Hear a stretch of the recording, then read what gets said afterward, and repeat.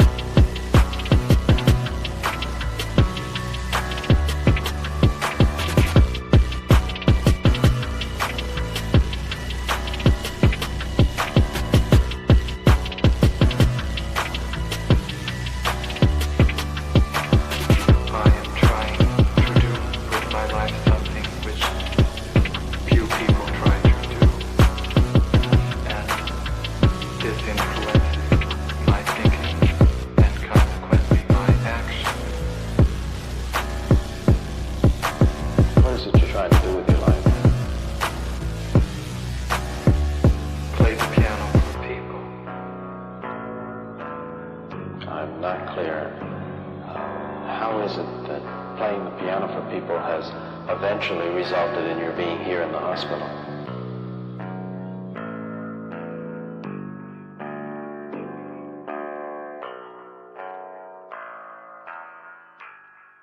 That's difficult to answer.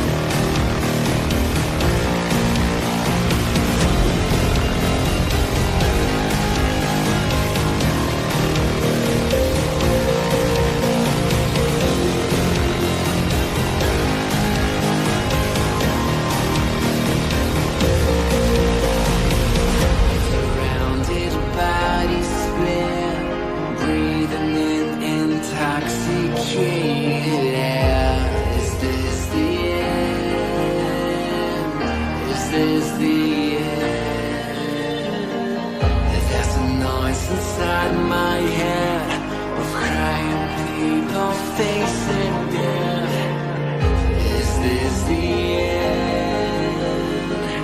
Is this the end?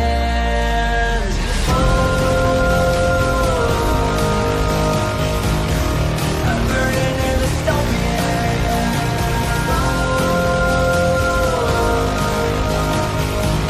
There's no place to hide.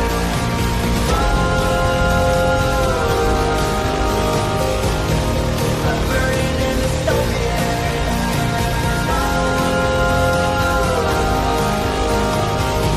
This is the final scene. What have we done to the world?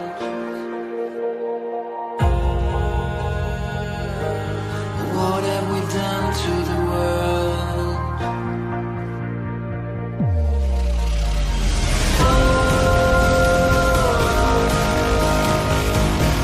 I'm burning in the stone.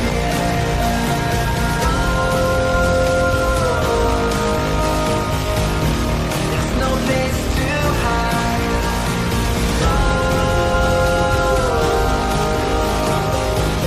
I'm burning in the stone.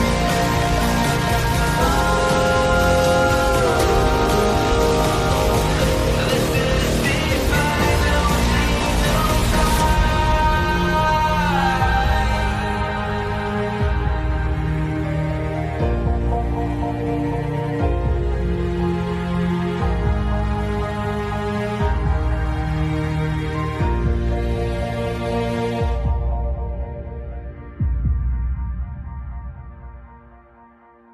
Who the fuck is Karlyn? She's just some sweet lady. She's like in a knitting. She does like a knitting stream.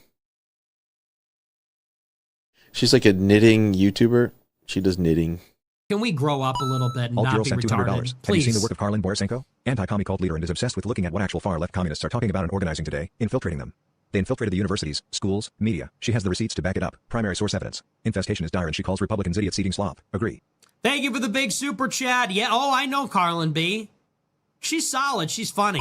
I The like Great her. Noticer sent $200. Literally. So not it's, Ian. it's not a because I haven't dangled my junk into the combat zone on purpose to get some camera footage, but that's the big part of what's the Is problem. that what you call reporting? Go and live under if streaming? you're going to do it. Yes, go you're- undercover. Otherwise, you're wearing a hunk of meat in a lion's den. Nick Shirley, I love you. Take care of yourself, man.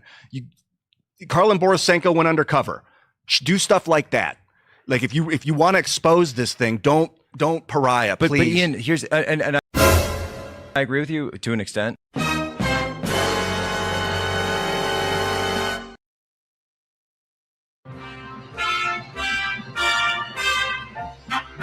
You gotta have boobs if you wanna impress tycoons and rubes. You need boobs to fill out a sweater. You need 2, but 3 might be better. And that's 1 in the back for dancing. Do do do do do do do do do do do do. You gotta be stacked. Hey, you gotta be grouped individually, fact. For with boobs, you can start a romance off. Make a man stand right up and take his hat off. I know it doesn't rhyme, Ducky, but it does keep me legitimate.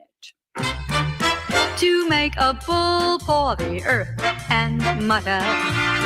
Even a cow has to show her udders. You gotta have boobs. B-O-O-B-S. Some push 'em up, some stick 'em out, and some keep 'em flapping in the breeze. Some tie them down, because if they don't, they would hang down to their knees just to tease. You've gotta have boobies if you want men to offer diamonds and rubies. Why, even a tennis player would knock his balls out over the net for a chick who fills each cup until it falls out. Big, small, or medium, or oversized. They've all got that flavor and it's homogenized. You gotta have boobs. B-O-O-B-S. Now some have enough, and some have too much, and some like me could stand a whole lot more. Some are like watermelons, and some are like grapes, and some are like knobs upon the door. What's your score? You've gotta be filled. 2 fried eggs will never grab him like grapefruits will, and they're both breakfast foods. But listen, girls, don't try to fool your lover. Remember, he can go to Goodyear if he wants rubber. Some men are leg men and some are behind men. But if he's a boobs man, even a blind man will find him. You gotta have boobs. B-O-O-B-S. Do you think it's easy to write songs like this? Lots of research. Just think if all us girls had boobies with fluoridation, we could take the cavities out of the whole darn nation. A nibble a day keeps the dentist away. Alta-cockers like big knockers. This goes over great in Israel. You've gotta have boobs, so be kind to your flat-chested friend. Tomorrow she may be bigger than you are. You start out with A cup and wind up with E cup. Silicone's a girl's best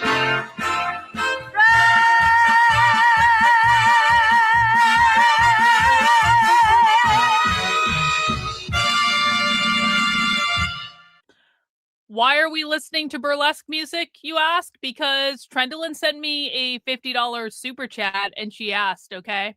Trendlin sent me, listen, man, if you send me a $50 super chat and you ask me to play a funny song on a Friday, chances are I'm going to respect the $50 super chat and just play the flippin' song, and it's a funny song anyway, so relax, it's Friday. What are you complaining about? It's the start of the stream. It's not my fault Trendlin wanted to bribe me to torture you guys. I didn't do anything. I'm just respecting the super chat. If you guys sent me a super chat, $50 super chat, and asked me to play a song, chances are I would probably play the flippin' song. W. Chilago for the first membership of the day. Thanks so much, bro. Really, really appreciate it. Thank you, thank you, thank you, thank you, thank you. Guys, Fridays on the stream are a little bit more laid back. We do some drama content. We're a little bit catty, a little bit complainy, a little bit working out the angst that the week has come, or brought us rather. I mean, we've done a lot of work this week, guys. We've had several spy streams this week. We've watched a lot of leftist training, and now it's time to let our hair down and relax. On Fridays, I do not do a channel membership goal, but I want everyone to please feel free to send stuff in. You can still send in channel memberships, and we will still give you W's in the chat. You can still send in super chats, and we will love and appreciate the ever-loving F out of you if you want to do so. But I'm not going to harangue you during the stream, and I'm not going to threaten you, and I'm not going to take stuff away if you don't do it. We're just going to chill, and if you want to send in support, you are totally welcome to, and we will celebrate you and appreciate you. And if you don't want to, you just want to hang out, that's cool too, man. That's cool too. Well, it's been a little bit of a week, and we're going to cover one of my favorite topics to cover on the channel, and that is everyone hating on Ben Shapiro. It has been a banner week for really well-known people to tell Ben Shapiro to fuck off. And I'm here for it.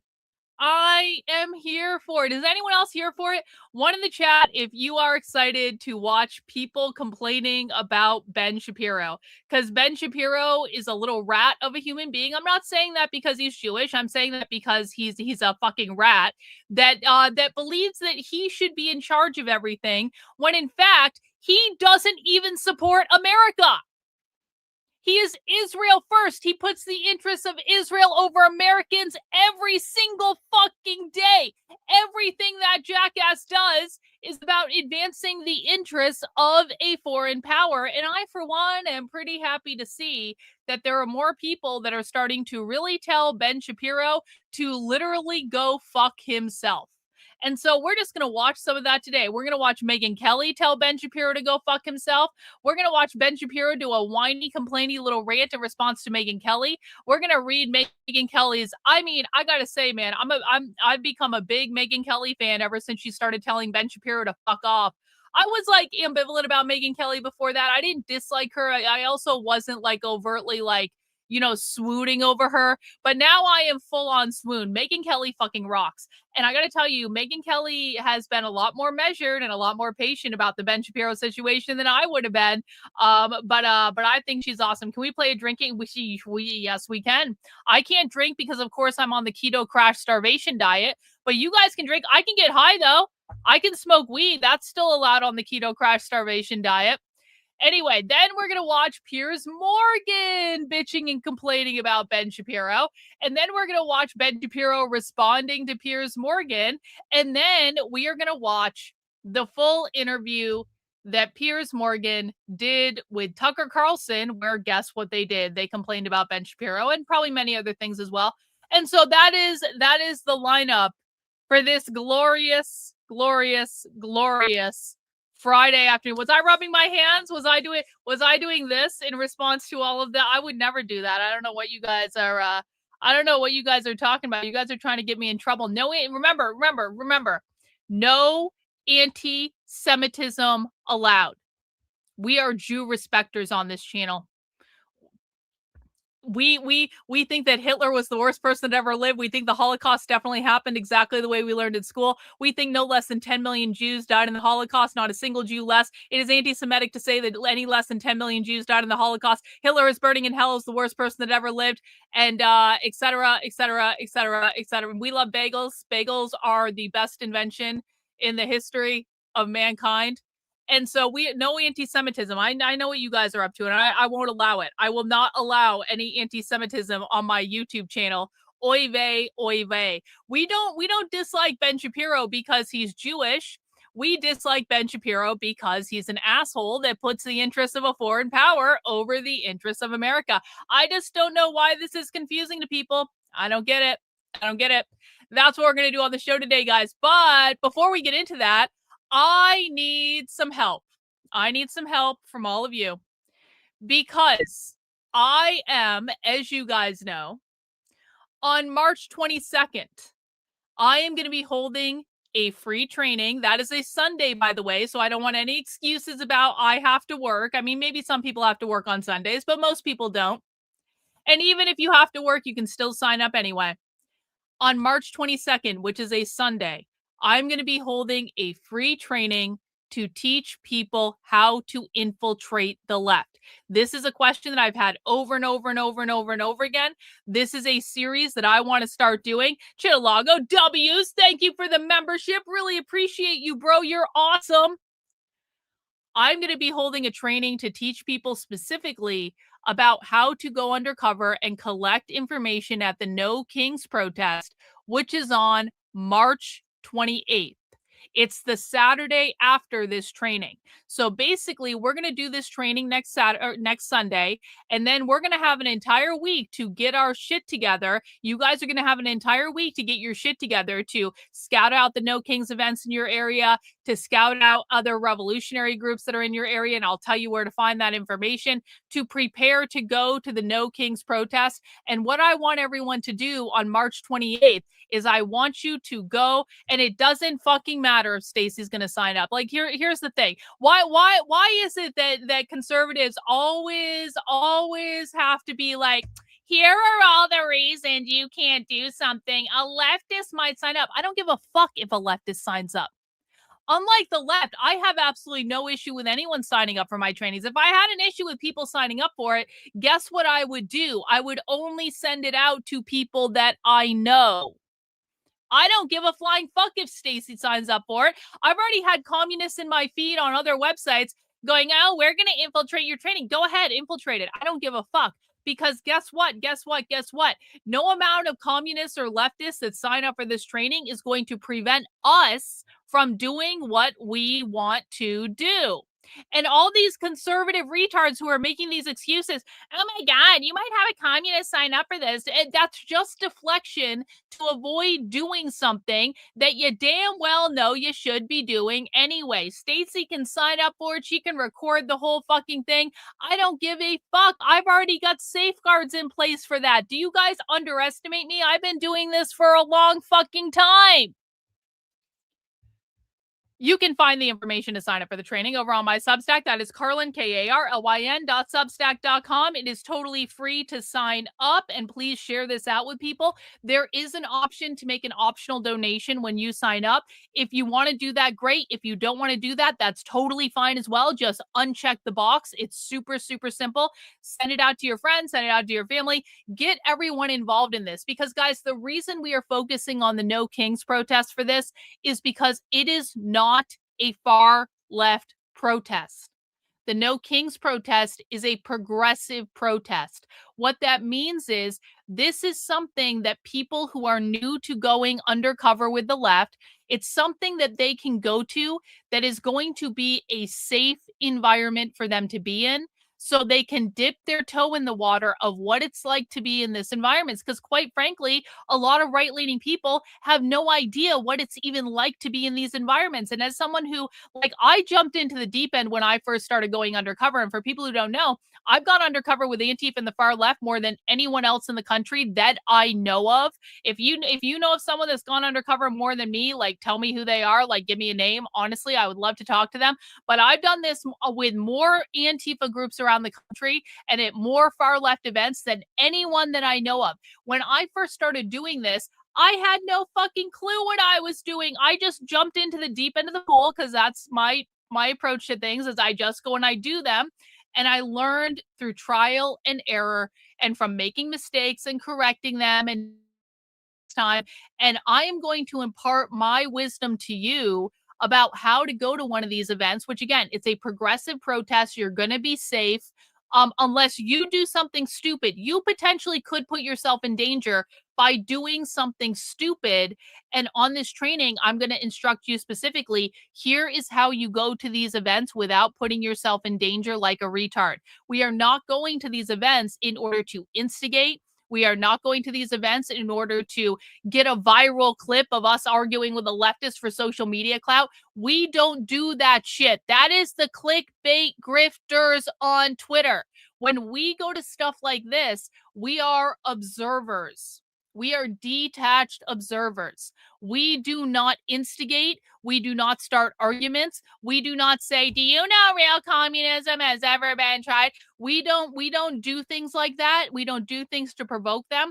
We simply go and we gather information. And if we talk to people, we're asking questions, or and very specific questions, not questions like, how are you guys funded? Because if you ask that question, they're going to know you're not on the left, like, immediately. We've seen that very, very recently. Oh, yeah.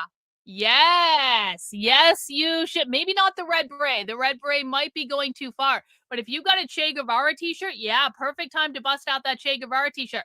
I have a whole wardrobe of leftist t-shirts and sweatshirts that I picked up over the past several years. I'm always wearing stuff like that when I go to leftist events. And yes, that will help you fit in 100%. But if you do that, you need to make sure you can speak leftist, okay? If you are wearing leftist propaganda, you need to make sure you can speak leftist. You need to make sure you understand who Che Guevara was. You need to make sure you understand the significance that he has to them. Che Guevara was a man of the people. Che Guevara was one of those communist activists that did everything alongside the people. He did not set himself up above anyone. He was out there with the people. We've actually watched documentaries about it. It's fascinating. One of the reasons Che Guevara was so loved is because he was literally with the people all the time, side by side with them, not expecting any of them to do anything differently than he would do it himself. So So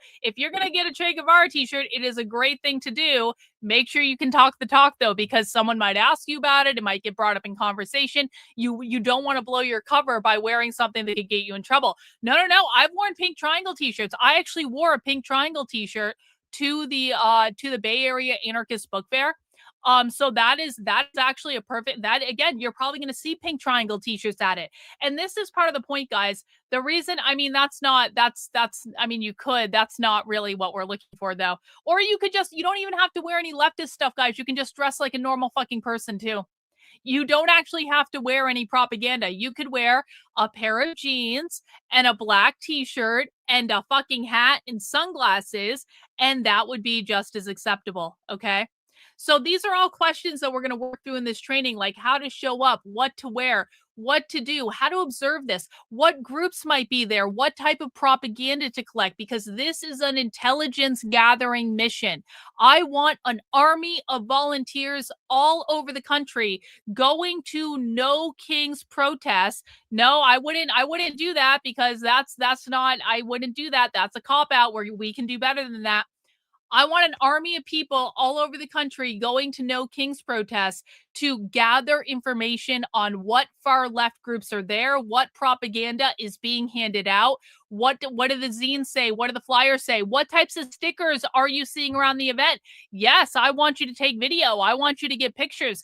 This is an intelligence gathering mission. And what we're going to do is we're going to come up with ways to get all that information into one place so that we have an army of people all over the country that are sending in information about the different leftist groups they see at these. Because again, the No Kings protest is a progressive protest. However, there are going to be far left groups there, because far left groups there will try to piggyback onto the No Kings protest to recruit and radicalize more people to their cause. So there will absolutely be far left groups there. This is good. Guys. Do all leftists have tattoos?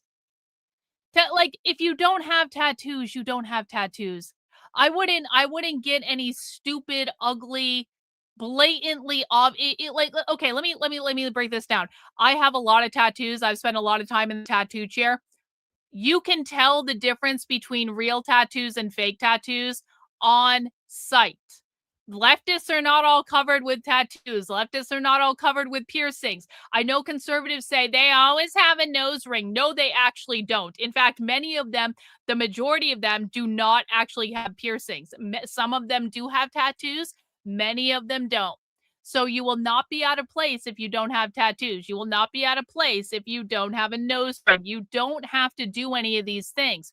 Again, yeah, this is not Halloween. We do not want to stand out. We want to blend in. I don't want people their hair a crazy fucking color.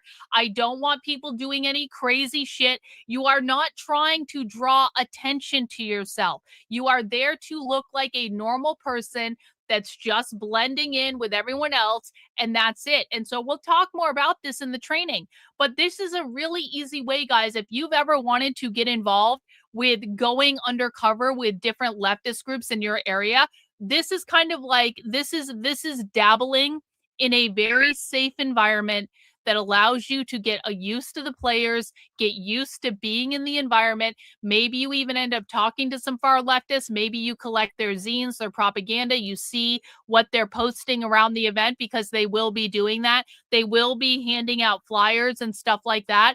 And so we want to collect as much of this stuff as possible to see what's going on all over the country, to see what groups are being active and things like that. Do not wear anything MAGA related. If you do, listen, I'm going to be very honest. I'm going to say this in the training too.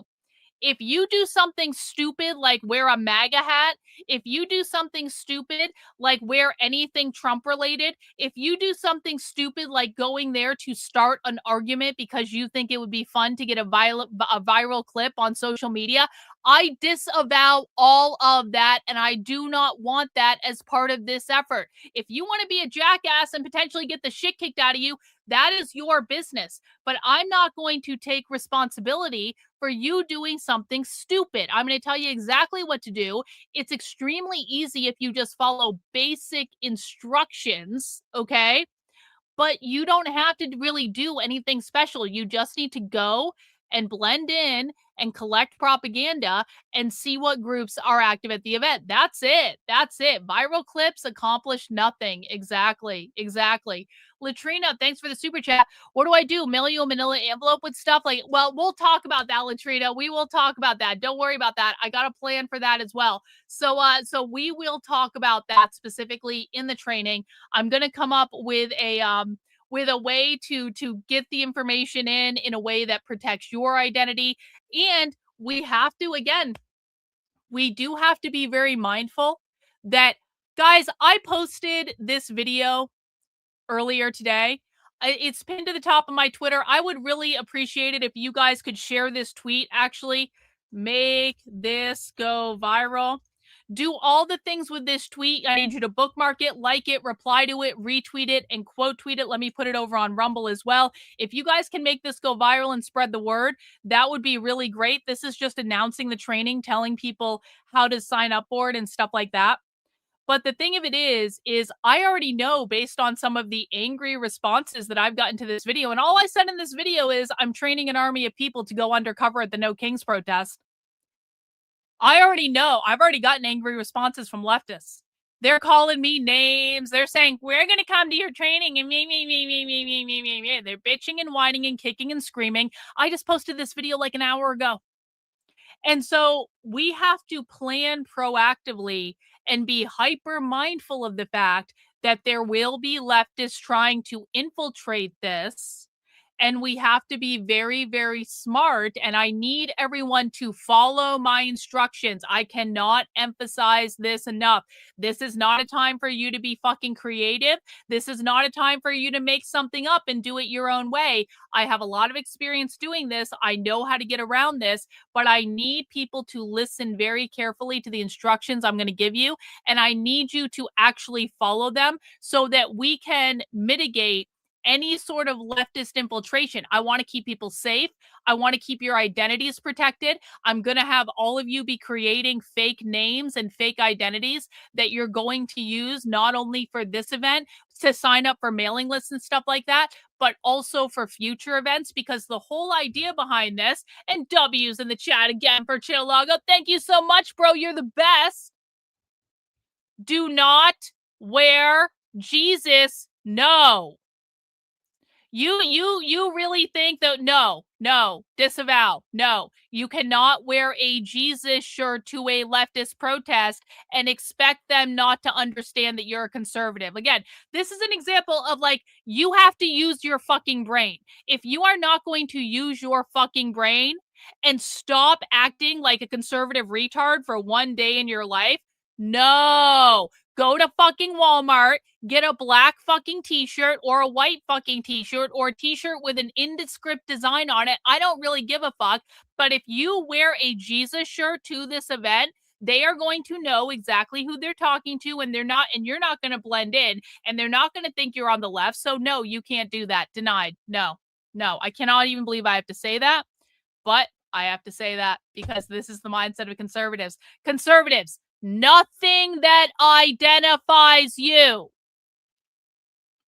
Anyway, we're going to talk more about that in the training that we're going to be doing on the 22nd. I'm going to lay all this out. I'm going to create little downloadables and checklists that you guys can use. I'm going to make this as easy as possible. What I need you guys to do is sign up, go to the protest, collect information, collect the propaganda, scout out the groups that are there, and report back. This is one of the easiest assignments in the world, and it can prepare you to go undercover with other far left groups in the future if you want to. Again, No Kings is not a far left protest. It is a progressive protest, and we always need to make sure to understand that.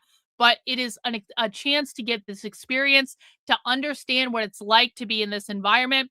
Yup, you could do anti-Trump stuff if you want, but again, guys, I cannot emphasize this enough. You don't actually have to make this harder than it is. You can just wear a plain t-shirt and jeans. You do not have to create a costume. Okay? When I'm creating a costume to go undercover at events, it's because I have to hide my identity because I'm a public person on the internet. You guys are not public people on the internet. You literally can just go to the event like a normal fucking person. Yeah, don't do any of this. Don't do any of this bullshit because many of the people there are not going to be socialists. Just wear normal fucking clothes. Most people at this event are going to be wearing normal clothes. I mean, it's crazy. Like, honestly, though, the fact that I have to answer questions like this, can I wear a Jesus shirt? No! The fact that I have to answer questions like this, though, is indicative of why we need to do this training. Because I know there are so many of you that want to be helpful, but there's so much misinformation about what it's like to be at these events that people think you need to go way beyond what is necessary. And then you just end up looking like the 45-year-old like loser that's trying to fit in with the teenagers. And you're like, oh, hey there, fellow kids. Like, you end up looking at a place because you're trying too hard. There are no fucking Soros signs. Zero.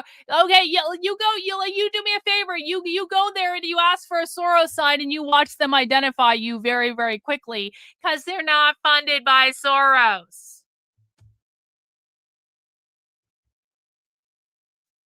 Guys, listen, if you're going to do this and you're going to be a part of this little mission and you don't take it seriously, I'm going to be pissed off and I'm going to kick you out of the community.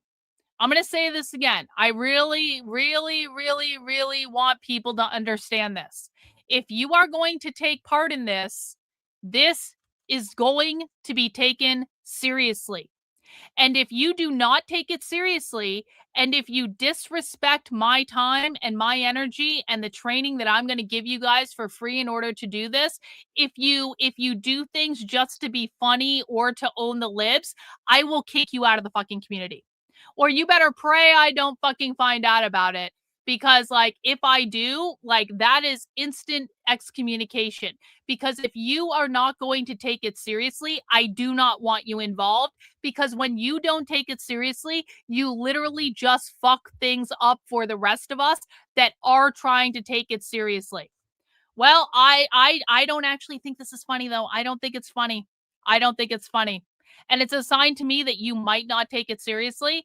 And so do a little bit better next time is what I would say. This is actually a genuine effort. This is not fucking around for internet clickbait. This is a genuine intelligence gathering operation. We are going to put together a team of people that is unlike any other team of people in the country. We are going to put together a team of volunteers all over that understand how to speak leftist language, that are willing to spend the time and the energy going to these types of events just to gather intelligence, to tell everyone else what's going on, bringing it back and pulling it together so that we can have a fuller picture of what the left is doing all over the country.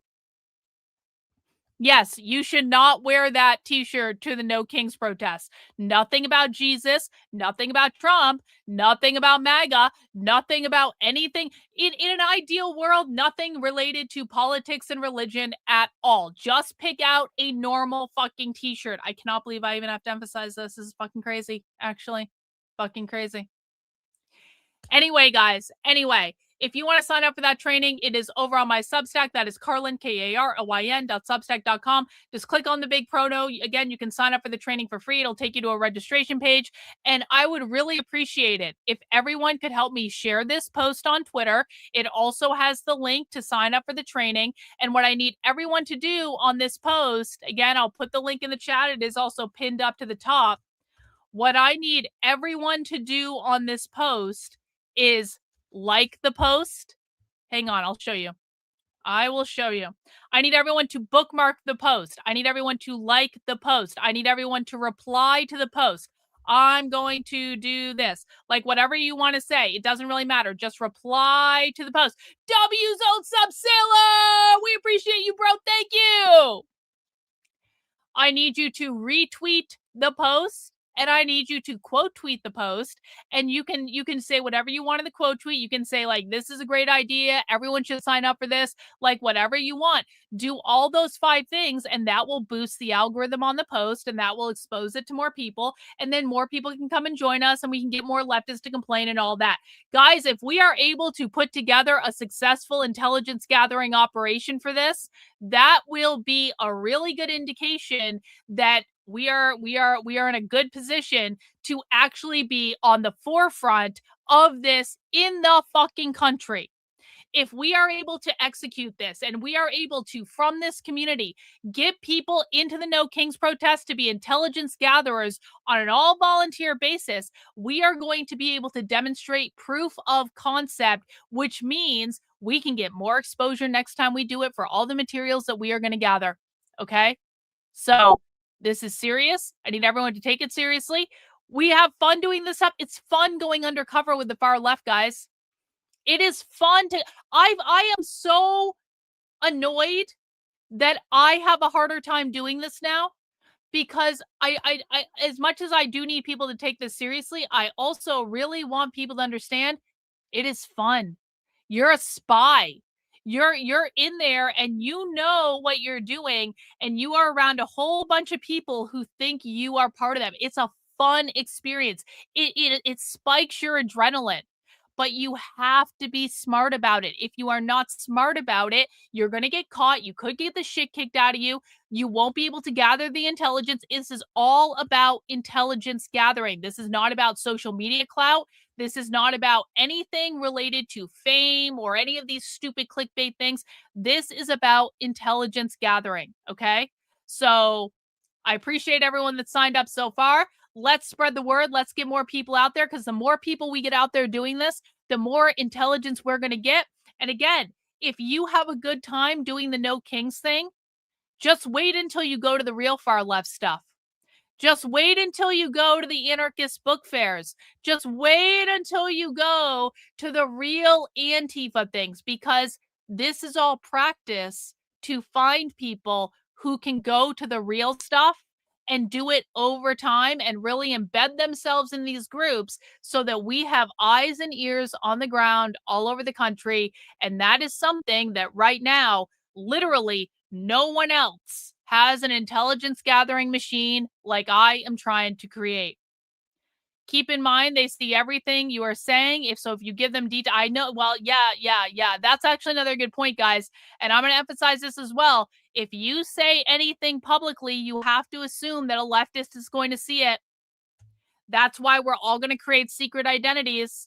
That's why we aren't going to talk about what we're wearing in public. I'm going to give you guidelines about what to wear, but you're not going to post, I'm wearing this, and then take a picture of yourself. You can't do that shit. Okay? You can't say, guys, today I'm going undercover with the left, and then post a picture to your Instagram. You can't do that shit. Okay? You have to I know that I've posted when I've gone undercover at things before, but I post after. I never post that I'm undercover at something or that I'm going undercover at a specific thing until after I've already done it. The number one priority is to get the intel. Once you get the intel, if you want to brag a little bit, you can, but at the same time, you also have to keep in mind that if you want to be able to do this stuff over and over and over and over and over again, you need to be very careful about what you say, all right? Because they might not be paying attention to you now. If you keep doing it over and over and over again, just like I've done, they will start to pay attention and they will start to look for you. Okay. So we're all going to come up with secret names, secret identities. I'm going to give you the whole checklist of things you got to do. And we're going to go and we're just going to see what's what. And again, if nothing's going on, then nothing's going on.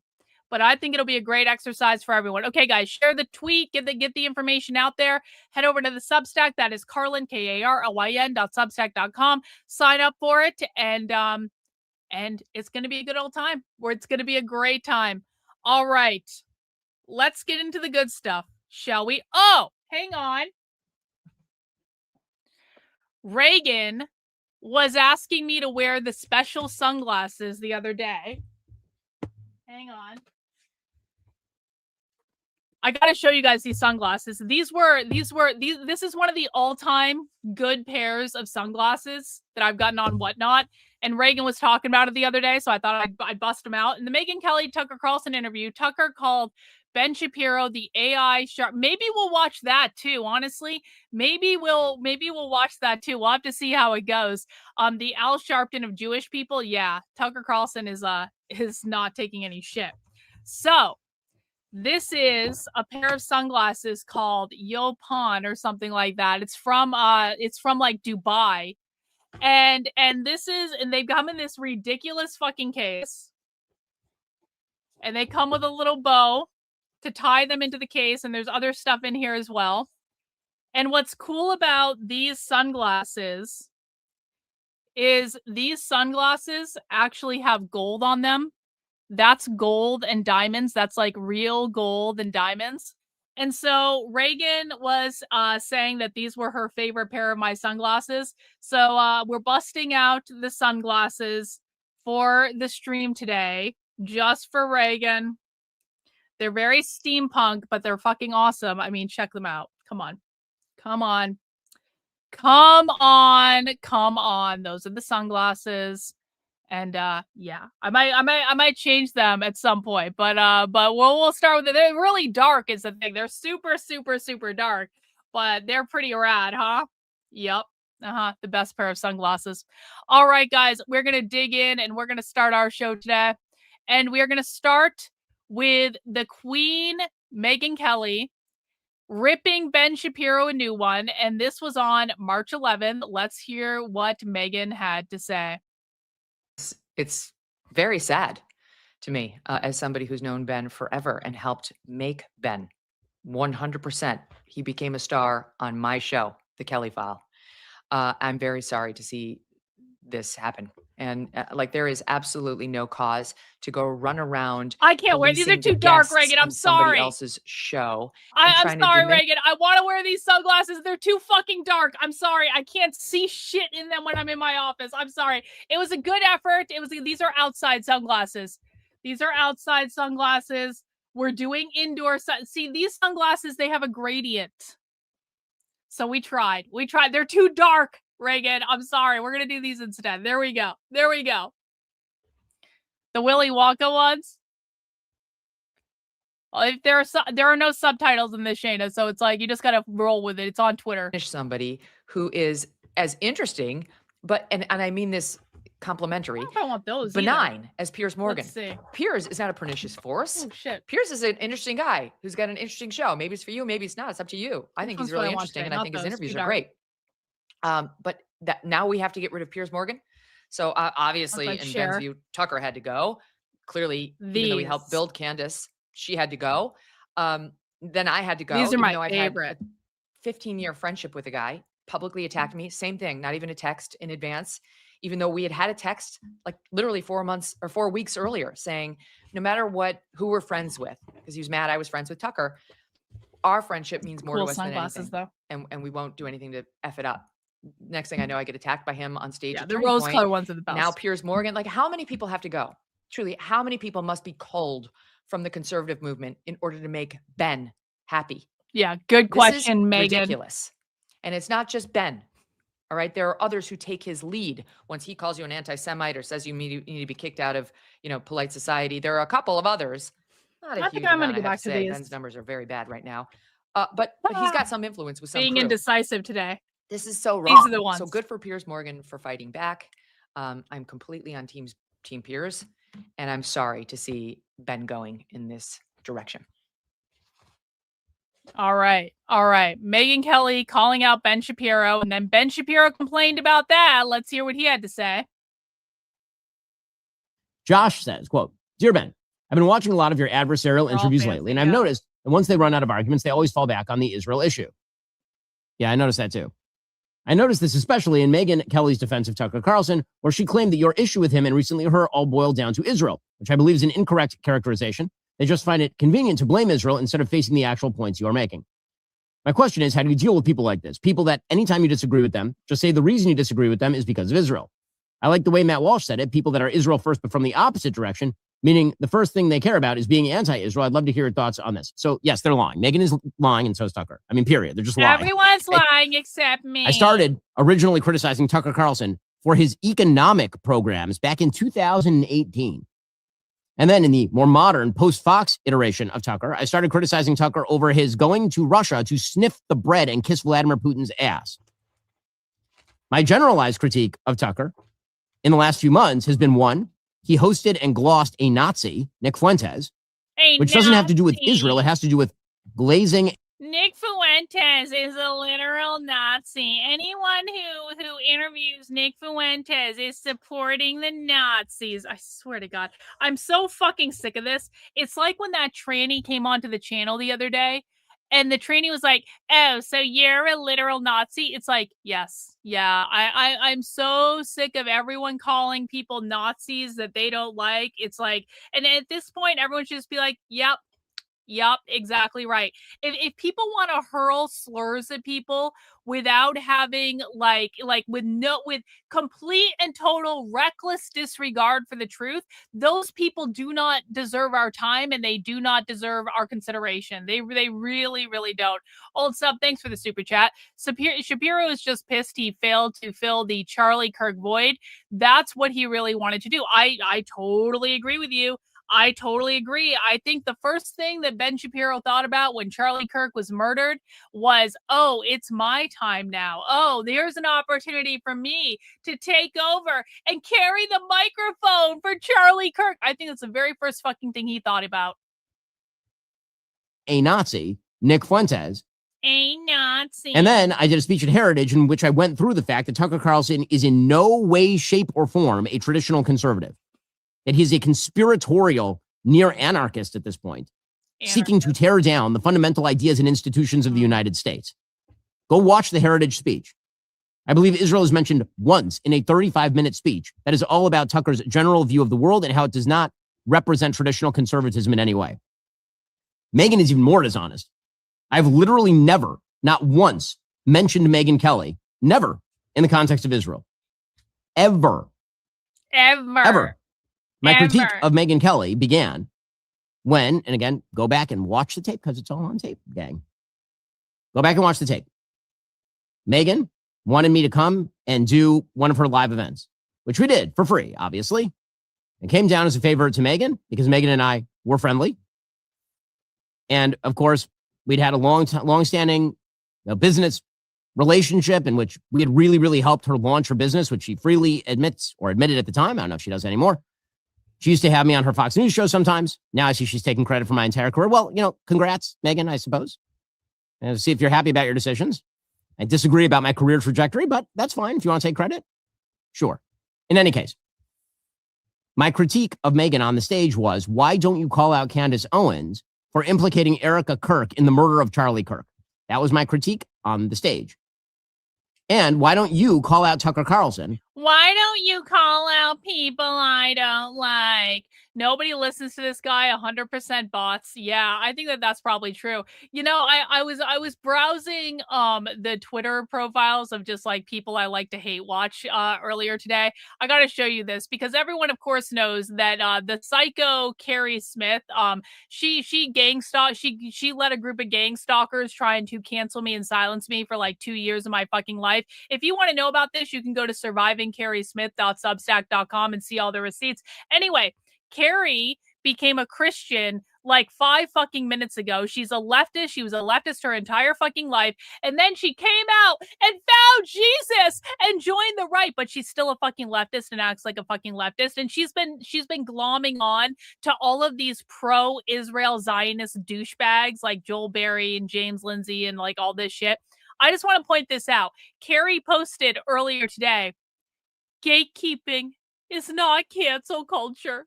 It's protecting one's own flock from predators and pretenders. Christians are the OG gatekeepers. Carrie's been a Christian for 5 fucking minutes. Jesus told us over and over again about protecting the flock, knowing them by their fruits, and how to discern a ravenous wolf and a snake.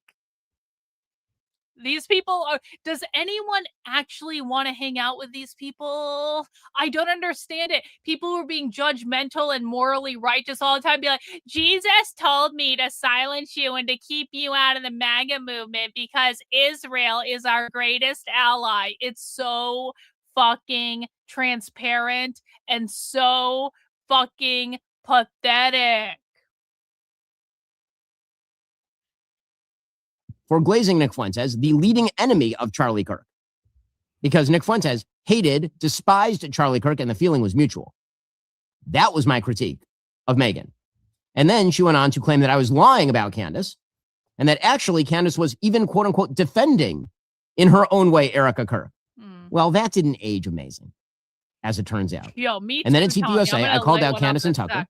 for refusing to call out Candace Owens for what she had been doing to Erica Kirk, for refusing to tell the truth on issues and instead programming toward the clicks,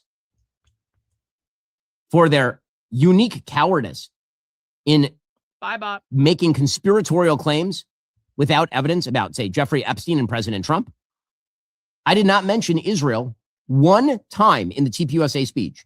0 is the number of times I mentioned Israel. So here's what's actually happening. What's actually happening is that there is a game that has now emerged on this part of the right. The game goes something like this.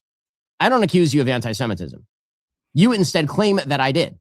And then you say, how dare he call me an anti-Semite? He's trying to cancel me. It's the Jussie Smollett of political claims. You attack yourself, and then you claim that I attacked you as an anti-Semite. Everyone who says that Ben Shapiro is calling everyone anti-Semites is literally Jussie Smollett. Whatever, bro. That's absurd. I think that Tucker Carlson has fostered anti-Semitism by having on some of the worst anti-Semites in America over and over.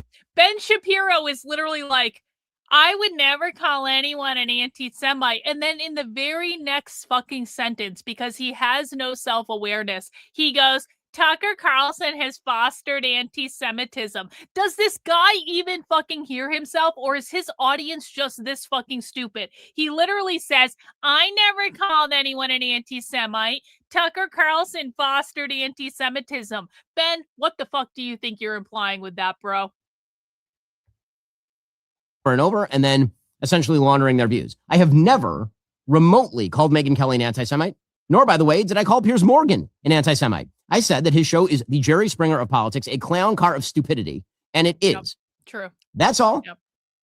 That's literally all. I didn't say that he should be taken down. I didn't say that people should stop watching his show if they want to. I said I did not wish to appear in the clown car of stupidity, which seems to me an aspect of free speech. I don't have to associate with Piers' dumb show.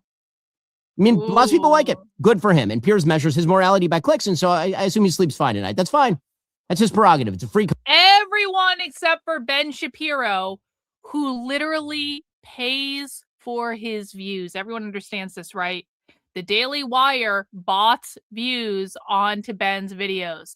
Every single view that Ben Shapiro, maybe not every single view, the majority of views that Ben Shapiro gets are botted, or they're ads that are pushing people there. It's all fucking paid for. And he wants to accuse other people of being obsessed with clicks. Then why the fuck are you guys botting views, Ben? If clicks don't matter, if view numbers don't matter, then why are you literally paying for them? I don't fucking pay for views. I don't get a lot of views on the channel because I do niche content, and that's the way it goes. And I know that going into it. And I've never judged my work or the value of my work based on if a couple hundred people see it, or a couple thousand people, or 10,000, or 100,000, or 1 million. Like, I go viral, and then there are videos that get a couple hundred views, and that's it. And that's fine. It's all good, bro. But I'm not out there saying, all other people care about our views, but I don't. It's like who, like, I'm not botting fucking views on my content. If I was obsessed with the numbers like you, Ben, I would bot views. I don't care about the numbers, so I don't, and they are what they are, and it just, you gotta let it ride. But if you're gonna go out there and say, I don't care about the views, but then we all know you're fucking botting your views, that doesn't add up, bro. Country.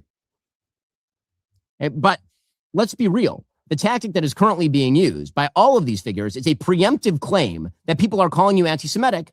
And then they say, and I'm not anti-Semitic. Really, they're just mad at me because of Israel. So it's a two-step, none of which is true.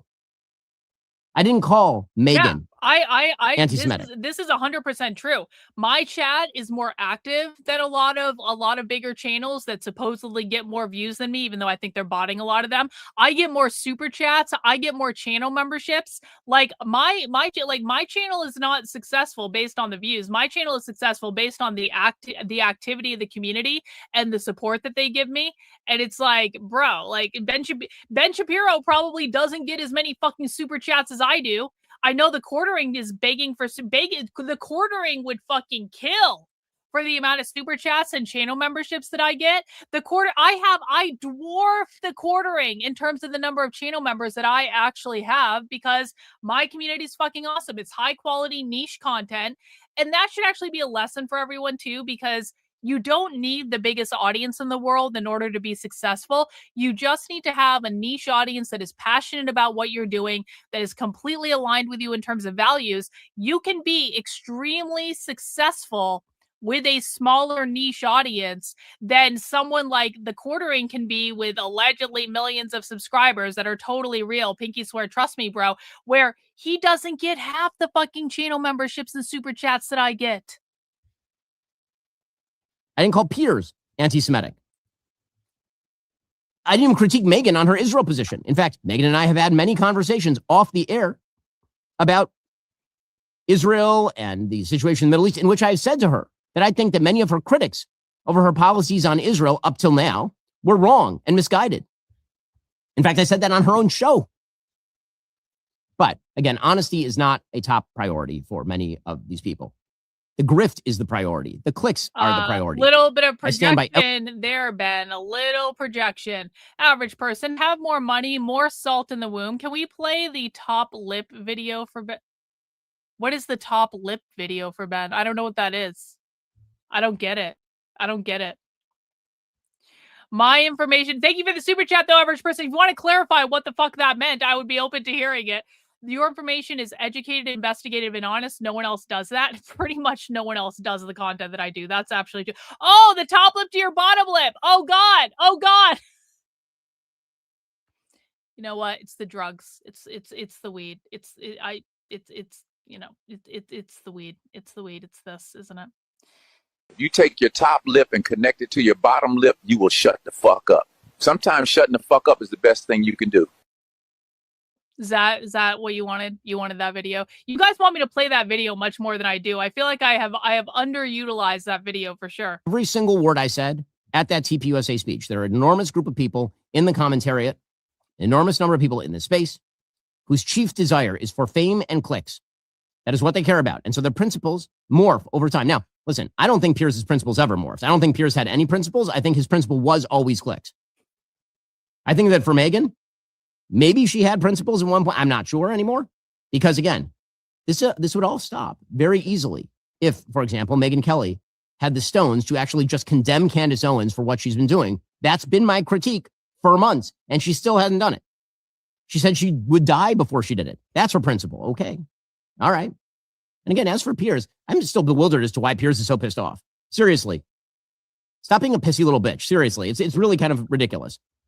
I said that I don't want to go on your show. Oh, wah. I'm sorry.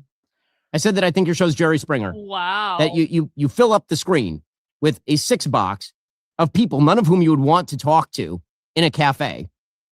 And then you have them argue with each other and yell at each other. And one in the chat if you want to talk to Ben Shapiro in a cafe.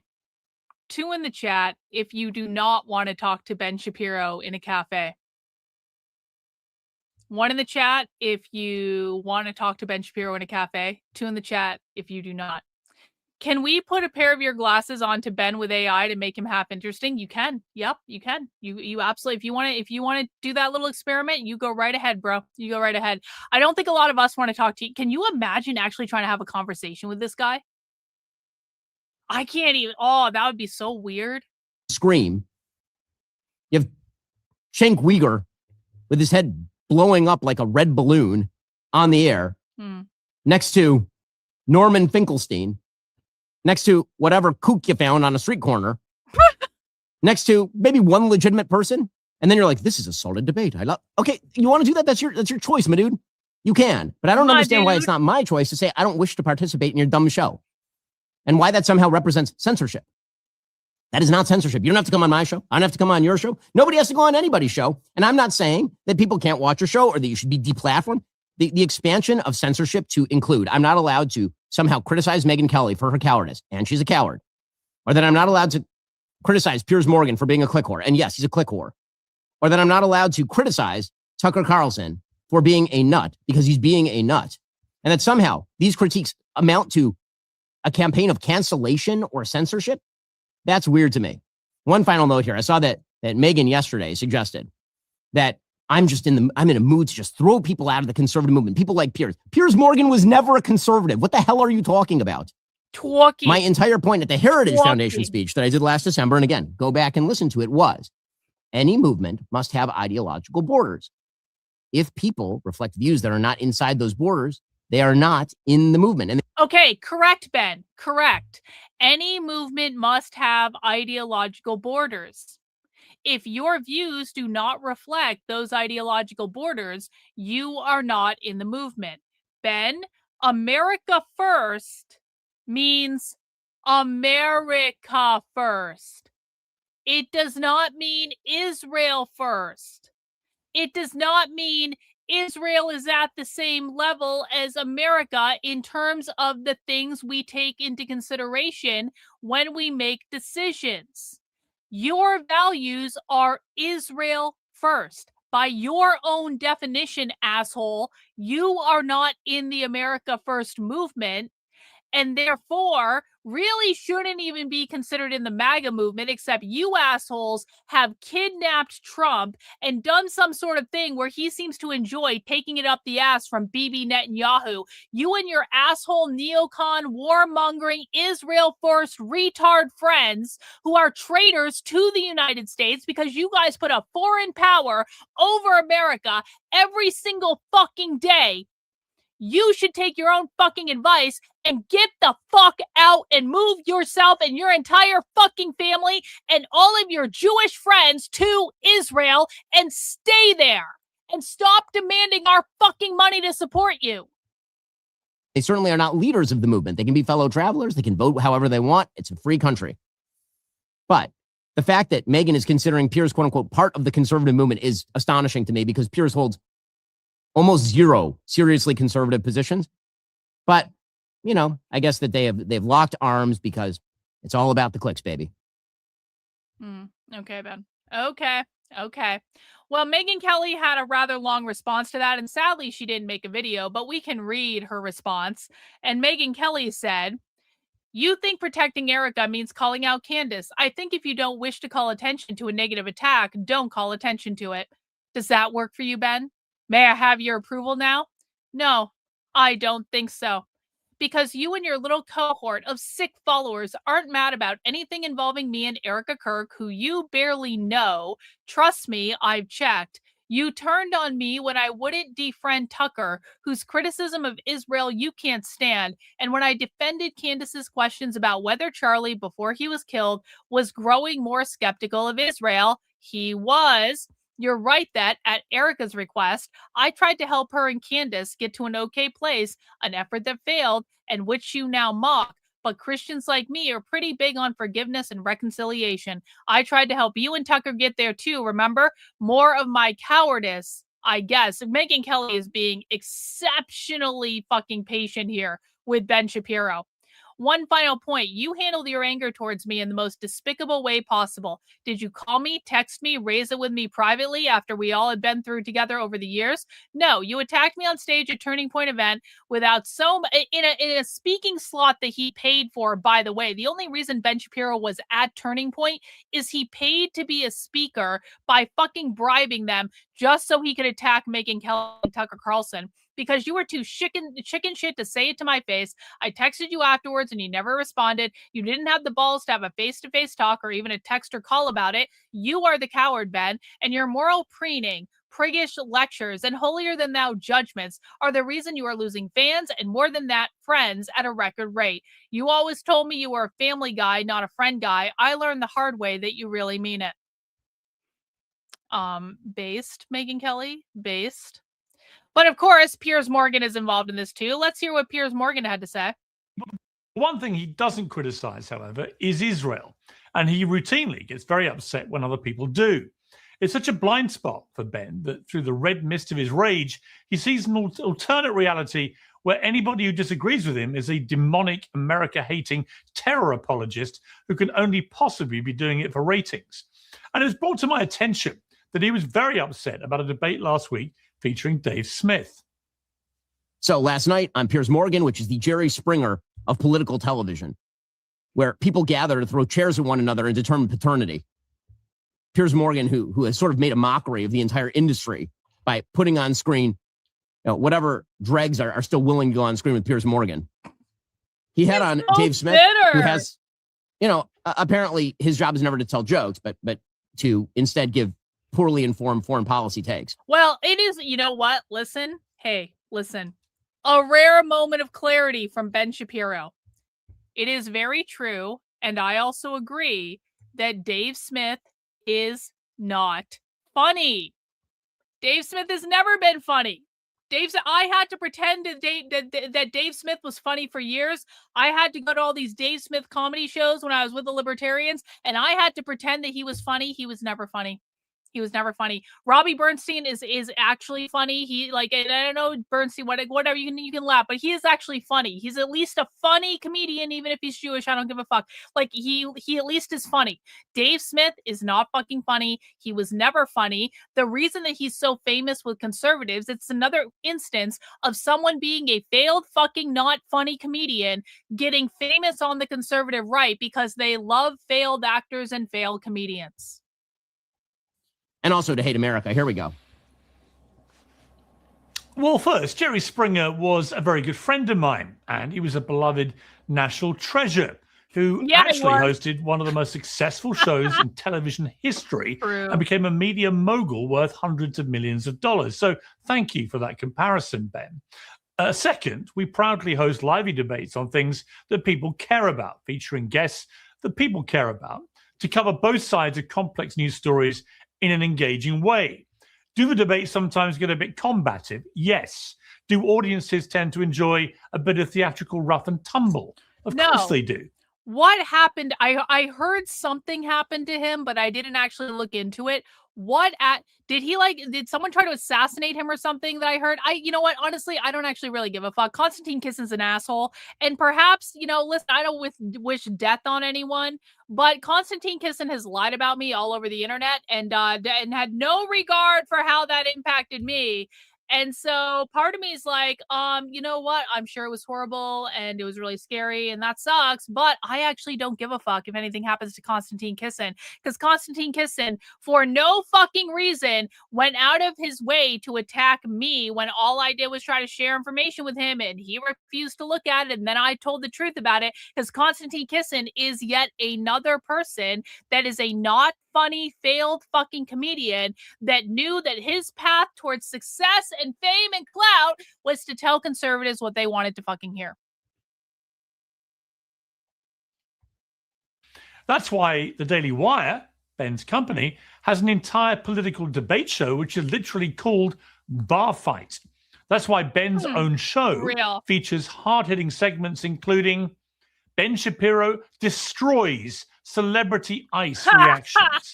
Ben Shapiro destroys the Golden Globe. Also, Konstantin Kissin doesn't even live in America, so I don't actually give a flying fuck what he has to say about America. And he's a Russian Jew. Not that that means anything. We're just pointing out that he is not American. Ben Shapiro reacts to woke TikToks. Ben Shapiro reacts to woke socialist TikToks. Deeply serious Ben Shapiro reacts to woke religious TikToks. And when it comes to humiliating the industry, please tell me why the Pulitzer Prize Committee did not reward Mr. Shapiro for this masterpiece. What the Run.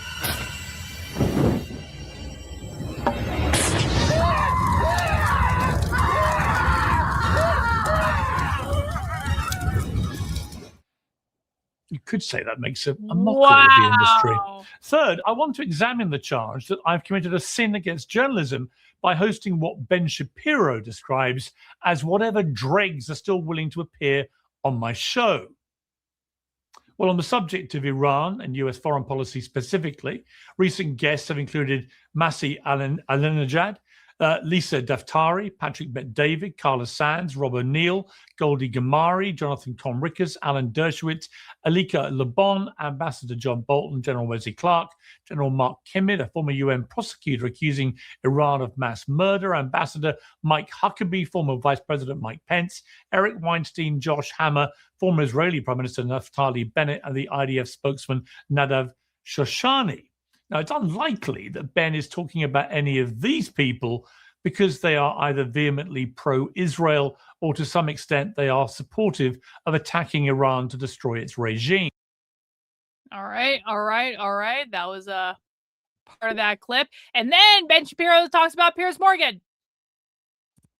I started originally criticizing Tucker Carlson for his economic programs back in 2018. Oh, this is Tucker responding And then in to the Ben. more modern post-Fox iteration of Tucker, I started criticizing Tucker over his going to Russia to sniff the bread and kiss Vladimir Putin's ass.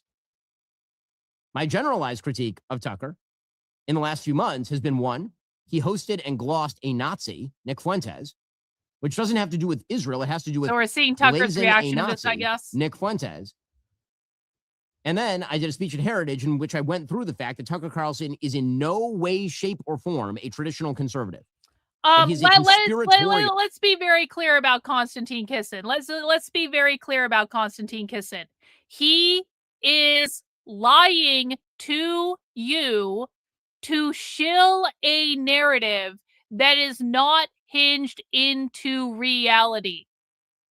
So you might like the topics he covers, but if you watch Konstantin Kisin, you will not be smarter. It will actually make you fucking stupider. She's talking about Warren. Oh, you're talking about Warren Smith? Never mind. But my point, I don't know about anything about Warren Smith. I have no opinion on him. Sorry, I missed the sorry. But I'm actually not wrong about Konstantin Kisin. Your IQ. One in the chat if you think your IQ will get lower if you watch Konstantin Kisin. Two in the chat if you think your IQ will get higher if you watch Konstantin Kisin. One in the chat if you think your IQ will get lower if you watch Konstantin. Two in the chat if you think your IQ will get higher if you watch him.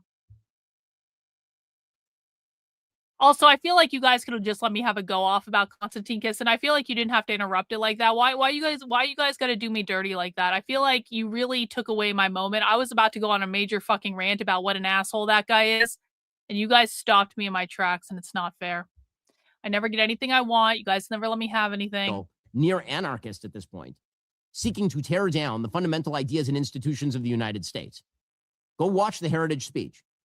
I believe Israel is mentioned once in a 35-minute speech that is all about Tucker's general view of the world and how it does not represent traditional conservatism in any way. I think that Tucker Carlson has fostered anti-Semitism by having on some of the worst anti-Semites in America over and over and over, and then essentially laundering their views. So it's the same attack line, essentially, about the anti-Semitism, which is if you or I or Megyn Kelly, whoever it may be, dares to platform anybody who is critical of Israel, let's be clear. I mean, in my case, I've always made it crystal clear, as you have in this interview, I have absolutely no problem with Israel, the state of Israel, with Israelis, with Jewish people, many Jewish friends. It's nothing to do with that. I reserve the right as a journalist to criticize any government, and I particularly reserve the right to criticize the Israeli government, given what it's been doing in the last few years, as any decent journalist should, not least because in Gaza, for example, the Israeli government continues to ban international journalists from operating there or even going on into Gaza to verify what they've been up to. That alone should be a warning sign to everybody that the Israeli government has probably been doing things in Gaza it doesn't want people to know. So, but I took the same view. You know, I oppose the Iraq war. We've talked about this before. But I led the media campaign in the UK against the Iraq war, even though my own brother ended up fighting in it. But I opposed it, and I think was vindicated by what happened afterwards, sadly. But I opposed it and took on Tony Blair, who was the then British Prime Minister, even though my newspaper was the Labour sympathetic newspaper, the Daily Mirror, to the Labour government. But I did it because I thought it was the right thing to do. It didn't mean that I hated British people or my country. In fact, quite the opposite. It meant that I wanted to help the British people and help my country from stumbling into a disaster. And I sense from you that your position about Iran is not driven by a hatred of Jews or Israelis or Israel. It is driven by a sense that you feel this is bad for America and Americans, and probably bad for Israelis and Jewish people as well.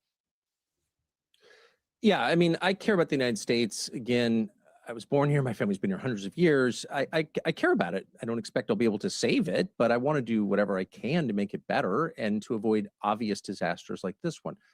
I don't want to attack Ben Shapiro, other than to say, like, that guy went to Harvard and so did Bill Ackman. Like, at some point you need to reassess. No, I'm serious though. These are two of the most famous, richest people in our world. They both went to Harvard. I know them both, not geniuses, like not even close to geniuses.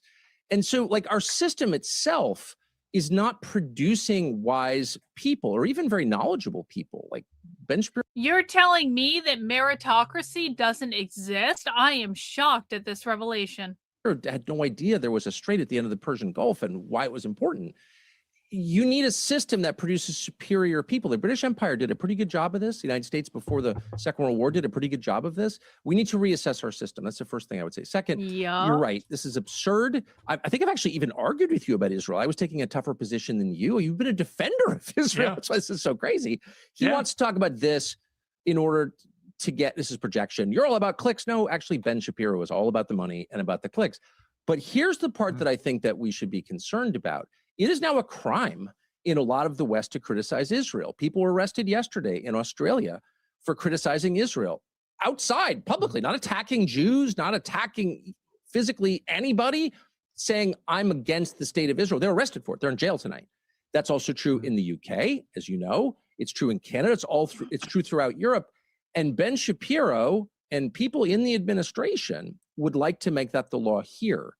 This is the last holdout of free speech on planet Earth, the United States. It's encoded in our Constitution. Also, I would say in the American DNA, we have a right to say whatever we believe is true, period. And that very much includes criticism of a foreign country. You'll never hear me saying from the river to the sea, because I'm not exactly sure what that means. However, if I want to say from the river to the sea, I certainly will. And I'll do that until I die, because that's my birthright. That's a right given to me by God, not the US government. And Ben Shapiro and a lot of these people are saying it out loud. We need to penalize anti-Semites with the law. What does that even mean? You can never, in the United States, prosecute or even persecute someone for his beliefs. For your beliefs, you have the right of conscience in this country. The UK used to have it. Australia used to have it. New Zealand used to have it. Now they're going to jail for saying things that Ben Shapiro doesn't like. So we should be wary of this, because it's all preparatory to legislative and regulatory changes that will ban free speech. You know, like, listen, man, and we're going to actually watch that full interview with Piers Morgan and Tucker Carlson. I like Tucker Carlson. I know that Nick doesn't like him, and usually I do agree with Nick on things, and I'm not actually disagreeing with Nick in that I do think there are some interesting things about Tucker's past and things he's said and done, and I don't know that I don't think that Tucker is above board about everything. I don't think any of these people are above board about anything, but I like Tucker Carlson. I just like him. I like that he's out there, like, giving the finger to everyone. I like that he can do whatever he wants and he chooses to have on the guests that piss people off the most. I think his shows are interesting. I think he asks thoughtful questions. I think he asks questions that need to be asked. I think he's advancing an argument that we need advanced around free speech and protected speech and being able to say whatever the fuck we want, because this is America, motherfuckers. I do agree with this. I think that he does. He knows how to play the game. He knows, but you know what? That's also a very effective interview technique, because it allows people to embrace kind of a beginner's mind, and I actually appreciate it. So with that, guys, let's get into the full interview. We are going to be watching the interview that Piers Morgan did with Tucker Carlson about all of this stuff. And we're just going to sit back, relax, and enjoy. If you're here for the show, please make sure you mount the like button for me. Please make sure you subscribe to the channel if you're not already. On Fridays, we do lighter content on the channel. If you want to send in a super chat or gift out some channel memberships to the community, we do have several spy streams coming up next week. So we are going to be returning to that content. Of course, on Saturdays, we're going to do Socialism Saturday, which is when we watch real radical revolutionary leftists. Today, we take it easy. We watch some lighter content. If you want to support the channel, that will go to funding my work. I do appreciate it. But grab a drink and a snack, sit back, relax, and enjoy the show. And we may even watch that interview Tucker Carlson did with that Catholic girl that got kicked off of Trump's commission. We may watch that too, just depending on how long this goes and if I feel like doing it or not. Thank you for being a member of the channel for a month. I really do appreciate it, Fishing. I have been watching for 2 months and my IQ feels higher. Hey, awesome. That's exactly what I want. I appreciate the support.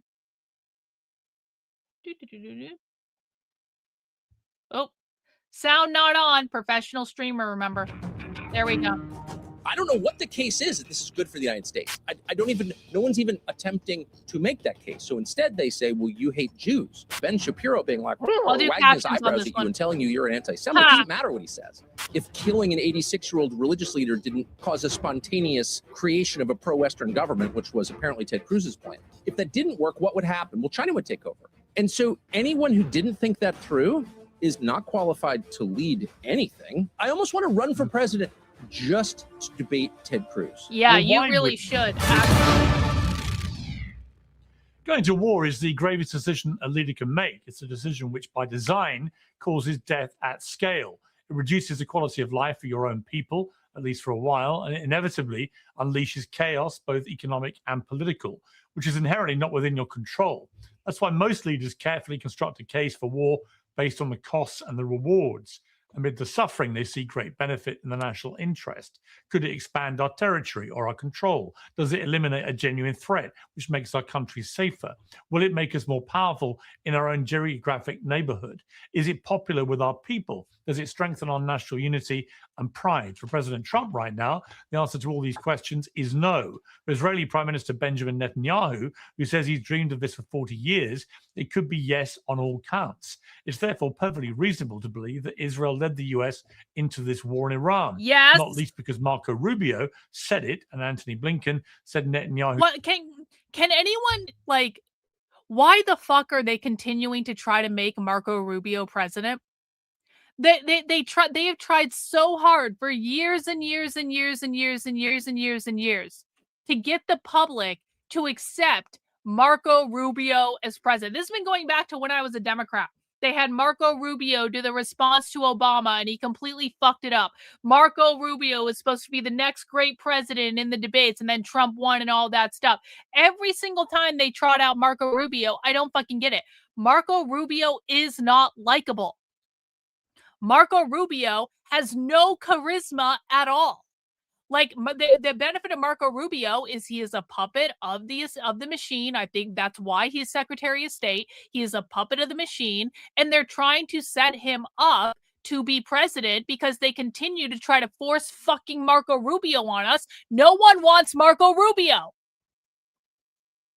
Tried the same strategy with the two previous presidents, but it doesn't answer the question of why President Trump went along with it and why now. The answer could simply be oil, as it's often been before.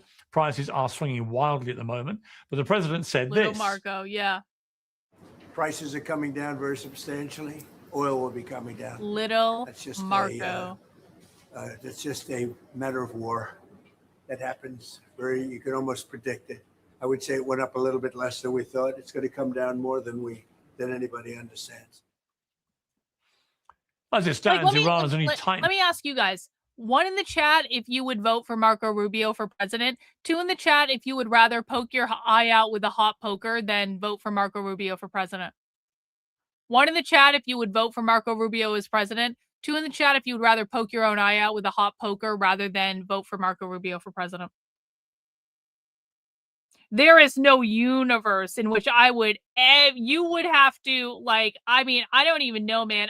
Even if you put a gun to my head, I don't even know if I would do it then. I'd be like, this is a world I don't want to live in. Pull the trigger, because, like, if we are literally in a world where you assholes are forcing Marco Rubio down my throat and there's nothing I can do about it, just get it over with, because, like, obviously I'm going to get trotted off to some anti-Semitism gulag at some point anyway. And it's just like you're alleviating a lot of future pain by just getting it over with at that point. Its grip on the Strait of Hormuz, it's now exporting more of its own oil than before the war began, while making it more expensive for everybody else. Yes. And if the US always planned to take... unironically, yes. And this is such a conservative retard perspective. Well, Marco Rubio would be better than Gavin Newsom. No, he wouldn't. And this is what conservative retards do not understand. Do you want the Republican Party to keep stabbing you in the back over and over and over and over and over and over and over again, just like they've done now? Republicans have completely sold out the American people. Republicans are complete fucking traitors, with the exception of Thomas Massey and Rand Paul. Like, there are very few Republicans that don't support sending Americans to die on behalf of a foreign power right fucking now.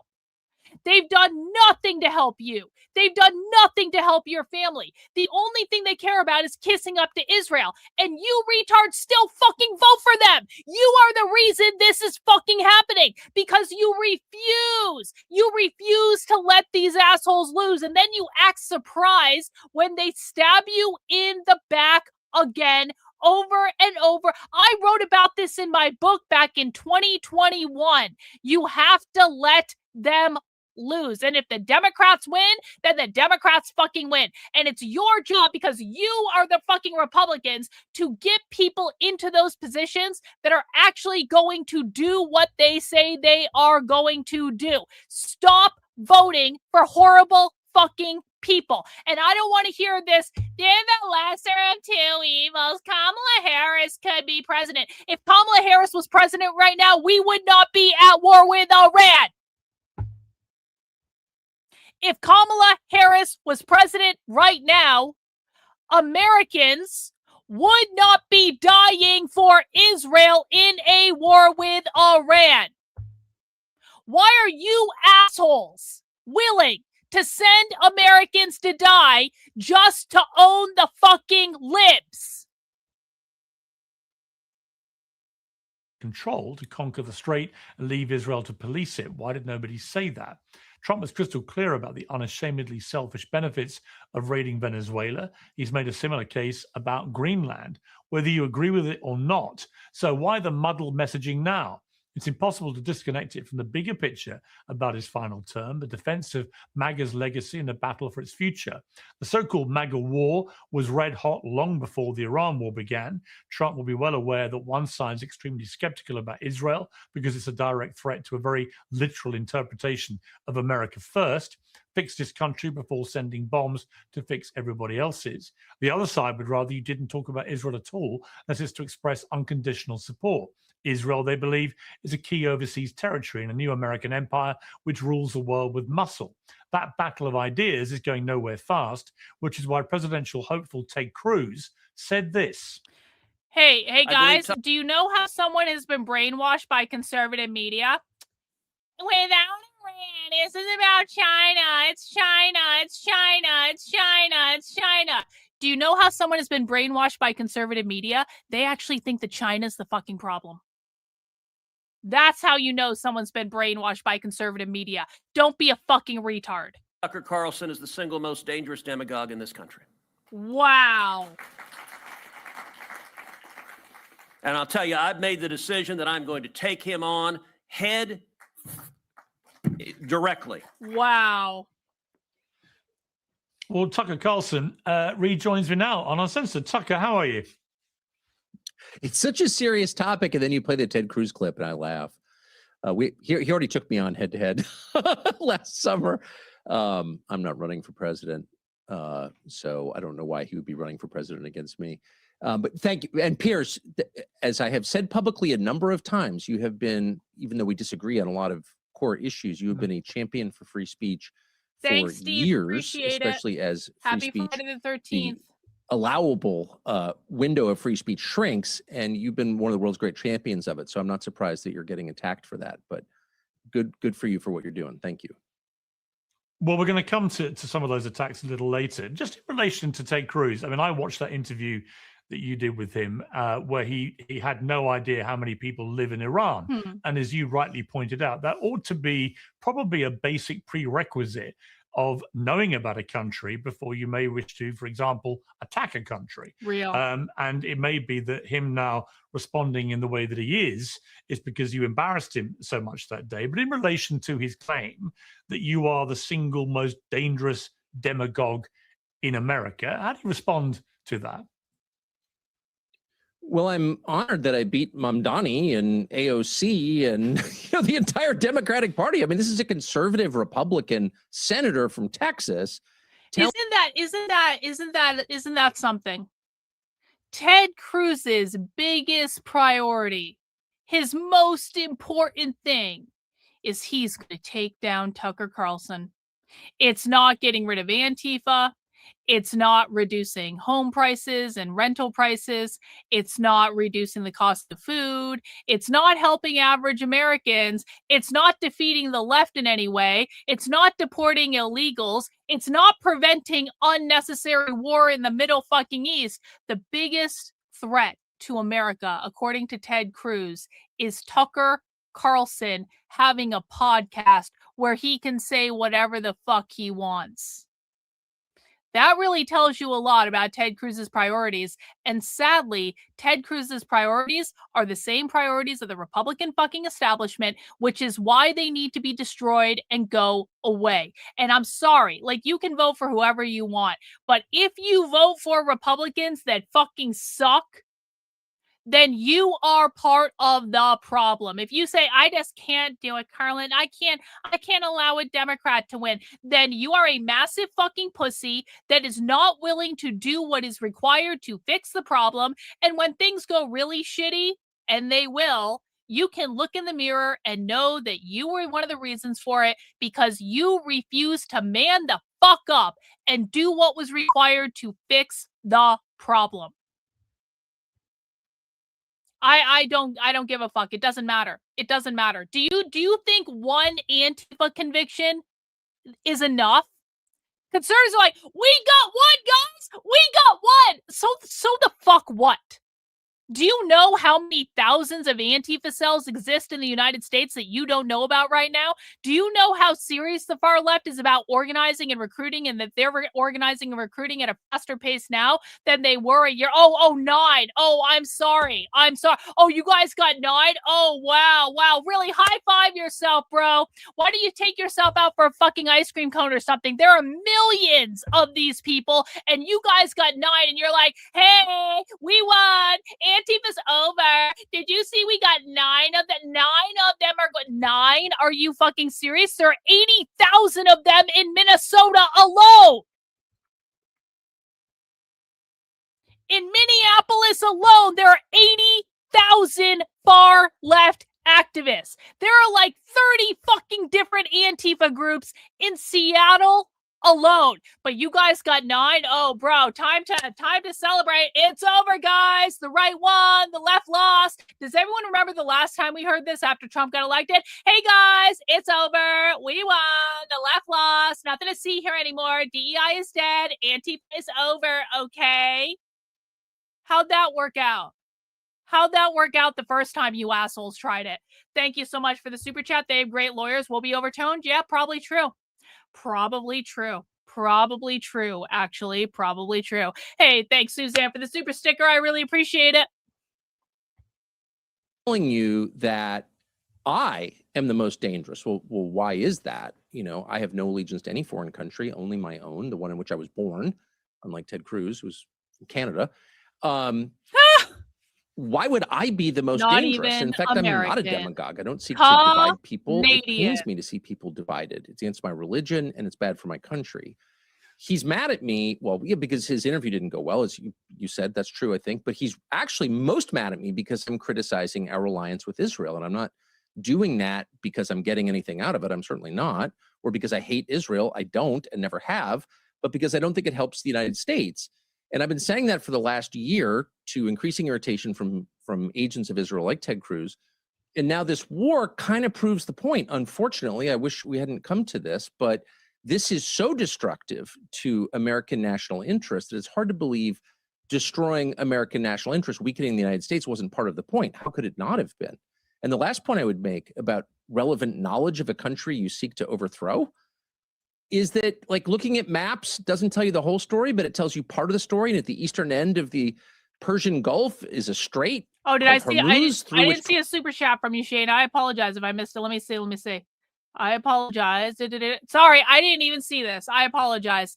I'm getting tempted to root for Tellerico. I don't know how to say that name, to win the Senate seat in Texas. Oh, is that the Democrat? That's the Democrat, right? I'm getting ready to root for the Democrat to win a Senate seat in Texas and see the right meltdown and not learn from it. Yeah, girl, Yeah. Yeah. Listen, on the night of the midterms, when the Republicans get absolutely slaughtered on the midterms, we're going to have a fucking party. We're going to have a celebration on this channel. We're going to break out the liquor because hopefully I'll be drinking by then again. I will have lost enough weight to become unrecognizably skinny that the keto crash diet will be over. We got several months between then and now, so I think I'll be able to do it. So I'll be drinking again. And we're going to have a massive, massive fuck off party on election night. And we're going to celebrate the downfall of the conservative establishment, all the right wing explaining and meltdowns and all that stuff. It's going to be fucking awesome. I appreciate the super chat. Thank you. 20% of the world's energy flows and a huge percentage of its fertilizer and sulfur and petrochemicals and things that we need for civilization. And if you shut that down, the world economy tanks. And by the way, if you take out the government that controls one half of that strait, and that government is replaced by warring tribes, a civil war, then you open it up to piracy. And anybody with a $400 drone can prevent an oil tanker from getting through the strait. So chaos is actually the enemy of commerce, as are, terrorist regimes. But chaos is actually even more of a threat because you cannot meaningfully negotiate with pirates, even with the Houthis. So, what was the plan? What was the plan to overthrow the government of Iran or even attack it in a meaningful way without jeopardizing core American interests? And the answer is there never was a plan, because the people who thought this up don't care about core American interests. And the net effect is to hand the Middle East to the Chinese, which is what is in process of happening. And I hope for the sake of the United States and the world that we can stop that. But the truth is, our real allies in the region are the 6 Gulf monarchies that control a lot of the world's energy. Hey, Brooklyn, are you in the chat? Let me know if you're in the chat. Brooklyn, paging Brooklyn. And by the way, they're pro-American and decent people, as you know, because you and I had lunch there. This is a nice part of the world. It's being destroyed. Yeah, these are our allies. We have bases in these countries for a reason, not just to protect Israel, but to protect the Straits of Hormuz. We haven't been able to defend these countries to the extent that I think they thought we would be able to. We've moved a lot of the anti-missile defense that might have protected them to Israel. And so for them, at the end of all of this, the question is going to be, do we allow the Americans to come back and occupy bases on the Persian Gulf? What's in it for us? Anymore. We just got bombed for it. No one protected us. Our energy infrastructure is damaged. Our economy is offline for months as we rebuild it. In the case of Dubai, it's a branding disaster. There's no upside. And so at that point, the Chinese, the world's largest economy, kind of sat this out on the sidelines, said basically nothing, may be called on to negotiate some kind of peaceful resolution to this. The Chinese, not the US, the Chinese. And then it naturally follows that China, which is the largest trading partner of every country on both sides of the Persian Gulf, would become the dominant power in the Persian Gulf. It would become Chinese. So if you thought about this for 2 minutes before advocating for it, you might arrive at that conclusion, or at least conclude that's possible. That could happen if killing an 86-year-old religious leader didn't cause a spontaneous creation of a pro-Western government, which was apparently Ted Cruz's plan. If that didn't work, what would happen? Well, China would take over. And so anyone who didn't think that through is either not qualified to lead anything, including one half of the state of Texas. That person is probably actively working against America's core long-term interests. I mean, I don't know what other conclusion to reach. It's been reported that you described the attacks when they first happened as evil and dangerous. Is that true? And is that a reflection of how you felt in that moment when you heard it had finally happened? I got a text from someone I known for many years right when I woke up and said, "What do you think of this?" And I said, "Evil and disgusting," actually is what I said.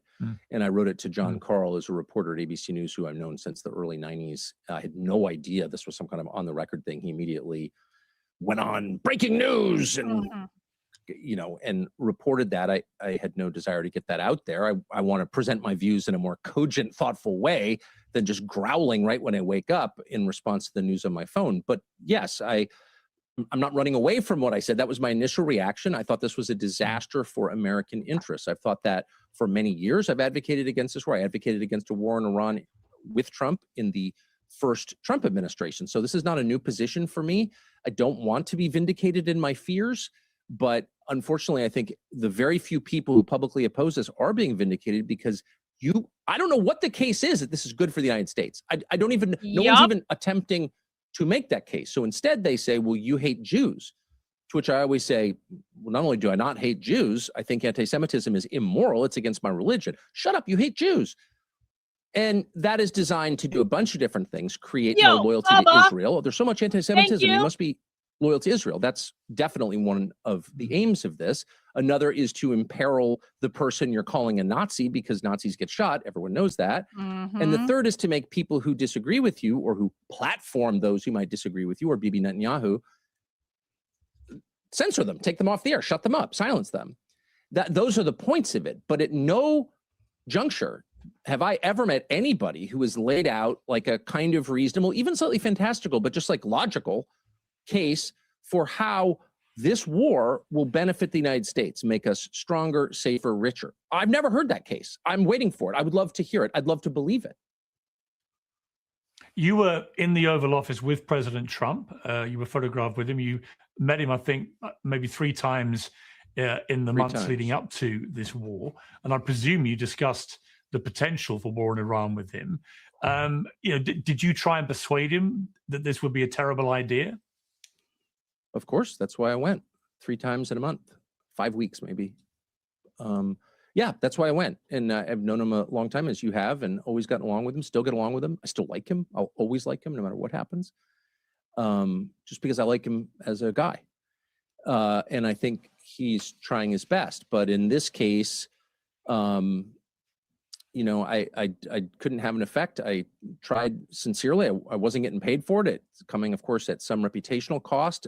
No one wants to deal with being called a Nazi, screamed at or threatened, or having your kids threatened, which has happened to me a lot. And no one wants to deal with that. But I just felt that this was so serious that it was worth doing whatever I could, because my gosh, people could die. The balance of power globally could change. I've never supported the idea of an American empire, but we have one, and it's in retreat, but there's a way to manage that that's not damaging or profoundly damaging to the United States, the country that I actually live in, that I was born in. And this is not the way. Wars accelerate trends in progress. They bring massive and unexpected change. Every war does this. It's the nature of war. The second people start dying, all kinds of things you never anticipated will happen. And you can't control them. You lose control of the process. I've covered wars. I've certainly watched a lot, read about a lot. I'm not an expert, but I try to apply obvious lessons through history to present day realities. And that was the first thing I said to the president and anyone else who would listen. Once this starts, the world is going to find out exactly how strong we are, which is not something you necessarily want to reveal. An implied threat is much more effective. In other words, if we're squaring off for a fight and you look huge, you've been lifting a lot, I'm afraid of you, but I don't really know what you're capable of until I hit you or you hit me. And then we find out, and maybe it turns out you have no heart, and you lose. I mean, war is kind of the great reveal, and you don't necessarily want to go there, especially if you've ruled the world without question for 80 years and your capabilities have never really been tested. You haven't fought a big country really since 1953 when the Chinese entered the Korean War. So you don't really know what you're capable of, and you don't really want to find out. Let's not find out. How's that? But I lost. Real. So as you can see. Did you, when you were talking to him, Tucker, did you get a sense that he was on the fence about it, that he was potentially persuadable, or did you feel that he was minded to do it, notwithstanding what you were trying to persuade him to the otherwise? Well, this was over the course of a month, and that included, so I went there 3 times, but I, also talked by phone a bunch, and with him about this, and a lot of other people did too. To advocate for it. A lot of people. I don't think many people within the White House were advocating for it, is my sense. Not that I would really know. I don't work there, but my sense is there weren't a lot of cabinet secretaries saying, "Oh gosh, we got to have a war with Iran." But there were a number of people from the outside who were all sort of visible. You kind of know who they are, donors and advocates for Israel who were advocating for it.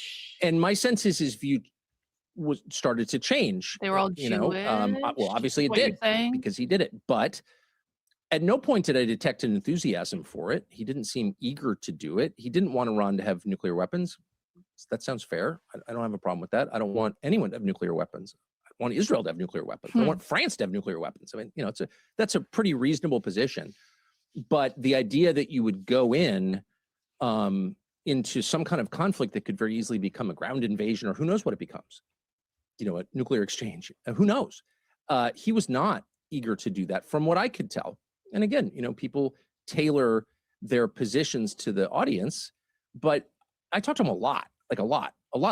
And I never one time got the feeling he can't wait to do it. But I also felt, turned out to be correct, that there was an enormous amount of pressure on him, like enormous. I mean, clearly there was an enormous amount of pressure. Where exactly did it come from? It wasn't just from Mark Thiessen of the Washington Post, who was calling a lot to demand more killing. Mark has a lifelong track record of doing that, but no one cares what Mark Thiessen thinks. I felt strongly, and I feel strongly now, that there were forces that were forcing him in this direction. And in fact, the Secretary of State, as you said in your intro, admitted as much out loud and said, Netanyahu said, we're going to go first, and you can either, you know, watch your assets get destroyed and your people get killed in the Middle East, or you can join us. The question, though, is why at that point? I thought that was really, I think, a fascinating moment when Marco Rubio said that, because it prompted Antony Blinken, the former Secretary of State, who'd obviously done his job, to then reveal that Netanyahu had tried to pressurize both Biden and Obama into doing the same thing, using the same pretext of, we're going to go and do this anyway, are you with us or not? And of course, in both those eventualities, the answer was no, and Israel didn't attack. I mean, do you think, knowing that now, knowing that from Blinken, do you think Trump may have got played here by Netanyahu? Well, I already knew that the Israelis had done that in the previous administration. I knew they did it in 1973 with the Nixon administration, where they threatened to use nuclear weapons against the Arabs and forced Henry Kissinger to okay arms sales to Israel. So there's a long pattern of this.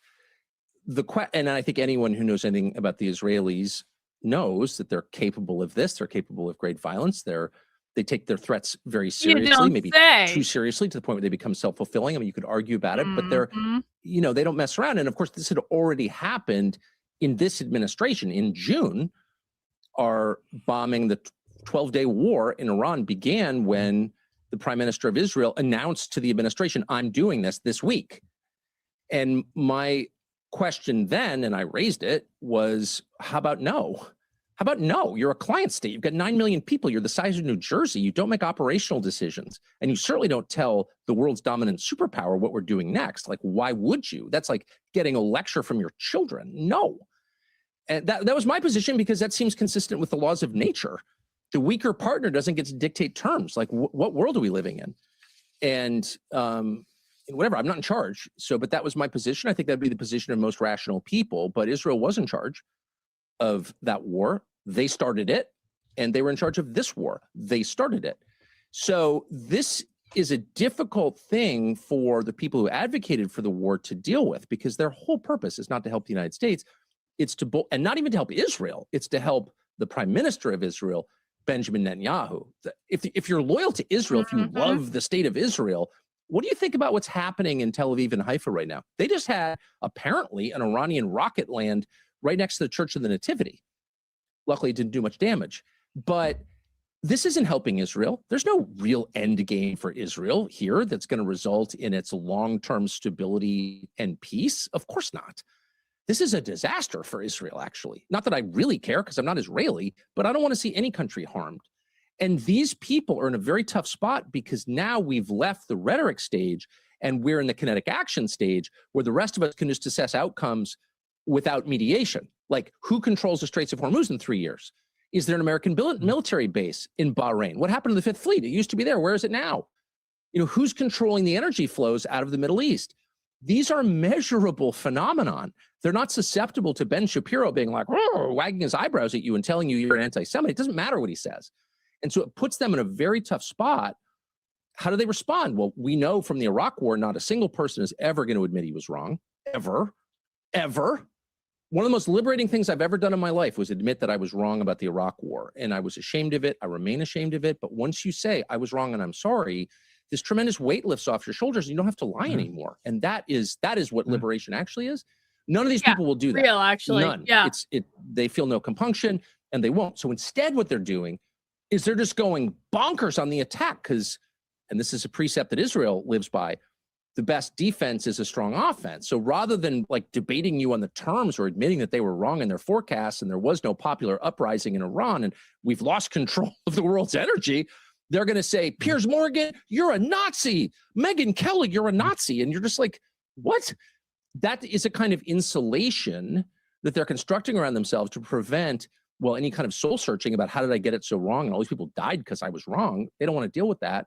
But it also allows them just like keep going on to the next war of conquest or the next satanic disaster that they'll back, which they will. Have you spoken to President Trump since the war began?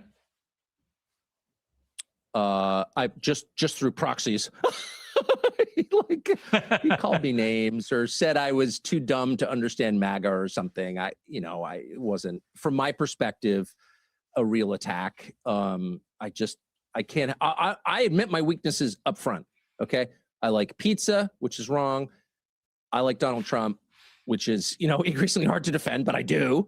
And I don't anticipate any kind of personal tiff with Trump. I think he was in an impossible spot.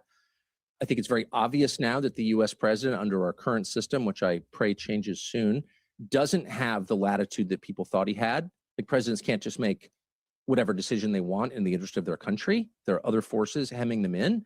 We don't have sovereignty in a real way. Clearly we don't. If we're following a country of 9 million people into a war that could displace us as the dominant superpower, we don't have sovereignty. I mean, by definition.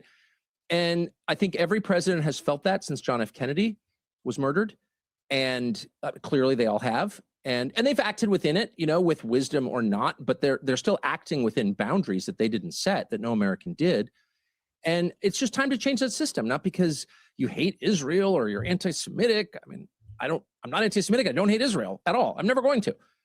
But that's not the way a sovereign country behaves or should have to behave. And Americans have earned the right to live under a government that makes decisions on their behalf for their benefit. I mean, it's that simple. What Trump said about you was quite revealing, actually, because he said Tucker's lost his way. He's not MAGA. MAGA is saving our country. MAGA is making our country great again. MAGA is America first, and Tucker is none of these things. And Tucker's really not smart enough to understand that. Now, having been on the receiving end of Trump's savage rhetoric from time to time, that is pretty low base for him. But it was an interesting point about what constitutes MAGA, because of course there are many people with pretty short to mid-term memories who can remember Trump campaigning so vociferously to his MAGA base before the last election on saying, look, we're going to be America first. We're not going to go marching into Middle Eastern countries anymore. We're not going to wage foreign wars. We're not going to interfere in other countries. And we're going to fix the economy in the United States. We're going to get the cost of living prices down. We're going to end inflation. And it seems to me that it might be that President Trump has either forgotten what he said or wants to try and reframe what MAGA... It's even worse than that. It's even worse than that. Trump will literally say whatever he needs to say in the moment to advance whatever narrative he wants. And when the narrative that Trump wants changes, Trump will say something completely different to advance a different narrative.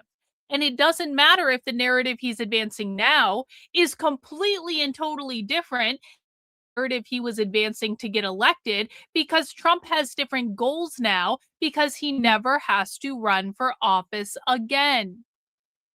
So it's not even just ignorance. It's not an accident. It's not a mistake. It's not even a change of heart. Trump doesn't genuinely believe anything. What it is I have a goal of X, Y, B, and Z, and I'm going to say and do whatever I need to do to achieve that goal, regardless of if it contradicts anything I've said in the past. It's downright fucking narcissism.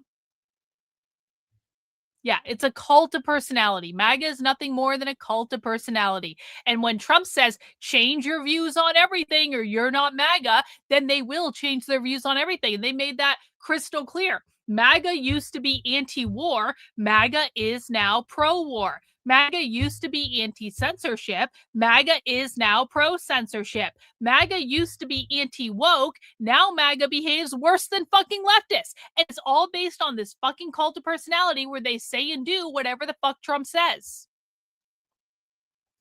Had to change your profile picture, needed more fashion. Yeah, you know, the James Lindsay had his moment. You know, I appreciate it. Thanks, Deets. Yeah, MAGA equals a bunch of retards. Exactly. Really means, because if you're a MAGA voter, you must be slightly mystified. You may not want to admit it publicly because you think it betrays Trump, but you must be mystified that within a year of winning back the White House, the guy that campaigned on not going into the Middle East again, not waging foreign wars, focusing on America first and the US economy, has now launched the biggest war in the Middle East in my lifetime that America has waged. And that has inevitably sparked the biggest economic meltdown we've seen as a consequence of a war, not least because, as you said, about the Strait of Hormuz and the damage that is inflicting, and the simultaneous attacks on the Gulf states and all the fallout from that. So it seems to me that he may want to come after you for not really understanding MAGA, but I'm not sure that many in the MAGA movement, if they're really honest, can be comfortable with what is happening here. I mean, look, I've never claimed to be a genius because I'm not a genius. And so it's entirely possible there are motives I don't understand. I certainly tried to understand in many conversations with him, but maybe I didn't. I'll keep that possibility open. And as for what MAGA is, it's a slippery definition. I mean, I think George Orwell wrote a bunch of books about this, including Animal Farm. Definitions change. I remember someone pointing to a picture of 100% black people once and telling me that's diversity. Or thinking, looks like uniformity, actually. Like, what do these words mean? I don't know. I do know what America first means because it's a much more precise description. And it means you put America first in every decision that you make as an American leader. And this, by that definition, falls far short. In fact, it is by definition not America first because the administration has already said we followed the lead of a foreign country in doing this. We put their interest first. And I think most people, no matter how they feel about Israel, whether they love it or hate it, or it doesn't matter. It's nothing to do with this specific country. It has to do with any country that might be leading us around, particularly to our destruction, and putting its interests before ours. Our leaders can never agree to that, period, because it is the opposite of America first. So, you know, whatever Trump said about me, I didn't take it personally. I suspect he doesn't really mean it because I've always gotten along with him for 30 years. I expect I always will. But on this one specific question, America first, we can say this was not America first. This was at least America second. I do think it's obvious that Israel understood, because they're not stupid, that the effect of this war would be to get the United States out of the Middle East. And unfortunately, I think that will be the effect. And they want that because why would you want a dominant power in your region telling you what to do and hemming you in, as the U.S. has to Israel? No, you can't do this. No, you can't do that. We may not mean it, but we still hassle them over or used to hassle them over, say, the West Bank settlements. They want the U.S. out and they're moving to India. Okay, that's their calculation. But how is that good for me as an American? It's not. So America first. Yeah, this was not. What exactly has Israel ever done for us? Israel is our greatest ally. How exactly? What has Israel ever done for us? Like, ever in the history of humanity? We give Israel billions and billions and billions of dollars a year of our tax dollars just out of the goodness of our hearts. We do every fucking thing Israel wants. We go to war on behalf of Israel. We create unrest on behalf of Israel. Americans die on behalf of Israel. What Israelis have died on behalf of Americans? Oh, I'm sorry, that's anti-Semitic to ask that.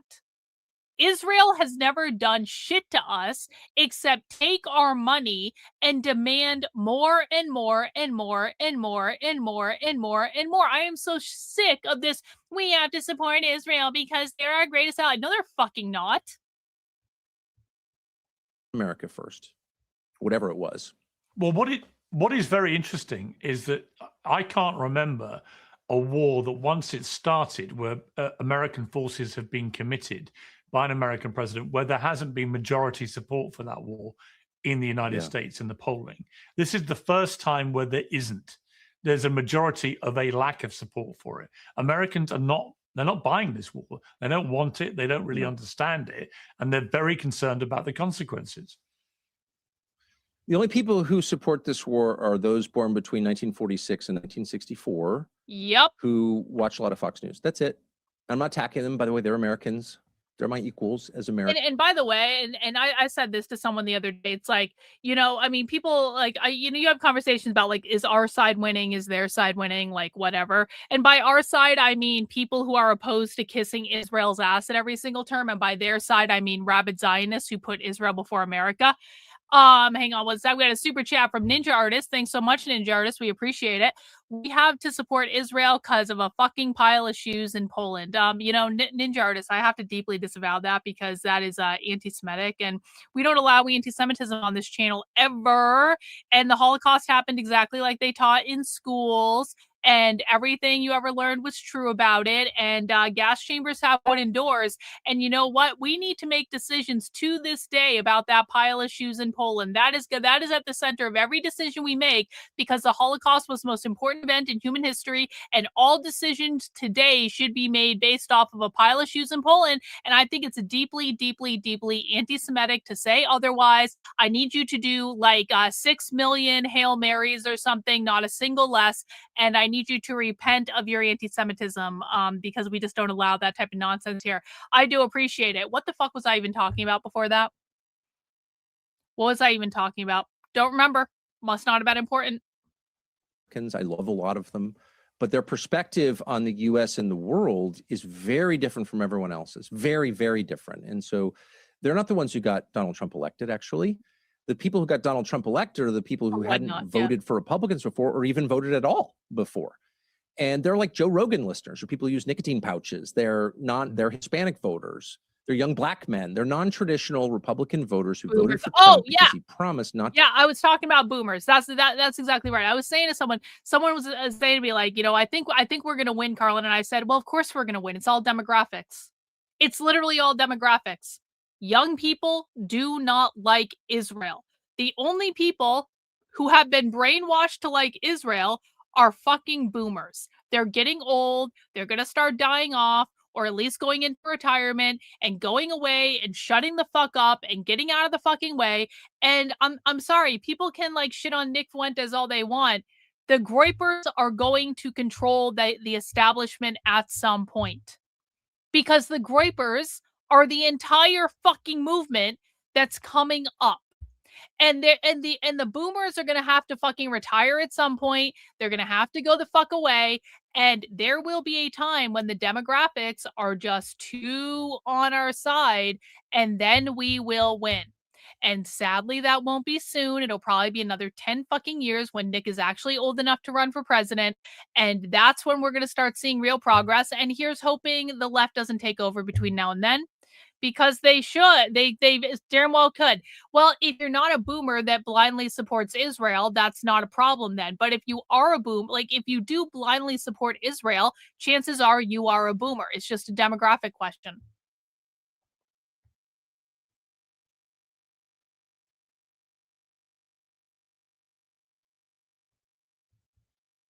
To keep doing the same thing.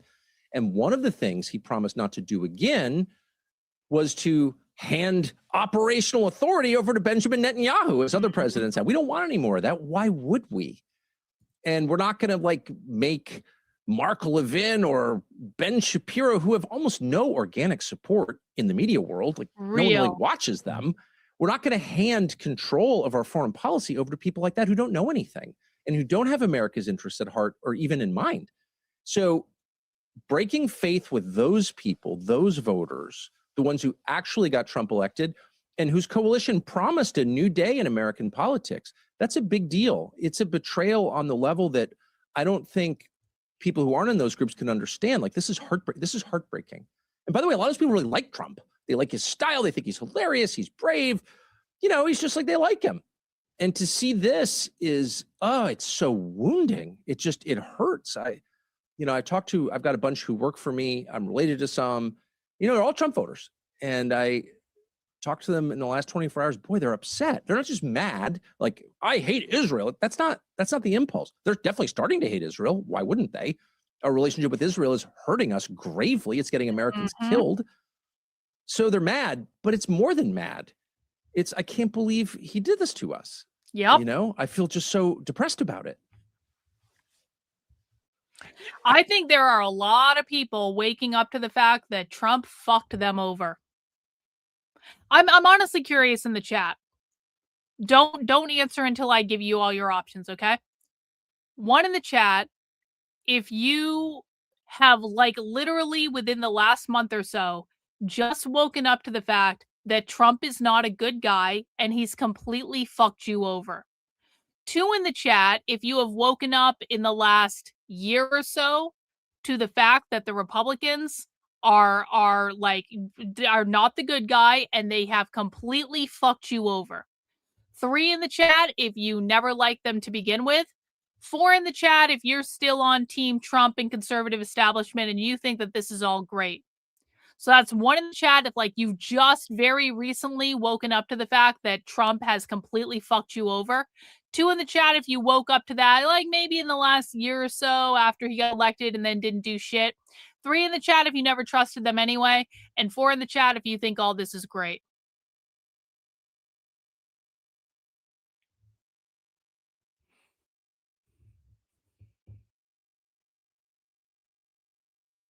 For the people who have just recently woken up to the fact that Trump completely fucked you over, I'm really sorry. That sucks. I've been through that on several occasions when I've woken up to the fact that people that I trusted have completely fucked me over. And you know what? It's okay to be angry about it. If you've just figured out that Trump is a complete fucking traitor to everything he claimed to believe, it's okay to be angry. It's okay to yell. It's okay to scream. It's okay to yell at people who still don't get it on the internet. We see you. We understand. Many of us have been there. And just know you have a place here because fuck Trump.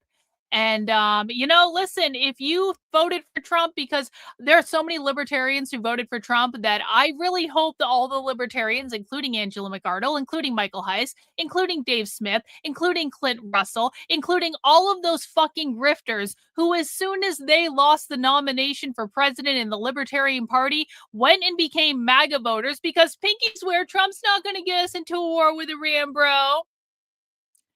All of those libertarians that push Trump on everyone, I hope they feel ashamed of themselves, and I hope they do a little self-reflection about how we ended up in this situation, because there were a lot of people that tried to say, I told you so, motherfuckers. I told you this was going to happen. I literally did a debate before the 2024 election with Michael Heiss on Maj Touré's channel in which I said, you retard, he's going to get us into a war with Iran. And Michael Heiss was like, no, that's never going to happen. And we got to support him because he's the most libertarian candidate. So I really hope all of those libertarians who threw Chase Oliver under the bus, Chase Oliver may not be perfect, but he's a good anti-war candidate and he was always good on that issue. I hope they're all really fucking pleased with themselves for what they did. And I hope they maybe do some self-reflection about that. Dave Smith, looking at you. Hey, thanks, Core, for the super chat. I really do appreciate it. How politically damaging could it be? We've got the midterms coming up in November. There were already a lot of reports that it was likely the Republicans would lose control of the House. Now I'm reading more reports that it may be that they even lose the Senate, which would render Trump, notwithstanding all his kind of mystical powers to avoid the normal norms of politics in America, if you don't have control of the House and the Senate, you are a lame duck president, period, end. There's pretty much nothing more you can do. That's true now. I mean, I think the conversation has moved on from the president. It's not an attack on him. He still, of course, is commander-in-chief. He threatened some kind of mass destruction of Iran yesterday. It sounded like a nuclear strike to me. So, he has the capacity, to make decisions. He's the president, elected president. However, as a political matter, that era is over. For the reasons I just described. I didn't want that to be true, but the coalition is permanently fractured. He was not elected because of Ben Shapiro. Ben Shapiro did not get Donald Trump elected. A lot of the people Trump is now Hey, attacking old got Sod Donald Sailor, Trump. thanks so much for the super chat. I really appreciate it, bro. The bottom line is that the only thing that Trump has accomplished was to close the border. He has not kept any other promises. I mean, I think no taxes on tips is pretty good. I'm going to keep no taxes on tips. We should definitely keep that. But yeah, Trump is a massive disappointment. Yep. You're a boomer, but you watch me and Nick all the time. That's all. I mean, there are a lot of boomers that do that. And I mean, maybe not a significant number. I'm just saying, like, listen, this is like when I go after conservatives, I'm not saying smart conservatives. I'm saying retard conservatives. And the same thing with boomers. If you are a boomer that does not support Israel and that watches me and Nick Fuentes, we're cool. I'm not talking about you. I'm talking about boomers that, without thinking about what they're saying, just unrelentingly put Israel before America and then expect us to all do the same thing. Yeah, well, you're fundamentally misinformed, Loki, because Chase Oliver never actually made that argument. So congrats, you fell for propaganda. Maybe you should learn that lesson because Chase Oliver never actually said that. That was propaganda and misinformation, and maybe you should reflect on falling for bullshit when in fact you could have just listened to what he said directly. He never said that. Sorry. Elected, Marjorie Taylor Greene, etc. So that coalition is done. The Republican Party, as currently constituted, will not continue because it doesn't represent its voters. It doesn't even try to represent its voters. In fact, it shows open hostility to its voters. So nothing like that can continue for very long because it doesn't make any sense. It's a bicycle with square wheels. It's ludicrous. So the question is, what comes next? And I do think it's possible to recreate some version of the 2020 Trump coalition or the 2024 Trump coalition on the basis of his core promise, which is just put the country first. And like, you're going to make mistakes and we're not exactly sure how to fix certain things, but let's all try. And by the way, let's be united as we do it. The ugliest thing to come out of the Mark Levin controlled Republican Party, which I find repulsive. And I just want to say I'll do everything I can to stop that party from becoming, any more powerful than it is try to stoke religious conflict in the United States. Attacking people for being like a different religion. We hate the Muslims, really. How is that different from we hate the Jews? Well, it's not in any sense different at all. And I would say, just thinking long-term about the United States, the greatest threat is not even the loss of the US dollar as the reserve currency globally. Tucker's the greatest not wrong, threat is but that's actually a really interesting point. How is it, and I don't like Islam. I'm not going to become a great defender of Islam. I don't fucking care. I hate all Abrahamic religions. I hate all Abrahamic religions. I'm generally not a fan of organized religion in general. So I hate every single organized religion, especially the Abrahamic ones, completely and totally equally. I don't hate some more than others. They all suck. But why is it okay to say I hate Muslims when it's not okay to say I hate Jews? Why is it now the conservative position to hate Jews, exclusively hate Muslims, and that be totally okay, and but you can't say I hate Jews, but like, why is one okay and one's not okay? And again, like, I don't hate people. I want to be very clear about this. I don't hate people unless they fuck me over and then they can go fuck themselves. But like, I don't like the organized religion. I don't approve of the practice of these types of religions. I think it's all fucking psyop because they were created by the Jews. I mean, everyone understands that, right? Christianity and Islam were both created by the Jews. Both of them. It's not just Christianity that was created by the Jews, also Islam was created by the Jews, and it was created in order to control people that weren't Jewish. I hope people understand that. Yeah, I try. I don't talk about it often, but when I do, I'm very anti-Abrahamic. But like, if we're being practical about it, like, why is it okay to say you hate one set of people and not another set of people? It shouldn't be okay, actually. Yeah, Amalek and Adam Green are smiling right now. It's true. It's true. They did good.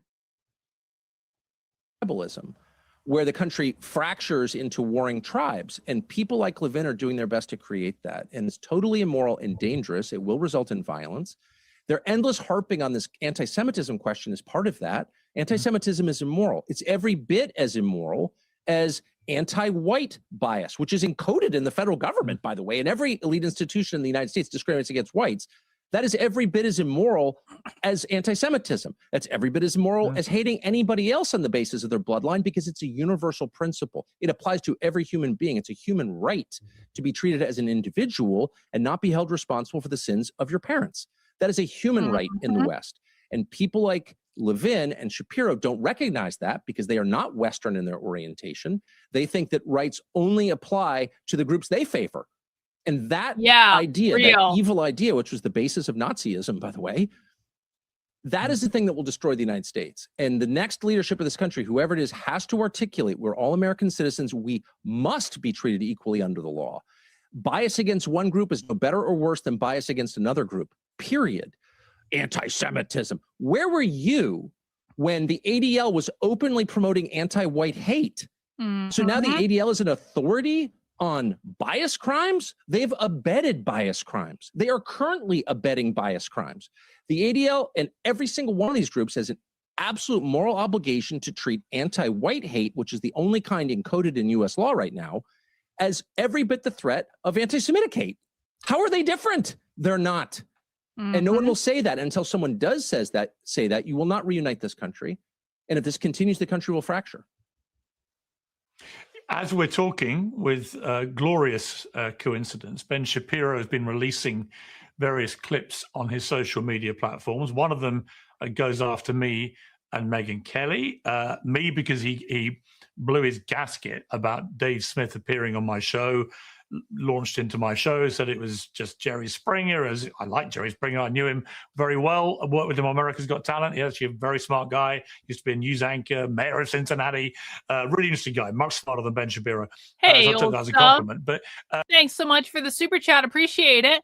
And I'm a boomer, but identify as Gen X. I identify as Gen X too. I unironically am a millennial, but I'm like an old millennial, and I identify way more with Gen X than I do with millennials. I identify as Gen X because I'm right at the edge, and I act and think more like Gen X. I'm a red pill taking, Kool-Aid drinking, true believing, anti-communist, and I have Dr. K to thank for it. I appreciate you, old sub-sailor. You are the best. Thank you so much, bro. And I responded. He didn't like the response. He's come back. He's called me Jerry Springer again. He's called me a click whore. He says I'm a pussy bitch, and he goes on and on and on. I don't actually want to play the clip. I don't understand why Ben Shapiro thinks it's insulting to call Piers Morgan Jerry Springer, because like Jerry Springer was phenomenally successful. Jerry Springer was a cultural icon. Who hasn't watched Jerry Springer as a guilty pleasure? One in the chat if you love Jerry Springer, even if it's not like, you know, okay to say it in polite company. One in the chat if you like secretly love Jerry Springer, or maybe not so secretly love Jerry Springer. Two in the chat if you think Jerry Springer sucks. How many iconic moments and just like catchphrases did that guy invent? Did you might disapprove of like the content of his show and like all that stuff, but like you were still watching it. We were all watching it. And everyone who knows that, everyone who was around during that time, you all watched it on late night TV, and I just don't want to hear otherwise, because if you say you did it, you're a fucking liar. About me, because he's trying to basically suggest that if you platform anybody that he hasn't approved as a person that can speak about Israel, in other words, someone who's a propagandist for Israel who will not criticize Israel, you're not the part then that you was yourself it wasn't are Jerry promoting Springer. anti-Semitism, therefore you're an anti-Semite, therefore you're basically borderline Nazi. But I do want to play what he said about you, because he's been railing the same stuff against you, which I don't think anyone who has watched this interview so far will have concluded, oh yeah, Tucker sounds like a raging anti-Semite. He sounds like a Nazi. You couldn't sound less. Hey, Sith over on Rumble, proper Gen X here. We do our best to let the youngins know how to stop bullshit. Yup, and then the youngins never listen, and they keep doing whatever the fuck they want. They keep screwing things up, whatever. It's like either of those things, and yet he's just posted this. Let's take a look. I started originally criticizing Tucker Carlson for his economic programs back in 2018. And then in the more modern post-Fox iteration of Tucker, I started criticizing Tucker over his going to Russia to sniff the bread and kiss Vladimir Putin's ass. My generalized critique of Tucker in the last few months has been, one, he hosted and glossed a Nazi, Nick Fuentes, which doesn't have to do with Israel. It has to do We with watched this already. I'm lazy just going to fast forward a little bit. It's going to be already Kelly, watched. whoever it may be, dares to platform anybody who is critical of Israel. Let's be clear. I mean, in my case, I've always made it crystal clear, as you have in this interview, I have absolutely no problem with Israel, the state of Israel, with Israelis, with Jewish people, many Jewish friends. It's nothing to do with that. I reserve the right as a journalist to criticize any government, and I particularly reserve the right to criticize the Israeli government, given what it's been doing in the last few years, as any decent journalist should, not least because in Gaza, for example, the Israeli government continues to ban international journalists from operating there or even going on into Gaza to verify what they've been up to. That alone should be a warning sign to everybody that the Israeli government has probably been doing things in Gaza it doesn't want people to know. But I took the same view. You know, I oppose the Iraq War. We've talked about this before. But I led the media campaign in the UK against the Iraq War, even though my own brother ended up fighting in it. But I opposed it, and I think was vindicated by what happened afterwards, sadly. But I opposed it and took on Tony Blair, who was the then British Prime Minister, even though my newspaper was the Labour sympathetic newspaper, the Daily Mirror, to the Labour government. But I did it because I thought it was the right thing to do. It didn't mean that I hated British people or my country. In fact, quite the opposite. It meant that I wanted to help the British people and help my country from stumbling into a disaster. And I sense from you that your position about Iran is not driven by a hatred of Jews or Israelis or Israel. It is driven by a sense that you feel this is bad for America and Americans, and probably bad for Israelis and Jewish people as well. Yeah, I mean, I care about the United States. Again, I was born here. My family's been here hundreds of years. I care about it. I don't expect I'll be able to save it, but I want to do whatever I can to make it better and to avoid obvious disasters like this one. I don't want to attack Ben Shapiro, other than to say, like, that guy went to Harvard, and so did Bill Ackman. Like, at some point, you need to reassess. No, I'm serious, though. These are two of the most famous, richest people in our world. They both went to Harvard. I know them both. Not geniuses, like, not even close to geniuses. And so, like, our system itself is not producing wise people or even very knowledgeable people. Like, Ben Shapiro had no idea there was a strait at the end of the Persian Gulf and why it was important. You need a system that produces superior people. The British Empire did a pretty good job of this. The United States before the Second World War did a pretty good job of this. We need to reassess our system. That's the first thing I would say. Second, you're right. This is absurd. I think I've actually even argued with you about Israel. I was taking a tougher position than you. You've been a defender of Israel. Yeah. That's why this is so crazy. He wants to talk about this in order to get, this is projection. You're all about clicks. No, actually, Ben Shapiro is all about the money and about the clicks.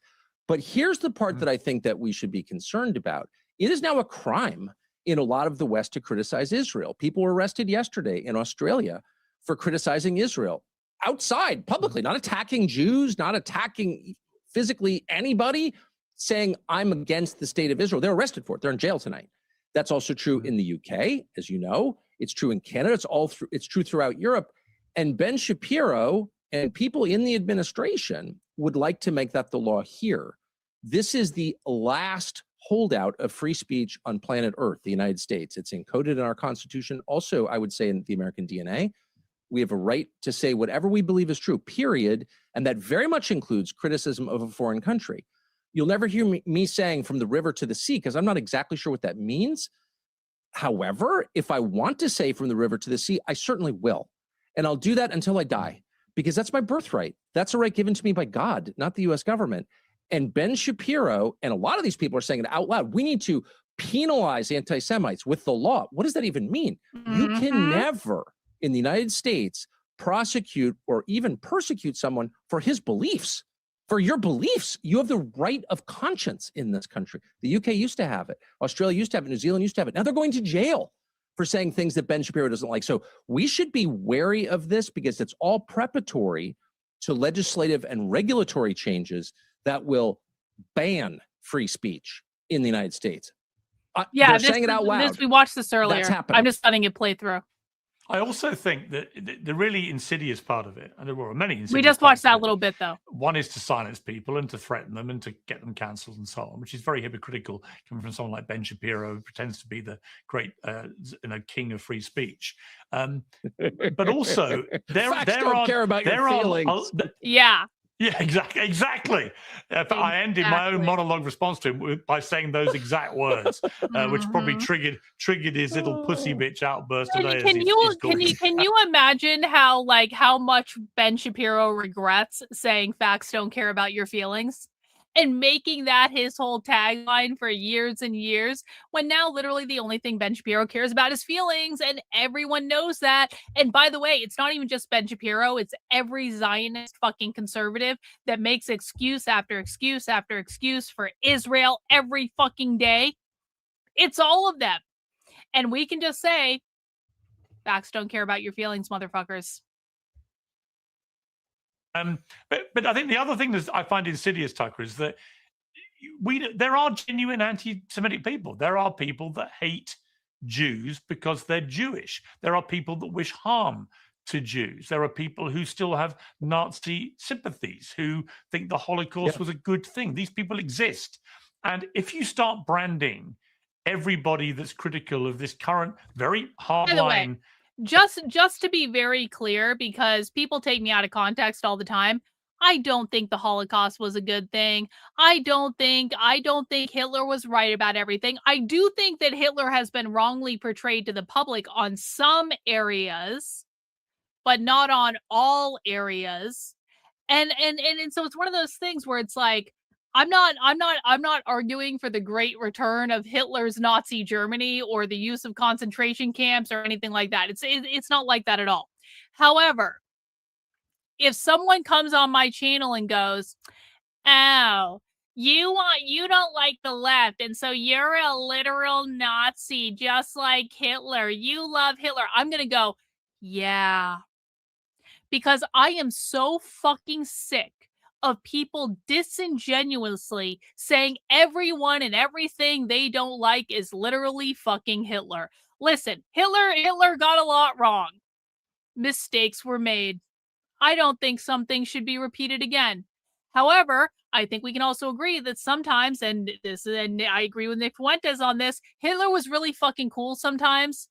And really, you know what? There were things done correctly that should have been done that way. There were also things that were done incorrectly. And that's true of any fucking leader in the world ever, honestly. If we're like, Trump right now is killing Americans on behalf of Israel, don't tell me Trump is the great fucking hope that never makes any mistakes, please. Trump, you're telling me that Trump Trump hasn't even gone after the left in his own fucking country. You're telling me Trump hasn't made mistakes? So, I just think we need to take the argument away from basically everyone who wants to throw Hitler around as a fucking punchline for every single thing they don't like and say, you know what? Fine. Yep. Literally Hitler, literally a Nazi, all that stuff. Because, if that's really the only argument that they have, and people can't see that that's absurd, I just don't know what to tell you.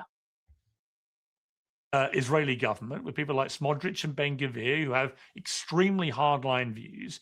If you criticize a government and you get branded anti-Semitic for criticizing the government for policies that many people think are wrong, then what you're doing, you're allowing the genuine anti-Semites, the genuine Nazi sympathizers, to just ride under the radar. Because, if you go on social media now, everyone's an anti-Semite according to Ben Shapiro and these guys. Once everyone becomes something, even though the vast majority are not that thing, then the ones who really are that thing get to operate much more freely, I think. That may be true. That's not my first concern. My first concern is the innocent falsely accused, always. It is better to let people get away with crimes than it is to punish a single innocent man. That has always been a bedrock assumption of American justice and of justice itself. You can't punish the innocent. course, Israel specializes in punishing the innocent, killing the families of people they don't like. So it's not a concept that people like Ben Shapiro understand or care about, but it's the basis of Western civilization. Yeah. So you do not accuse. This is a really good point. This is a really good point. That's exactly what conservatives do when they call everyone a communist. When conservatives hurl communist at everyone they don't like, they allow real communists and socialists to operate completely unopposed because no one actually knows what they're looking at. They think the Democratic Party is communist. The conservatives believing the Democrats are communists is one of the greatest challenges in getting them to actually do anything productive to fight back. Because if they think that everyone's a fucking communist that isn't, they are never paying attention to the real far left. Or penalize innocent people, much less kill them. A. B, this is a universal principle. It is not specific to one ethnic group or one bloodline. The principle is you cannot attack or penalize people, punish them for the sins, real or perceived, of their ancestors. Period. And in the United States right now, and this has been true for 60 years, the only group that is routinely denied jobs, promotions, federal grants, college admission to Harvard is Christian whites. And it's embedded in the law in the United States. We call it affirmative action, DEI, diversity imperatives, whatever. That's the law in the United States. And so if we're going to tackle bias, and I think we should, through moral suasion, we need to attack it equally, evenly, as a universal principle, because if these protections apply only to your group, they're not valid. That's just tribalism. I don't care, actually. And then we're in a system where we only care about our own groups.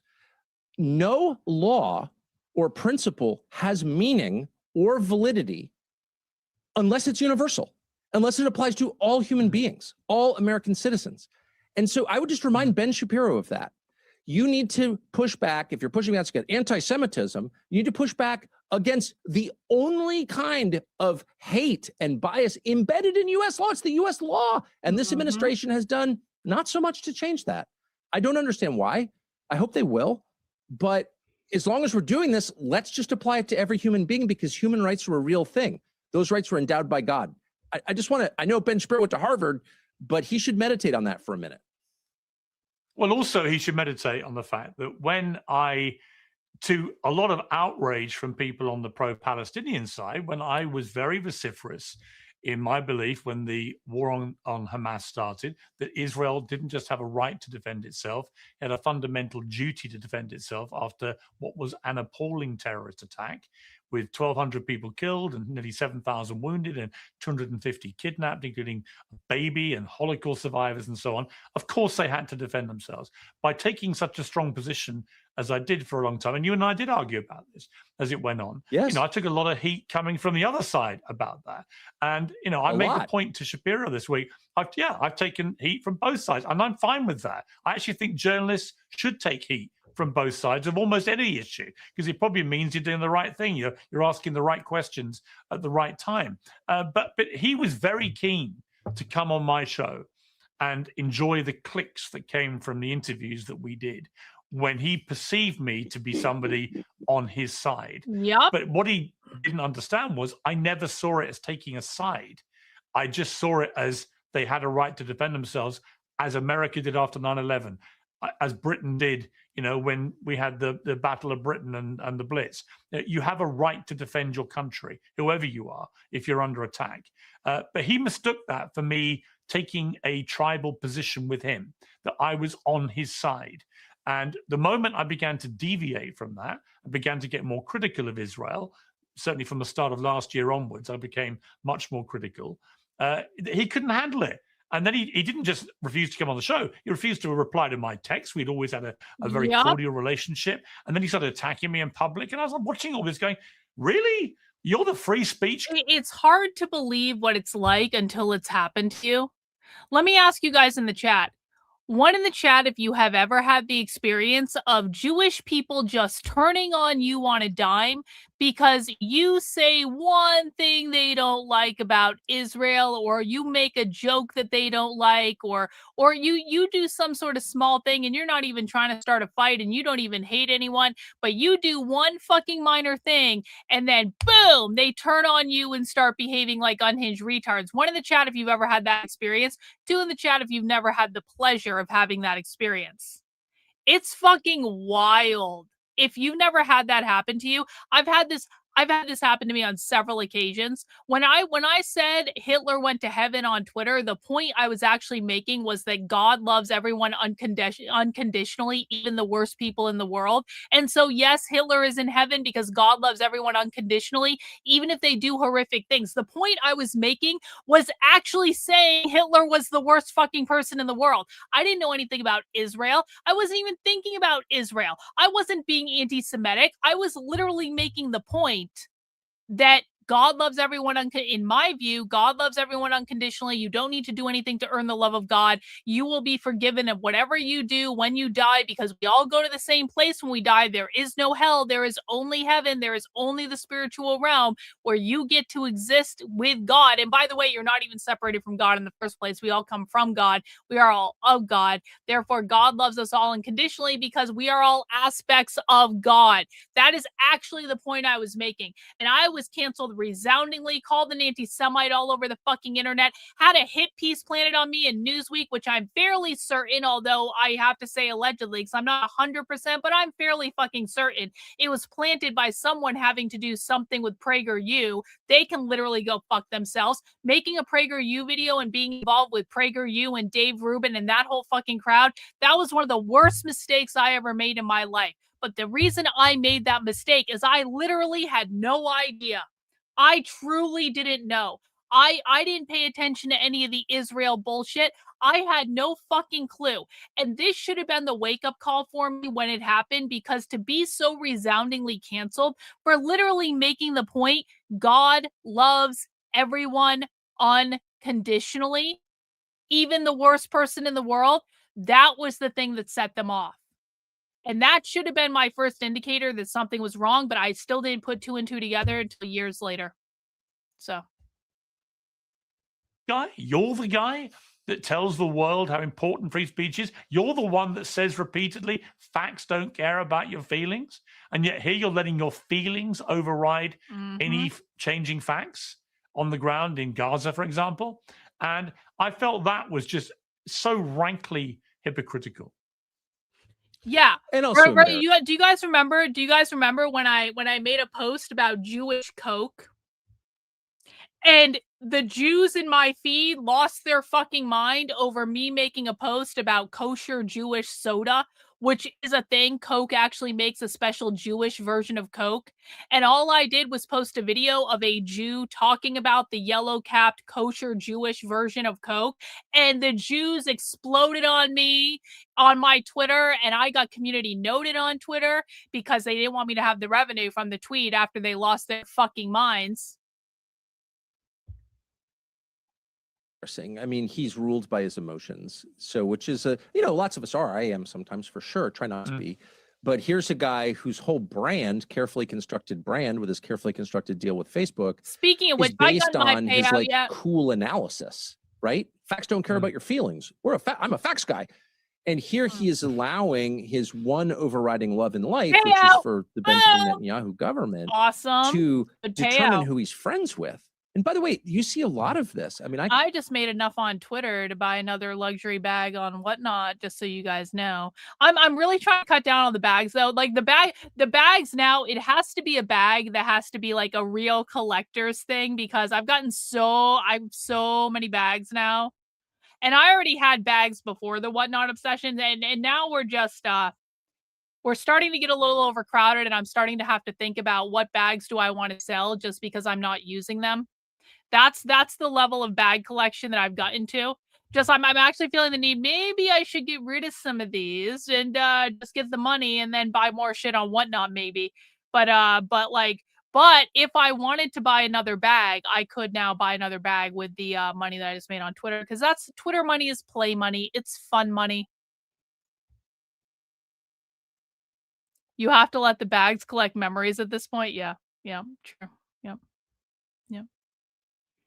On a Friday stream, we should have a sneak peek into Karlyn purchasing. Like, should I put my Whatnot stream in the head above me so you guys can watch Whatnot with me? Maybe I will. I'm watching a show about Uggs right now on my phone, even though I don't plan on buying. Although I am wearing Uggs right now, and purchasing a pair of Uggs on Whatnot was really a great decision, because now my feet are always warm, and it's actually fucking great. Guys, I need to pee real quick. I'm gonna let this play. I'll be right back. Called Mark Levin, right after Charlie Kirk was killed, to say, you know, geez, this is horrible. And like, let's stop fighting because we probably have a lot in common. And, you know, let's just not fight. When you see someone killed who you love, it's like you want to fight less. So that's why I called him. And he was nice, by the way. He was. Yeah, I think it's a good idea. And then he starts getting this whole thing about my mother told me there was going to be another Holocaust in the United States. And he goes, they're coming for the Jews. And, you know, I don't want to make fun of other people's fears because, you know, we all have fears that may or may not be reasonable, but it was so real to him. And I almost said, geez, Mark, you know, of course, I'm totally opposed to hurting anybody, period. I'm a Christian, but I don't think we're on the cusp of that, you know, like in Connecticut right now.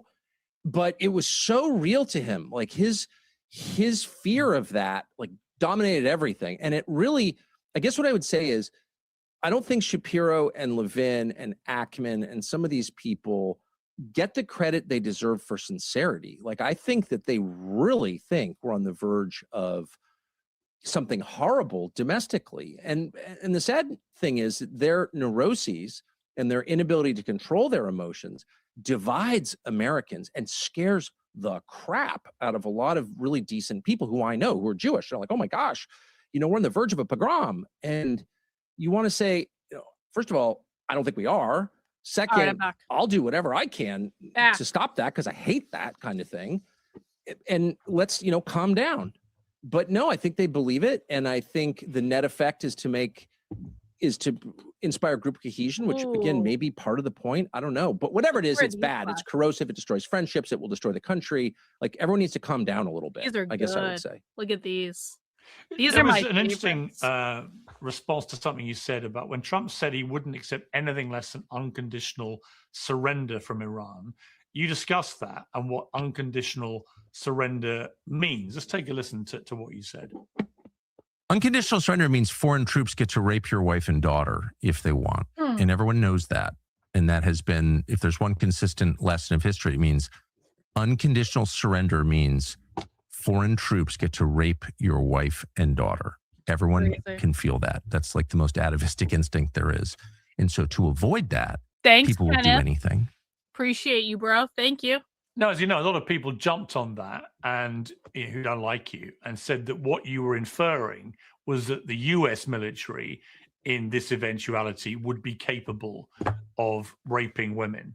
Well, listen, I'm not going to make a comment about the US military, but everyone remembers, right, that the Israeli military was actually capable of raping Palestinian prisoners. Did anyone else have the glorious moment of seeing on the internet an actual video of Israeli soldiers raping Palestinian prisoners that they had? Because I very much remember seeing an actual video of Palestinian prisoners being raped by Israeli soldiers. And so while I'm sure the United States military would never, ever, ever do such a thing, I have seen direct evidence of someone's military doing it. Just saying, hey guys, want to see these cool sunglasses that I haven't worn yet on stream? I'm like, I'm trying to organize my sunglasses.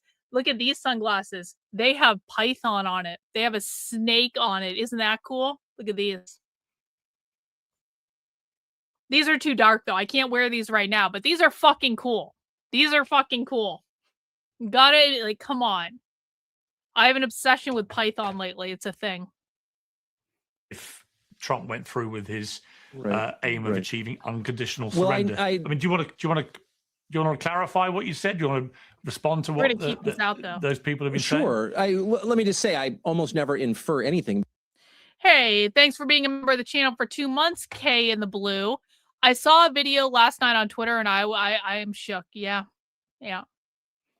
Yep. You learn lots of interesting things on Twitter, don't you? Because I'm not a woman, I just say what I think. I don't play chess, I play checkers. Pretty straightforward person. Ask my wife. And so if I thought that U.S. troops would rape Iranians, which I don't think, I would just say so. I don't think that. And when the U.S. military admitted that it bombed wow. Reagan, you're telling me that Israeli Jews condone the rape of war prisoners, criminals are prisoners of war? You're telling me not even a prison? Let's just be honest, let's just be brass tacks. Israeli Jews condone rape. Period. They condone rape.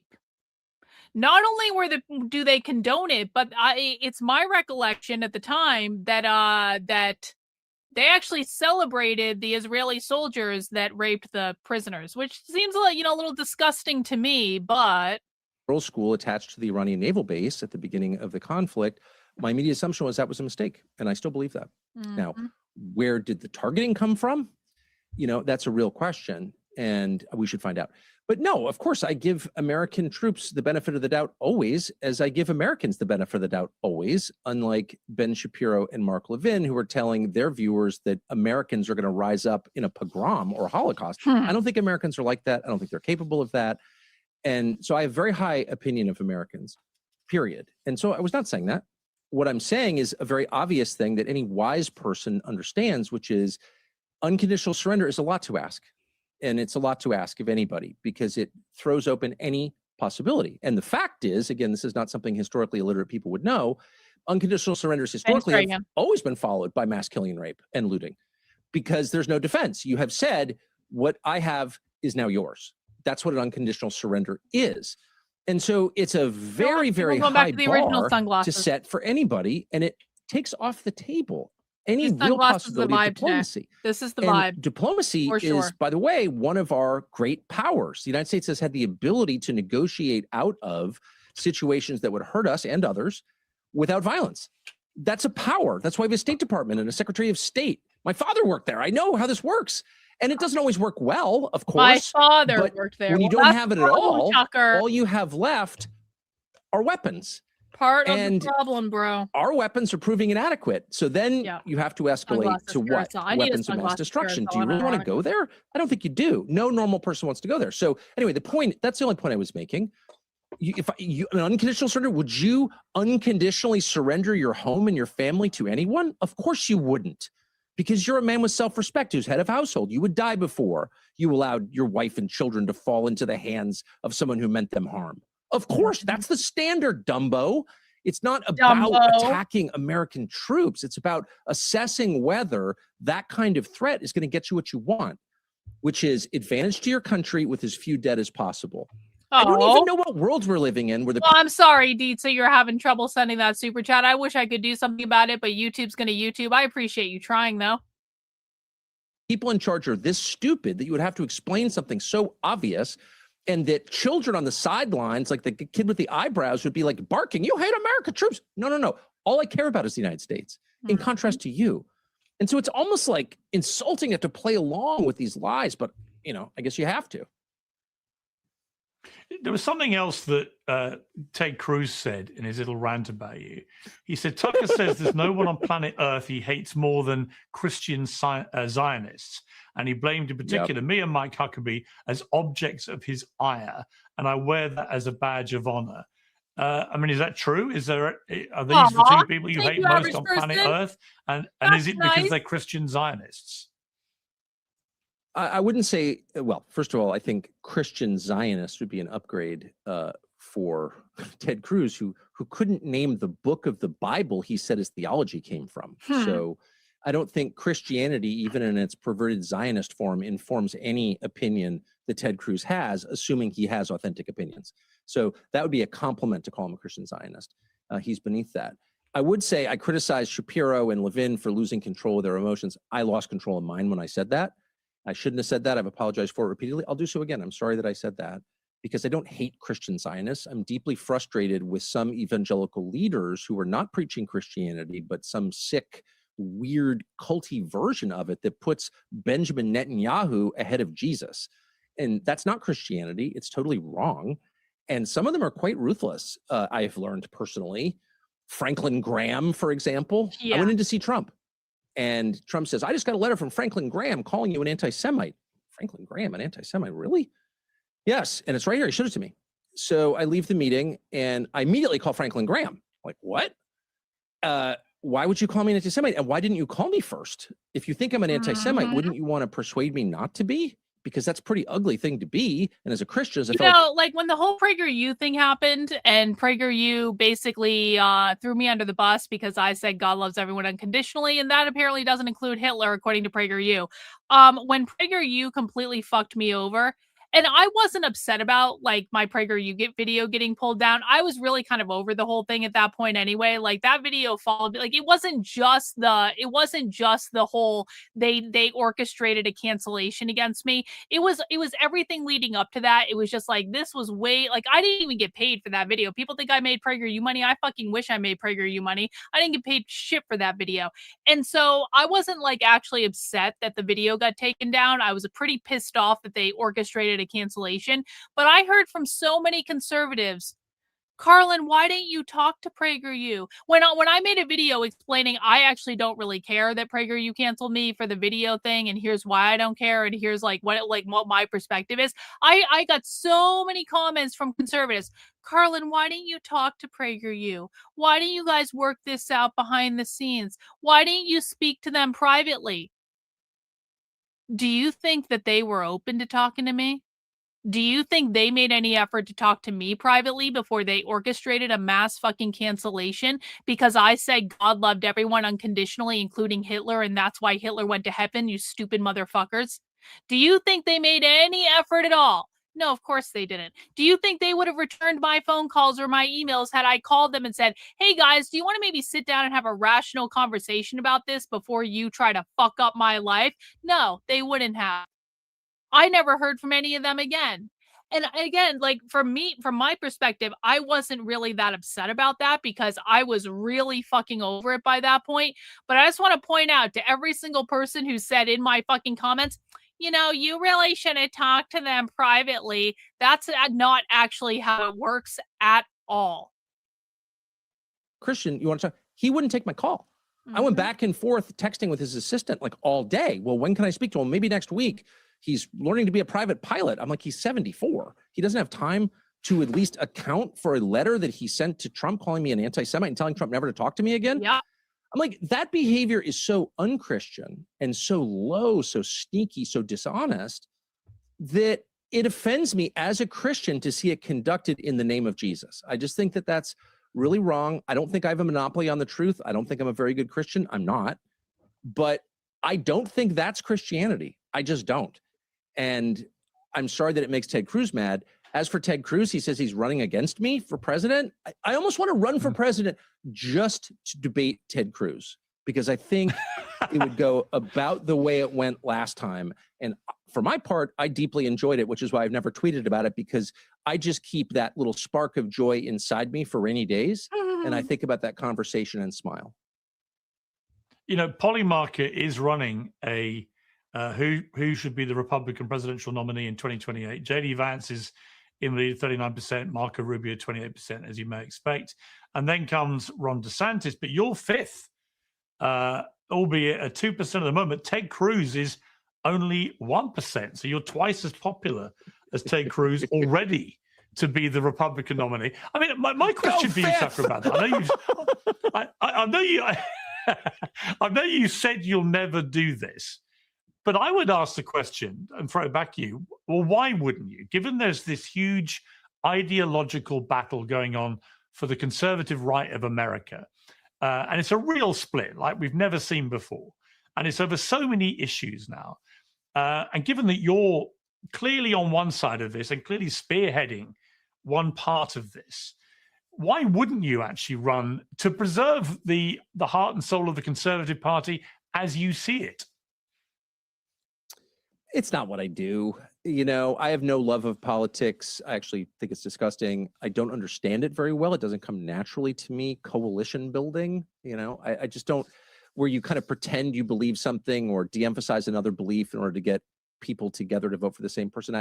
That's not my default position. I just kind of say what I think. And so I don't know that I'd be good at it, A. B, I think it's very tough to be the president. I've learned that by watching over many years, and because you are constrained in ways that you should not be constrained, but you are. And it's not just because of Israel and its proxies, though that's the number one reason, but there are other reasons. And one is the size of the agencies. They're autonomous, they're countries. How do you get them under control? Some of them are dangerous. And so that's hard. It's really hard. I don't know that I'd be great at that. And there's a risk, of course, involved. And mostly because it's just not what I've done. And I hate egomania. I hate hubris and the idea like, I've been a successful cable news host, I should be president. Like that whole way of thinking is disgusting to me. However, if I got to run against Ted Cruz and debate him again on camera, I would run for Emperor of the Holy Roman Empire. I'd run for Pope. I'd run for head of the library board. I would run for anything for the opportunity to do that and watch Ted Cruz and it appeals to the mean part of me, I think. All you need to do with Ted Cruz, another Harvard graduate. All the dumbest people went to Harvard. That's a talking point, but it's actually real. Ted Cruz went to Harvard. Bill Ackman, who's like a moron, went to Harvard. And Ben Shapiro went to Harvard. Anyway, if he's like this famously brilliant guy who's silver-tongued Ted Cruz, he's going to be on the Supreme Court. You ask him the simplest question possible. I'm only capable of dumb questions because I'm not a genius. Like, what's the population of Iran? What Bible verse are you talking about? Dumb stuff. He can't answer any of it. Like, no, I mean, I know someone said that Tucker was gaslighting people by asking questions like that, but don't we do the same thing? Anytime a conservative retard comes into our chat and they try to tell us about communism and socialism and they say, you should listen to me if you want to understand real socialism. And then we ask them, we say, oh yeah, how does the left define capitalism? And then it's argument and deflection and not answering the question. And then we keep asking the question over and over and over again. And then they get more pissed off because they realize they don't know the answer. And then they try to make up something about seizing the means of production or whatever the fuck. And then we have to correct them that it's about private property ownership, which means bourgeois property, your ability to own a home, land, apartment rental, intellectual property, private business, and parental rights. They never know any of this shit. And so like, I actually do appreciate Tucker's approach, even if this is an unfortunate freeze frame. I actually do appreciate Tucker's approach in terms of like just asking very, very, very simple questions, because it's like, if you can't answer the simple questions, then guess what, Ted Cruz? You can't answer the big questions. If you don't know the basic information about Iran, then why the fuck are we going to war with them? Nothing. And that to me was like amazing. It wasn't like I went in there with hyper complicated questions. I'm a really well-experienced interviewer. I'm going to trip you up with my sophistry. It was like, hey, Ted, who lives in Iran? No clue. And he's calling for its overthrow. So yeah, I imagine we'd have more fun like that. And I would stop anything I was doing to have more of that because I just loved it. There's a book out about you called Hated by All the Right People, which is a brilliant title, something you should be very proud of. Have you read this book? No, it's the second book about me I have not cracked. I hope by the time I die, hopefully many years from now, I will have a whole shelf of books about me I've never read or even opened. No, I haven't. But, you know, I sort of know who I am. I know my faults. I have some sense of my strengths. But most important, I've been married to the same girl for 35 years, been with her for 42. I've got a bunch of kids. They know me well. My college roommate, freshman year college roommate, is my business partner. So like, I'm surrounded by people I've known all my life, and I care about their opinions. I don't care so much about what some book author who I never even talked to thinks of me. I bet it's not flattering. It's my guess. Well, let me guess. I'm an anti-Semite.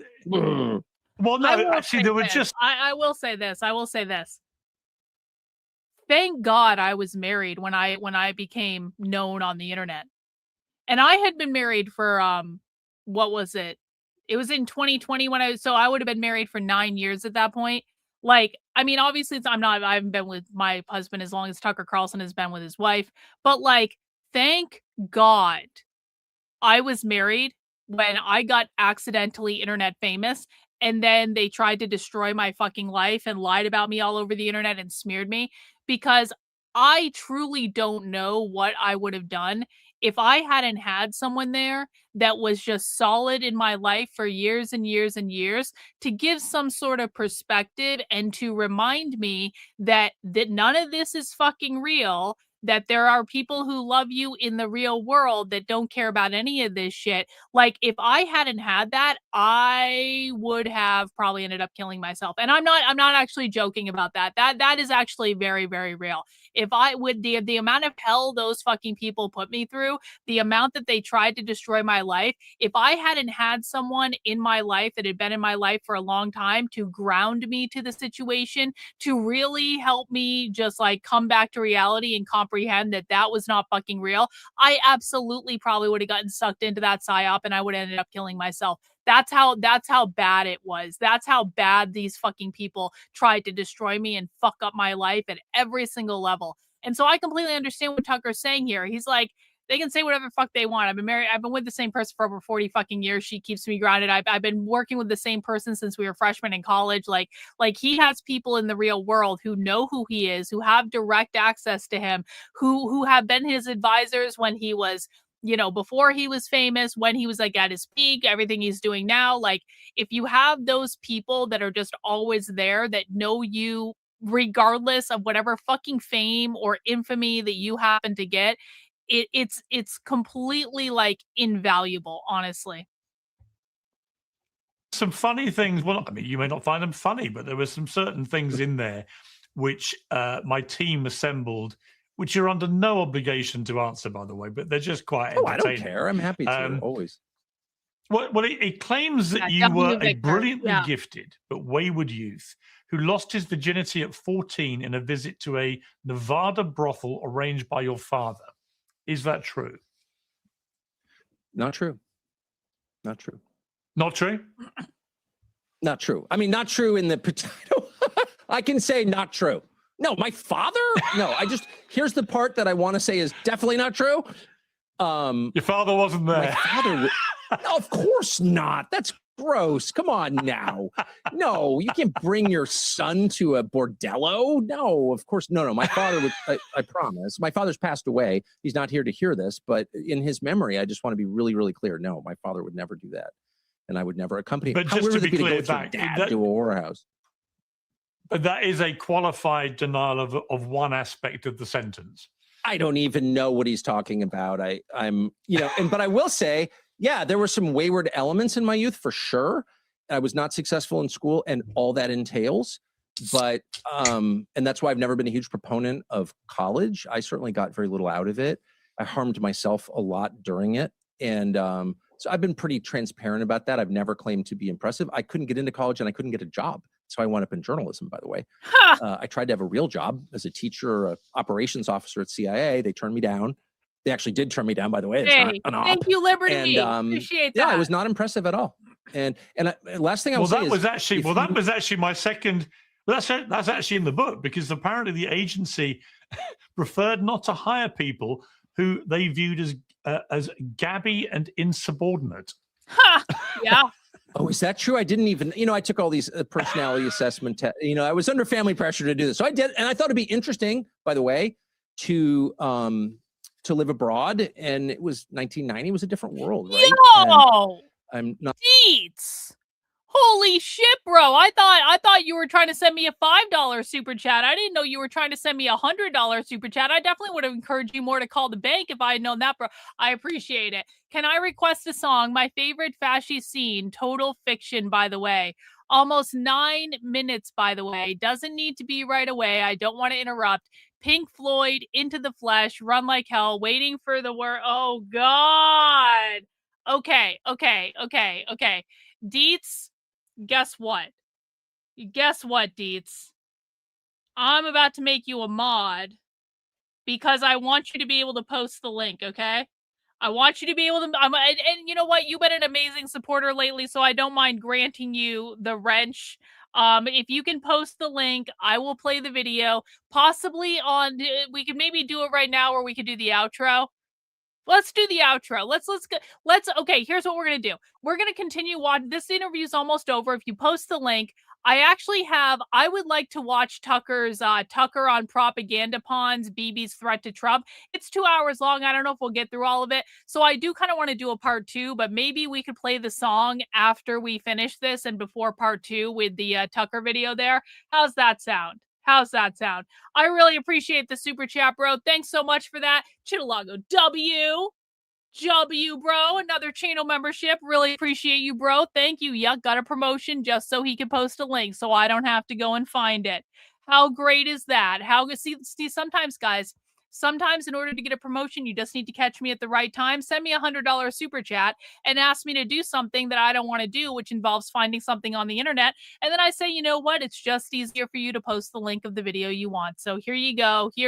That's basically how Trendlin became a mod, by the way. Everyone understands this, right? The only reason that Trendlin is a fucking mod is because she wanted to be able to post links and she kept sending me money. So you know what? Sometimes I will promote people. And so I got the video now. Let's finish the interview with Tucker. Thank you so much, Dietz. I appreciate that. Let's finish the interview and then we will watch the video and then we will do part 2 for people who want to stick around. Not a CIA officer now, nor am I working for them in any capacity at all. In fact, they hassled me yesterday. But I did apply, and I was told I had used, forbidden substances within the last year, and that's why I didn't get it. But I am Gabby and insubordinate. There's no question about that. I am both Gabby and insubordinate. And they gave me these personality tests, which lasted all day long. Anyone who's applied to a federal, national security type job knows what I'm talking about. And they find out who you really are. And I am totally unsuited for a job like that, like completely. But you don't know yourself when you're 20, right? No, yeah. God, if I had a book like this, all hell would break loose. The final one I liked was that it charted your experience on Dancing with the Stars in 2006. You were voted off first, and the book quotes you as saying the experience rattled you more than Hezbollah. Is that true? Rattled me more than Hezbollah. Actually, I have spent time with Hezbollah. I know Ben Shapiro is going to want to send me a pager after I say this. I was just covering them as a journalist, but it was during the 2006 war with Israel under the Omar government. No, it didn't. I mean, I was humiliated, but, I think it's good for a man to be humiliated. It is. It is, especially if you're on television. It's good because everyone just kisses your butt and the makeup artists are fawning over you. And like, you can convince yourself of the great lie, which is, I'm very impressive. I'm so important because I've got some dumb cable TV show. And so getting up there and being revealed as ungainly was good for me. I have to say, I have never gained weight so fast as when I did Dancing with the Stars, because all I did was eat creme brulee and chain smoke cigarettes like all day long. And by the end, I was like on the verge of type 2 diabetes and emphysema. It was, everyone else got fit and they were like, ooh, I'm getting in shape for Dancing with the Stars. I was like sitting by the pool, burning camels, stress eating. It was not a high point for me, I would say. I mean, like, and this is another thing I really appreciate about Tucker. I appreciate the vulnerability. I appreciate him saying, yeah, that took me down a peg or two, and that was probably the best thing for me. And I appreciate him talking about gaining weight because he was just smoking cigarettes and eating dessert and all that stuff. Like this is what makes him human to me. And the fact that he can admit to these things and just be like, yeah, that was just a part of my experience. I really appreciate that. I think that so many people try to appear perfect at all times. They just are like, oh, I can't let anyone know that I have flaws. Oh, I can't let anyone know that I make mistakes and yada, yada, yada, yada, yada.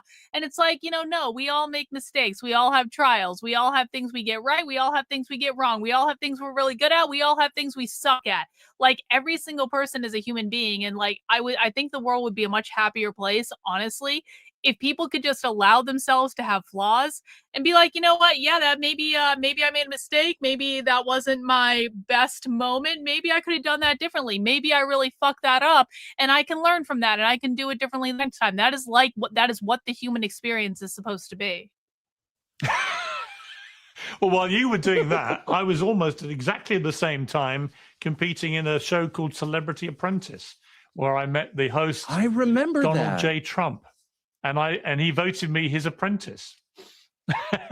That was 20 years ago. I remember that so well. Yeah. Wow.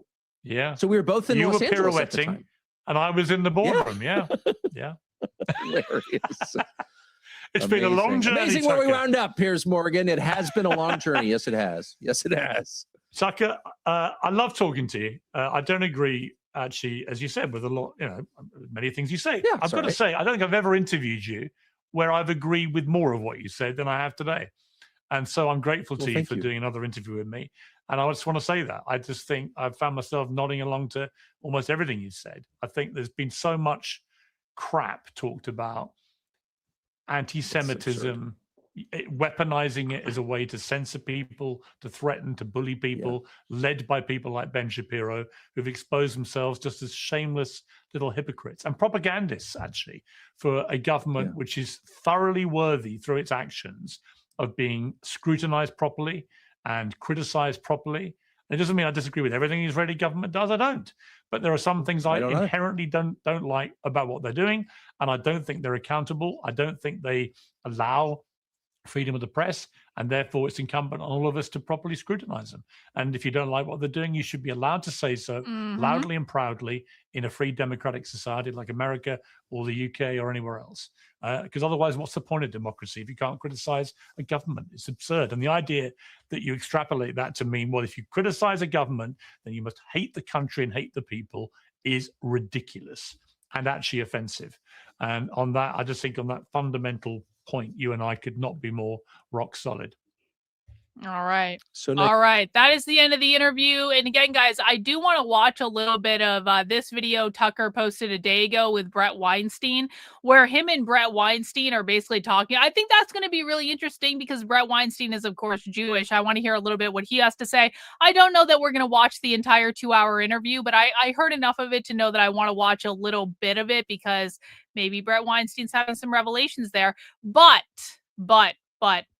our hero, our champion Dietz, has asked us to watch the 9-minute Pink Floyd video.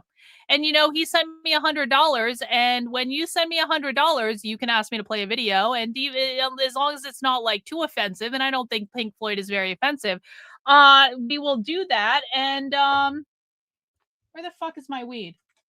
Okay, there it is. Okay, I'm preparing. All right, let's go.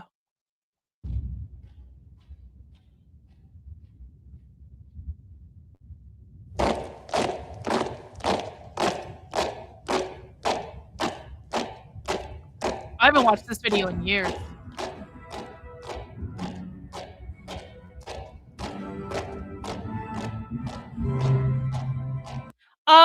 Do you think that whining? Are you fucking serious? I don't like getting bitched at for asking questions just because I don't know enough. Then I get to point on. Are you fucking serious? Are you serious? Why are you whining in my chat right now when we're watching Pink Floyd? What the fuck is wrong with you?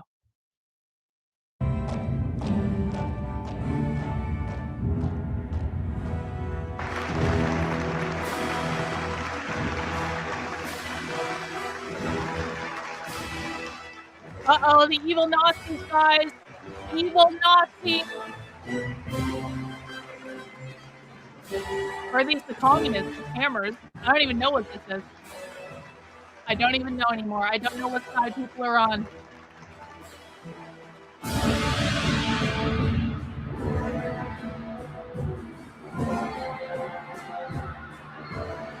Yeah, Deep Sorry Bander. Good. Way to go, Dietz. Well done.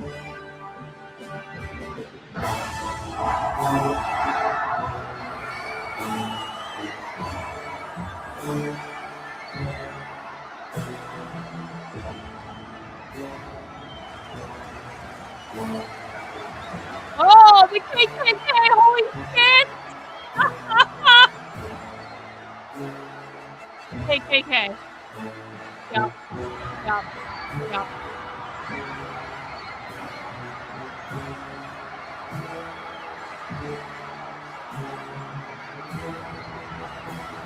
No.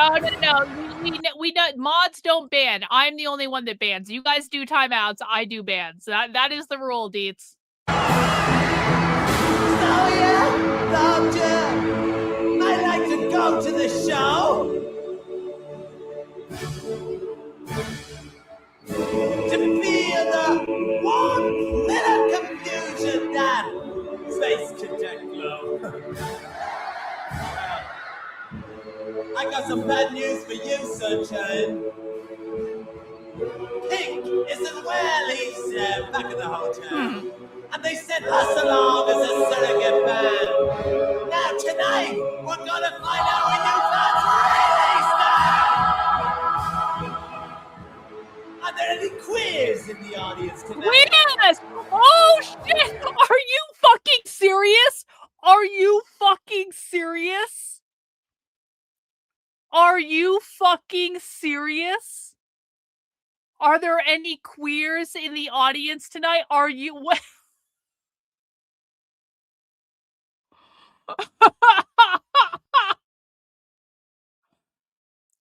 It's everywhere. It's everywhere. We can never escape it. No, maybe I heard it. Maybe I heard it, but I haven't watched this video in years. It hits differently in the different contexts now than it did when I first watched this video, what, like 20 fucking years ago or something? Wow. It's everywhere, guys. We're cooked. It's over. Get him up against the wall! Yes. Get him up against the wall! Yeah. There's one in the spot. Yes. Look, right? Have him up against the wall! Yes. It's over. And that one looks Jewish. And that was the code! Get all this crap into the room! This was smoking and jive! And that was... How didn't I remember this? How did this get erased from my fucking brain? This is incredible. Deets. Like, everyone, can we do W's in the chat for Deets for gracing us with this intermission? Based? My way!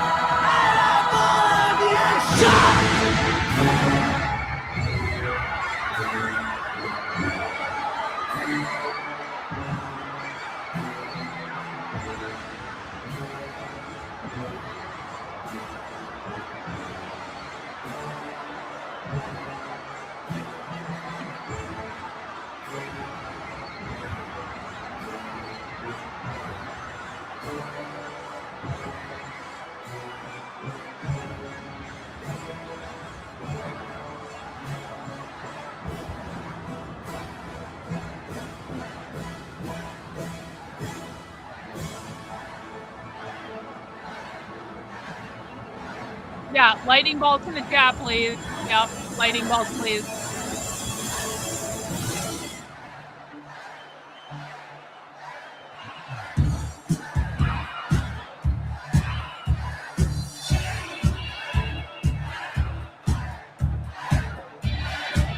Incredible. Incredible.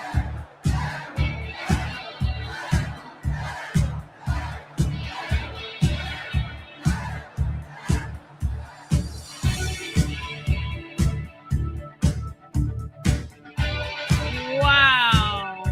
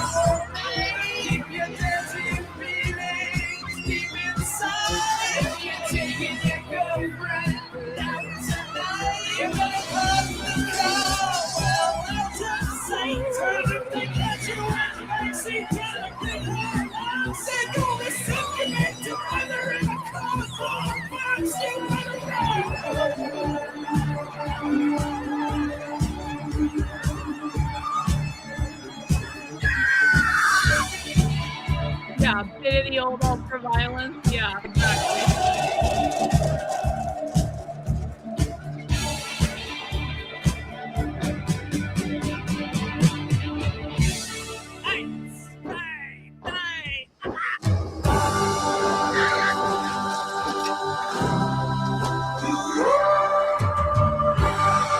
You cannot reach me now.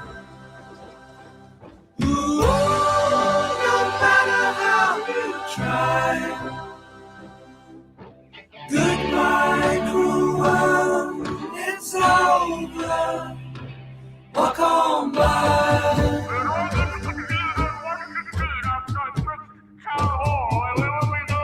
Waiting. Waiting. Waiting. Waiting.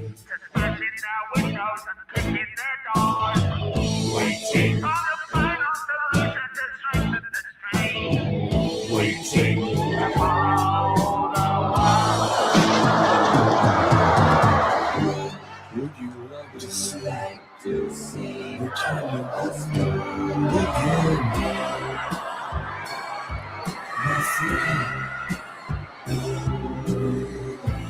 All you need to do is follow.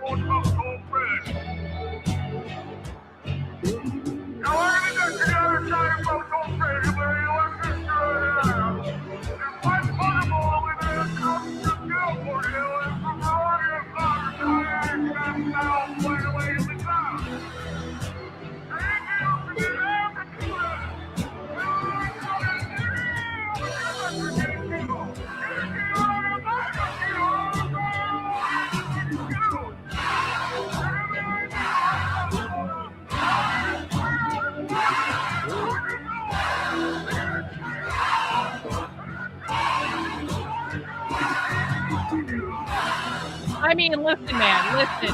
You have to give credit to the left for having the ability to create art.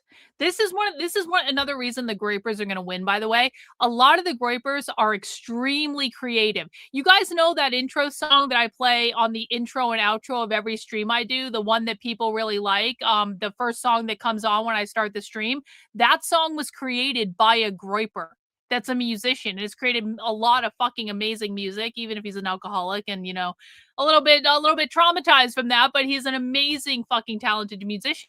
There are so many musicians that are Groypers and people have no idea because they think the Groypers are just hateful little shits. There's a lot of Groypers that are musicians and artists. They talk about this stuff in their spaces all the time. If people actually listen to them, they would know this. And it's like, how do you think all those clips get made of Nick? How do you think all those edits get made of Nick? Why do you think Nick's show looks as good as it looks? It's because the Groypers know how to do this shit. Why do you think Nick has all those intro videos that he plays before his show that are all beautifully done and all these crazy edits every time he says anything? That's because the Groypers know how to do this shit. They are creative people. And that is ultimately why, just one of many reasons why they need to replace the fucking GOP and the conservative establishment, because no offense, again, conservative, no offense, if you're creative, I'm not talking about you, but you have to admit the right does not know how to create art. The right thinks that art is Jesus. Literally, every time I talk about art on Twitter, I hear from conservatives, your art is satanic. All we need is Jesus. Okay. Or they just call everything the left does in terms of art satanic. The right has no idea about art. I fucking collect art. I pay attention to what's going on in the art world. I pay attention to what's going up for auction and things like that. Not just like on Whatnot, because that's not what I'm talking about right now. There's like separate things out there. I go to museums. I go to galleries. I used to travel all the fucking time and going like everywhere I went, I would try to go to museums or art galleries or things like that to see what was going on.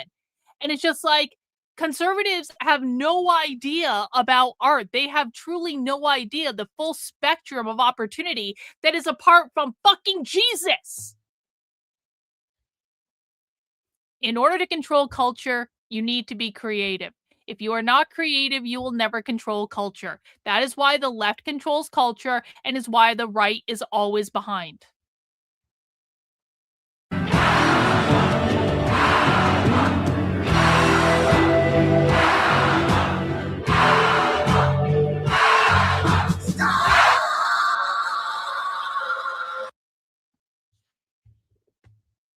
Wait, is that it? Was that the full? That's it? Fuck, that was amazing, actually. That was actually amazing, Deets. Thank you for that intermission. I could have kept watching that all day. That was fucking awesome. W to Deets. Thank you for the video and suggesting that. Let's do our last one. And again, this is a 2-hour conversation. I don't know how far we're going to get into it, but I want to watch a little bit of Tucker Carlson's interview with Brett Weinstein, just because I think it will be interesting. I think it'll be interesting. So if you feel like hanging around, chill out, hang around. If you don't feel like hanging around, you don't have to. Let's get this party started. In just a minute, we're going to play you an interview we just completed with our. Why the fuck are the captions in fucking Farsi? How did that happen? What the fuck? Where's my? How do I even choose the subtitle? Hindi. Why the fuck are that? Why are they in Hindi? There we go. English. Tucker, we are an English-only channel. Friend Brett Weinstein about the war in Iran, why it started, what it means, how it may end, and when. And we should say at the outset why we did this interview. Brett Weinstein is not an expert on military tactics or strategy. He's not a diplomat. He's not a Farsi speaker. He is instead a biologist. He's a close observer of living things and of the systems they occupy and create. So, but why speak to Brett Weinstein?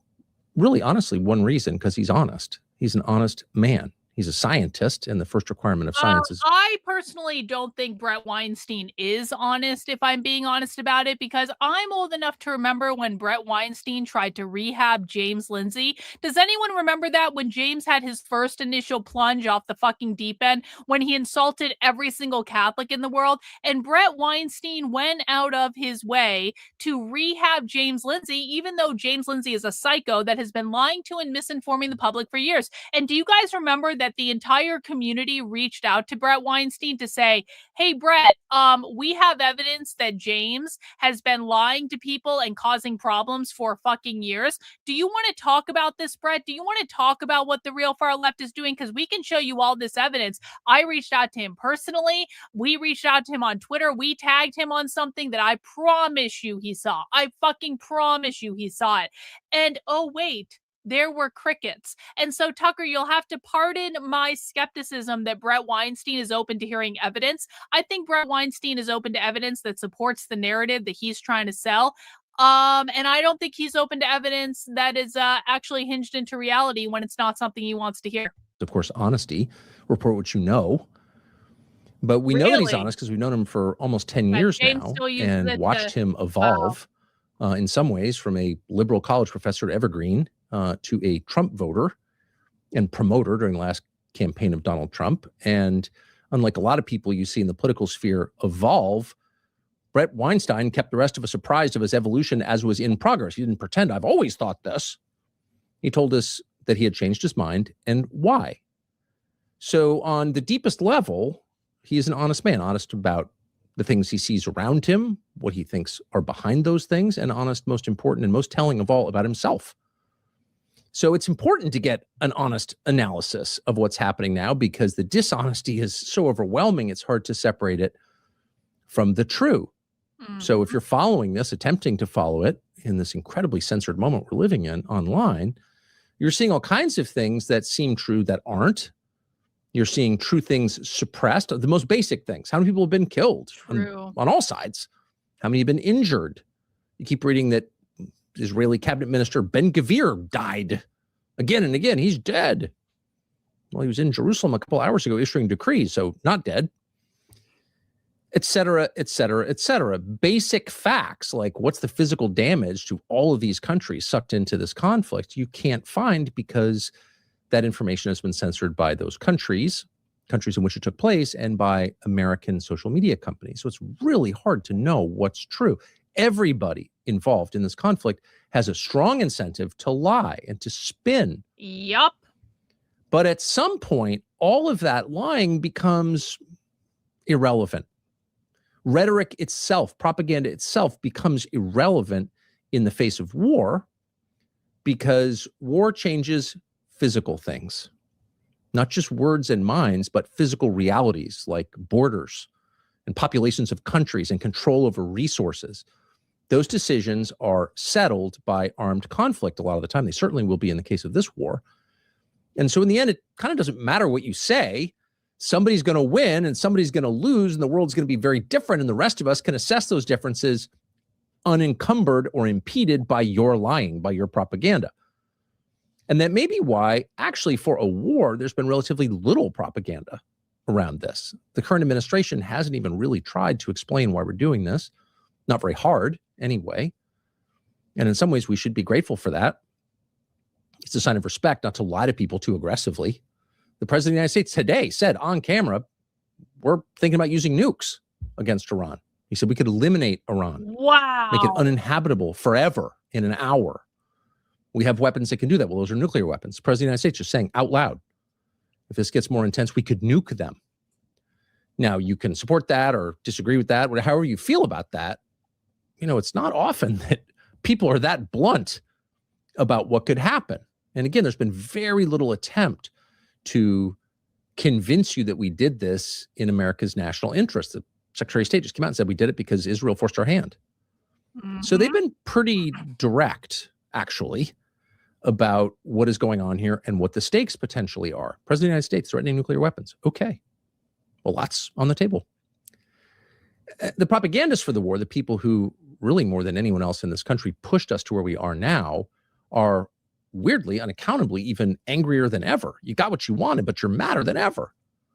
That's been true since the very first hours. The second the first barrage was unleashed against Iran and then the counterattacks from Iran against the Gulf and American interests there, these people have been enraged. Very interesting. A licensed psychiatrist should study that someday. Why are they so mad since they got what they wanted? But the nature of their propaganda hasn't really changed. There's been no effort to convince you as an American citizen or a citizen of any country that it's good for you. Only that we must do this, and if you're opposed to it in any way, you are a bad person. Not incorrect, not wrong in your calculations, not dumb, but evil. And you kind of got to wonder what this is, other than an obvious attempt to divide American society into neocons and non-neocons. Why would you want to do that? Neocons are a tiny percentage of the American population, but clearly they're trying. But they seem to control our fucking But it's government. interesting to watch it. We haven't played a lot of this, don't plan to. But there's one clip from Ben Shapiro, recent clip, that kind of sums up the arguments in favor of this war.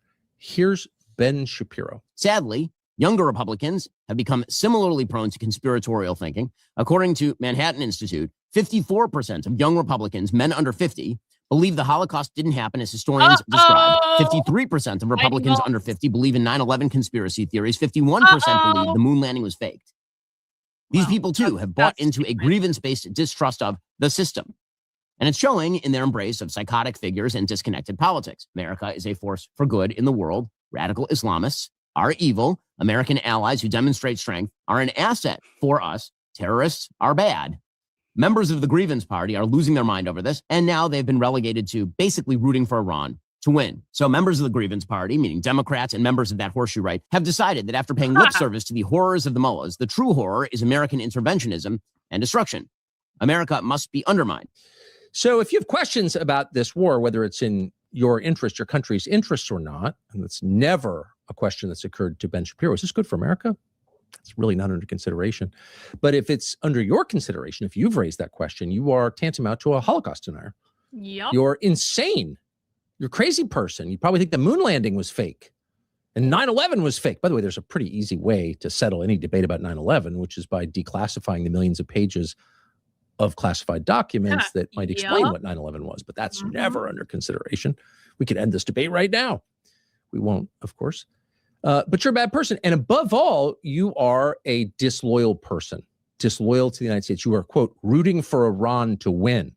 You're part of the grievance party. How dare you complain? How dare you have grievances? It's pretty weak coming from a guy who literally knows nothing about the rest of the world at all. So, you know, you can get annoyed by it at some point, especially if Iran wins. People like that will double their calls to arrest anyone on the other side. They're already calling for it. These people should be investigated. Anyone who's against this should be investigated on a ferret charge. They should go to jail. Their ideological opponents should go to jail. So true. Who's the totalitarian here? And you'll hear a lot more of that. But you will not see people pay a ton of attention to yelping, childish yelping like that, totally uninformed screaming like that ever again. Because again, this conflict has entered what the military refers to euphemistically as the kinetic stage. People are actually firing munitions at each other. So it kind of doesn't matter what people on the sidelines say at this point. This is a hot war, and it will be decided by force. One of the reasons you don't want to get into a hot war. In other words, we've exited the part of the exchange where it's two guys in the parking lot. What'd you say? I'll mess you up. And we've gotten to the part where one guy just punches the other guy in the face and keeps going unless he's stopped. So that's exactly where we are. So it doesn't kind of matter what you said before the punching started. Not that Ben Shapiro has any experience of that, but it's just true that once people start hurting each other, words matter less, and the dominant party will emerge victorious. That's exactly where we are. So who is going to win this? And what does it mean to win? Well, the most obvious and often repeated observation about this conflict is totally true. Iran's threshold for victory is very low. It just needs to survive. The regime has to remain intact. Now, in order to change the regime, everyone pretty much agrees you would need ground forces. You'd need troops, boots on the ground, American boots on the ground, in order to do that. And there is zero appetite for that in this administration, much less in the country. Israel would like us to commit ground troops, obviously. But it would take a lot to get us to do that. It would take some sort of terror attack in the United States, probably like 9/11, in order for us to do that. But that hasn't happened yet. We pray it never happens. So at this point, we're not going to commit ground troops, which does sort of put the whole exercise in perspective. If Iran's burgeoning nuclear program was really a threat to our core national security interests, then of course we would commit ground troops, because any threat to our core national security interests merits committing ground troops. But this one didn't. And the people who decided this were told or believed somehow that we could effect regime change from the air, because Iran was in a pre-revolutionary stage and all we needed to do was like topple the head figure, like dominoes cascading. That would set off a chain reaction that installed a pro-Western government in Tehran. That was the argument. These arguments always seem ludicrous. In retrospect, you always laugh at them. Really? Did you really think that? Well, apparently we really did. But almost 2 weeks in, that has not happened. By the way, that would be a great outcome, because it would end the war immediately. Set like a pro-American government in Tehran. Like, why is that so hard? Well, it is hard. And the U.S. has never really been able to do it, despite trying a lot with these so-called regime change wars. So if we don't succeed in doing that, if in the end the United States decides, well, we can't do this, what happens then? That is the question. In other words, what does an Iranian victory look like? An Iranian victory does not look like Iranian forces, invading the Gulf and controlling Dubai or something, or setting up a new satellite capital in Jerusalem. That's not going to happen, probably. Hope it doesn't.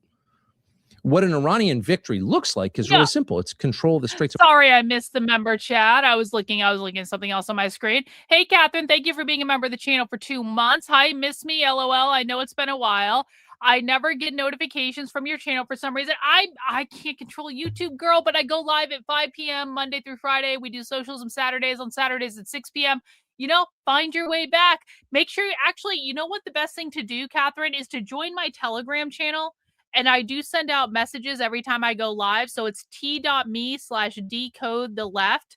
And that will, if you get Telegram on your phone, that's a way where you can have notifications sent, because YouTube just doesn't always send out notifications. So I'll put the Telegram link in the chat, and I do send out notifications anytime I go live.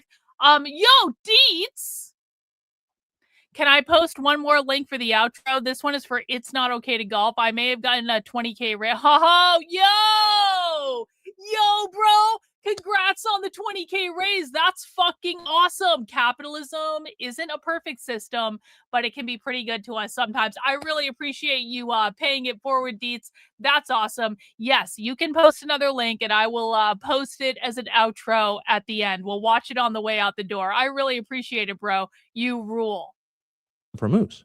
It's exactly what it looks like, which if you hadn't looked at a map recently, is only about 20 miles wide, and it's the choke point through which 20% of the world's energy flows, 20% of oil and liquefied natural gas, on which many countries, including American allies, are totally dependent.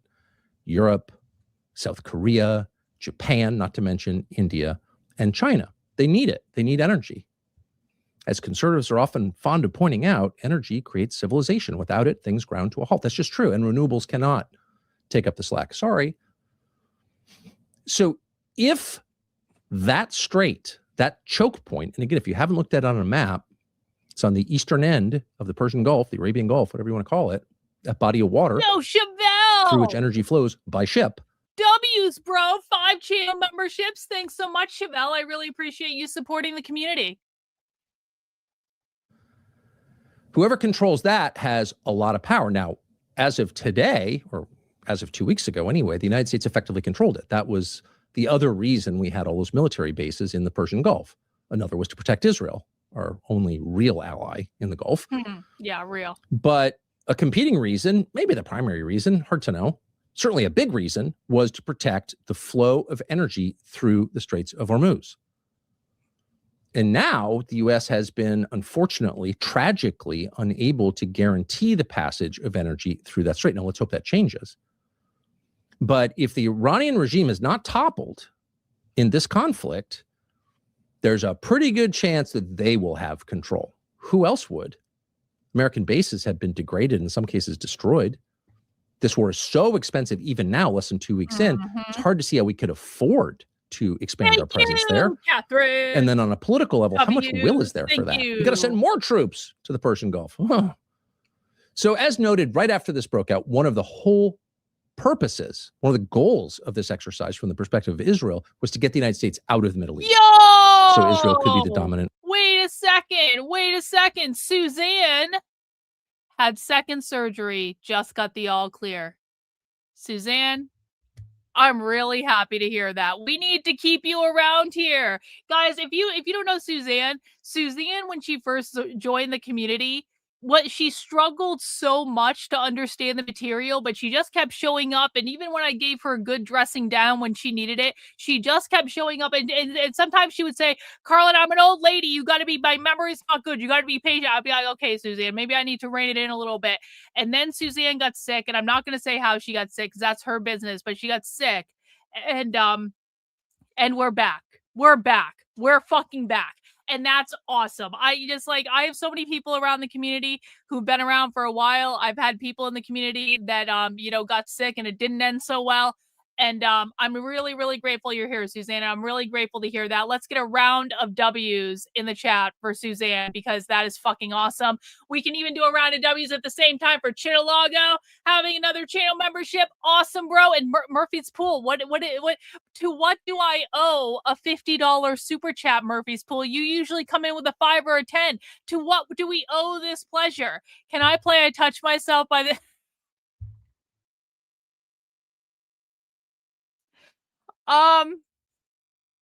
Next Friday, Murphy's Pool. If you remind me next Friday, I will play the song on the intro to the stream. Now, if you remind me next Friday, I will play the song at the beginning of the fucking stream. Okay? Because you said at the beginning of the stream, so I can't play it at the beginning of the stream today. And no offense, I'm not playing it at the beginning of the stream on Socialism Saturday.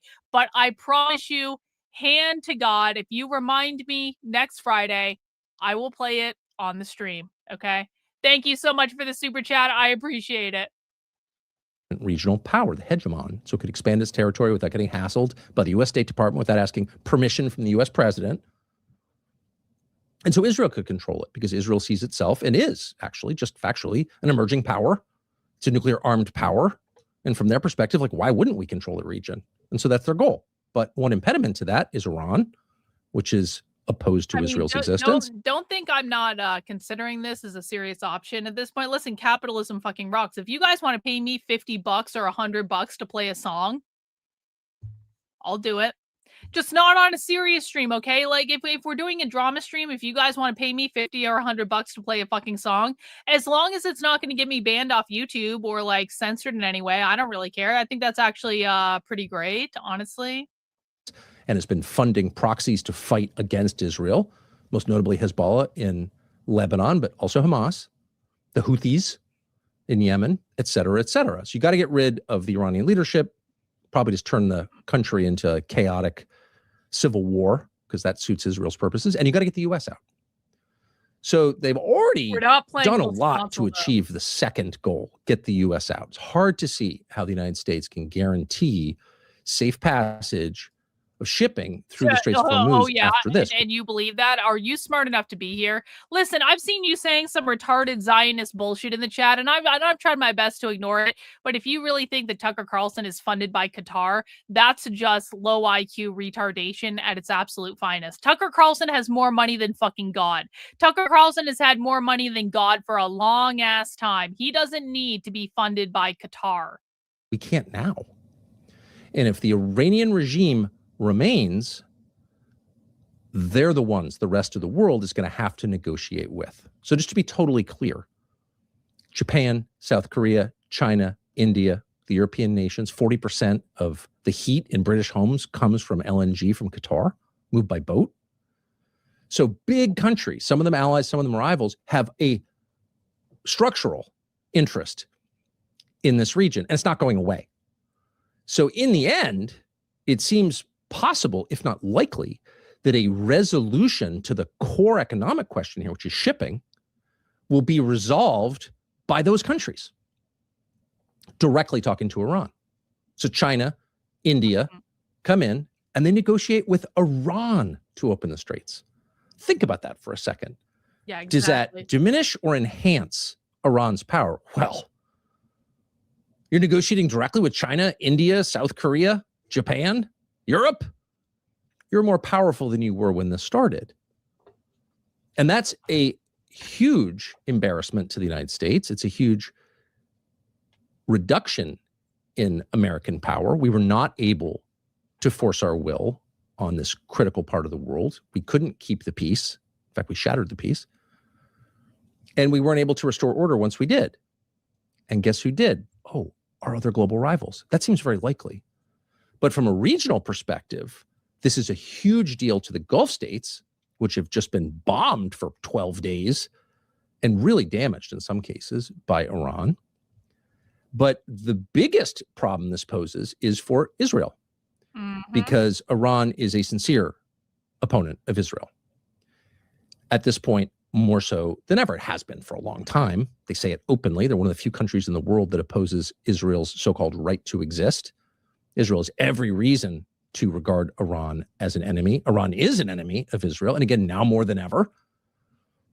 So if Iran emerges with its leadership intact, with a leadership that might be even more anti-Israel than it was 3 weeks ago, why wouldn't it be? We just killed their leader, their 86-year-old religious leader, and his family. But they're all happy. How does about Israel it. live with that? Remember, guys, everyone is happy about And it. if Israel doesn't live with that, what are its options? If you start to think about this for about 2 minutes, it gets bracing. It gets a little scary. It's hard to know exactly how much damage the IRGC, the Iranians, have done to Israel because there's so much censorship. But we know, we can conclude fairly confidently from available information that the port of Haifa, which is the most important port in Israel, controlled by the Chinese, I think, actually, interesting, and Tel Aviv, the second biggest city in Israel, have been hammered, and there has been widespread infrastructure destruction, and there's been loss of life of some kind. We don't know, but the video that seems real, they're hurting. And the Israelis have been dealing with this kind of stuff for a long time. It's not the first time their cities have been shelled. They've been shelled a lot over the years. And so their tolerance for this kind of stuff is much higher than it would be in the United States. If you shelled Chicago, people here have no experience of that, and understandably to be, completely freaked out by it. Israel, they've got a little stronger immune system, this kind of stuff, because They're already fighting a 7-front war. On the other hand, there's only so much that any country can take, particularly a small country that is riven by all kinds of internal divisions. Israel is not a united country at all. And its leader, while he's very popular with Ben Shapiro, is not universally loved in Israel at all. So Israel is not entirely stable internally. True. And it's absorbing a lot of punishment for a small country. But let's say that punishment accelerates. Let's say the Iranians decide we're going to really hurt Israel. And we're not going to limit it to Haifa and Tel Aviv. We're going to hit Jerusalem, where the holy sites are. Now, they're not apparently doing that right now, at least that we know of. And again, it's hard to know exactly what's going on because of the censorship, but it doesn't seem like they're pounding Jerusalem, but they could. And at that point, what? What happens? Yeah. Whoa! Bro! Really? Old sub. Holy shit. 50 channel memberships. Talk about the big swinging dick in the chat today. W's, every single I want to see a W from every single fucking person in the chat on YouTube. I want to see a W to from every single. I know you guys don't get the gifted channel memberships on Rumble, but W's just the same. Massive W's. Old sub sailor doling out 50 channel memberships over on YouTube. Now, guys, we doled out a bunch of channel memberships today, and I just want to remind people, if you got gifted a channel membership, please use it. Please, when I do a supporter exclusive spy stream, I am trying to keep more spy streams open to the public so we can really get the information out there. But there will be times, and there may be times coming up sooner rather than later, that spy streams will have to be supporter exclusives just to cut down on the potential for error. If you see a spy stream that is supporter exclusive, please come to it. Come to every spy stream, regardless of whether it's supporter or not. But make sure you're utilizing it. Come into the Discord. Come watch movie night with us. We do movie nights on Sunday nights and Monday nights. And so we just get together, we're watching PC. Actually, this is a great week to join the Discord. I will be sending out the link on Sunday to new channel members. You can probably find the link somewhere in the post from last week too. We're watching PCU on Sunday at 8 p.m. If you've never seen PCU before, it is a great fucking movie. MacB is watching, I believe it's Fahrenheit 451, the original one, not the bullshit HBO remake, on Monday night at 9 p.m. Great fucking movie. We watch a lot of cool stuff in the supporter Discord. We don't really do much else there, just in case anyone's trying to infiltrate. But like, even commies, if you want to infiltrate my supporter Discord and come watch movies with us, that's you can come. We there's nothing important in there that you guys would have access to. But thank you, old sub. We so appreciate you. Thank you for supporting the channel. You are a fucking champion. It was a payday and I was feeling froggy. Well, I appreciate that. I know I got my Twitter payout today too. But the old sub must have gotten his Twitter payout as well.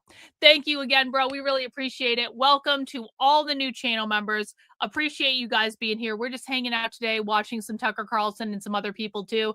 We're going to watch this for a little bit. I don't know if we're going to get through the whole thing. It's like 2 hours long, but we're just chilling, watching some content, hanging out, chatting. If you guys appreciate it, please feel free to mount the like button and, we'll just go for a little while longer or until I feel like, hanging it up. What if Israel and its main protector in the world, the United States, starts running low on advanced munitions? Yes. And critically on missile defense. These are two different things, but you get access to the same content. So you will get access to the same supporter perks on Substack. There's actually a few more supporter perks on Substack than there is on YouTube because you get access to additional information that's exclusive on the Substack that wouldn't be available here. But yes, in general, you get access to very similar perks on Substack and YouTube. You get access to all the spy streams. You get access to the supporter Discord. There's just a little tiny bit of additional premium content on Substack. Because there's just content that I made exclusively there that I didn't necessarily post over here. So they are two different subscriptions. Some people have one, some people have both. Some people don't have any at all. And whatever you want to do is fine. If you prefer to support on Substack, that's awesome. If you prefer to support here, that's awesome. If you support in both places, that's because you're a crazy person. That's awesome. I appreciate all of it. It's entirely possible. There have been widespread reports that the United States, as the backstop to Israel, its main protector, is running low on those munitions. Now, why is that? Well, because we expended a lot of them, both advanced munitions and missile defense, in the last conflict that we backstopped Israel in June. And we already low then because we sent a lot of munitions to Ukraine. Now, why'd we do that? What was our critical interest in Ukraine? Well, at the time, they told us we have to do this because it is totally immoral and a violation of our sacred norms when a larger country just grabs the territory of a smaller country. Post-Venezuela, it's kind of harder to make that case with a straight face. So looking back, you got to expect a lot of the cheerleaders for the war against Russia might feel a little bit silly, might feel like the moral case they were standing on was kicked out from underneath them, because it was. Mm-hmm. But whatever, excuse me, whatever you think about why we were there and the wisdom of it, the truth is, at the demand of the very same people who told us we had to get into this Iran war, those very same people demanded, you may recall 4 years ago, that we get into the war against Russia and that we expend billions and billions and billions, hundreds of billions of dollars and critical munitions we could use to defend ourselves in the fight against Vladimir Putin because he was Hitler. Again, things look very different right now. But at the time, everybody in DC in both parties bought that story. The Democrats were all for it. The Republicans were all for it. This isn't the first bipartisan regime change war we've tried to fight. It's one of many. And in the course of that war, we expended a lot of critical munitions that we might be able to guarantee Israel's safety with now, but it looks like, from all available reports, we're running low. In fact, we're getting some apparently anti-drone technology from Ukraine. Savor that irony for a moment, if you would. So whatever the cause, and there'll be, one hopes, time enough for finger pointing and blame and reverse engineering in an attempt to understand what we just went through. The fact remains, it seems unlikely that the United States will be able to guarantee the safety of Israel. We can't guarantee it now, despite a real effort to. So what does that mean? Well, it means that at some stage, it is possible that Israel will feel it has no choice. You hope they feel they have no choice, they're not doing it for fun. But in any case, they might have to resort to a nuclear strike on Iran, which would be a tragedy for the people of Iran, most of whom have nothing to do with any of this, who would get vaporized. It would be a tragedy for the region, which would be poisoned by radioactive fallout. And it would be a tragedy for the world because the last taboo would be shattered. Truly the last taboo. You can literally castrate yourself and call yourself a woman, and you get applauded. There are very few taboos left. Using nuclear weapons is the last remaining big taboo. And once that is gone, we know from the elimination of other taboos that things change really fast. Oh, it already happened. I think I'll try it. And you could very easily see, either quickly or over time, a series of nuclear exchanges that kill most people on Earth. So that would be a huge deal. For the first time in 80 years, a nuclear weapon would be used. And it's, by the way, not an attack on Israel, to note this, though they have been very eager to threaten it in the past. Their threshold is much lower than most people's, but still you can kind of understand it. If Israel gets targeted for destruction by Iran and the United States isn't there to reliably protect Israeli cities, they could use nukes. And then we could see truly the destruction of a lot of the world. So you don't want that to happen. In fact, you have to stop that from happening. You have to decelerate. But how do you do that? And again, without too much gloating, because this is no time to gloat or say, I told you so, this is actually one of the reasons that some people argued against this conflict in the first place, because like all wars, much easier to get in than to get out. Mm-hmm. So there are reports today, which again, could be lies, probably. Again, everyone lies. Hey, Dietz, thanks so much for the super chat. Thank you for modding me. No banning. Copy that, my queen. That will actually make my role easier. Yeah, I mean, listen, it just keeps it simple. There have been times when people accidentally, the reason that exists is there have been times in the past where people got banned who I didn't really want to be banned, but people meant well. It was just an accident. And it's just like, the thing of it is, it's a giant pain in the ass to unban people on YouTube.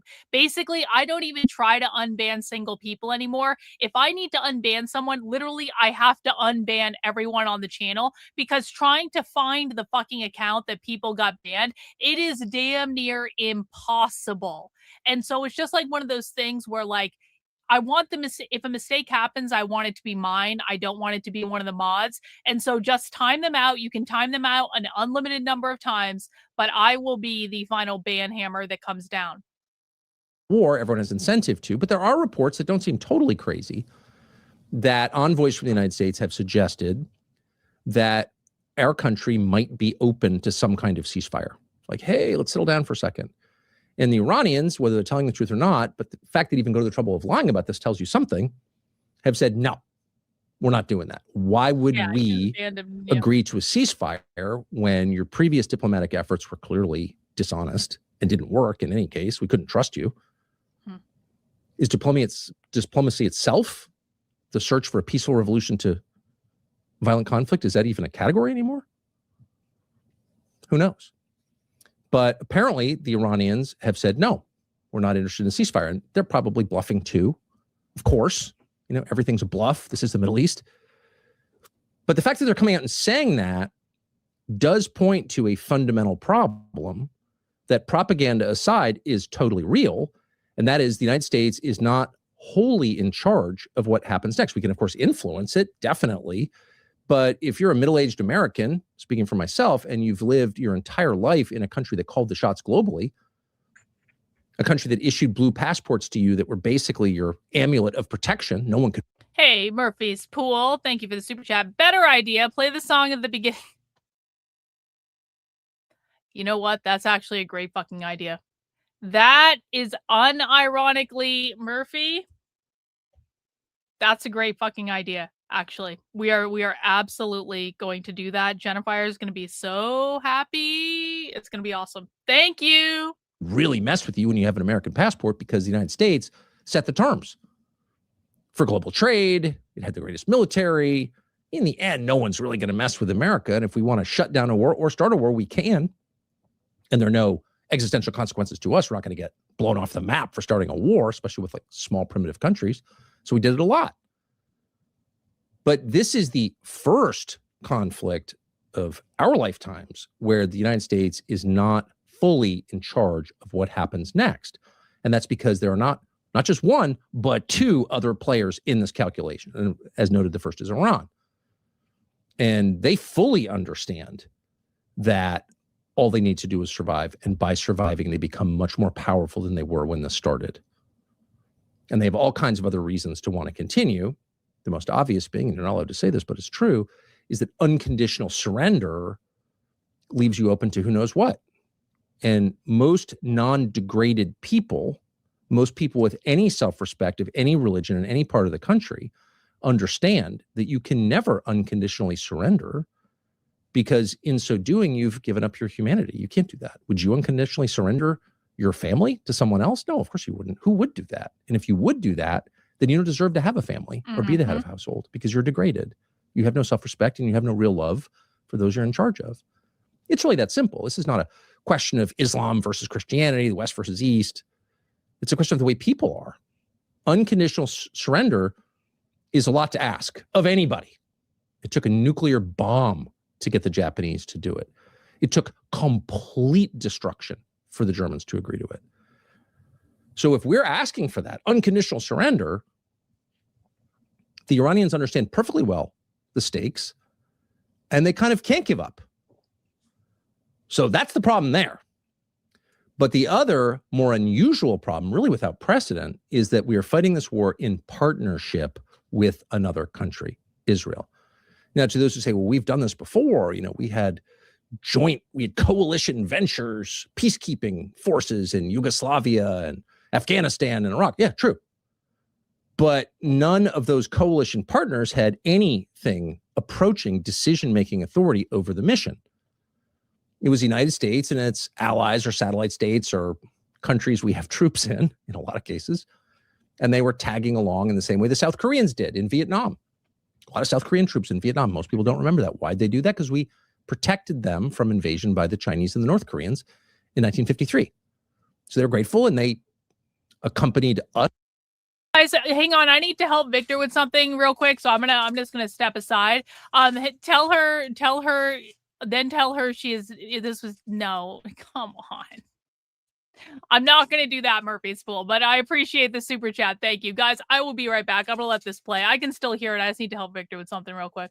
To Vietnam for a brief period as a gesture of gratitude, but they were never in charge of the plans in Vietnam. Westmoreland was in charge. LBJ was in charge. Nixon was in charge.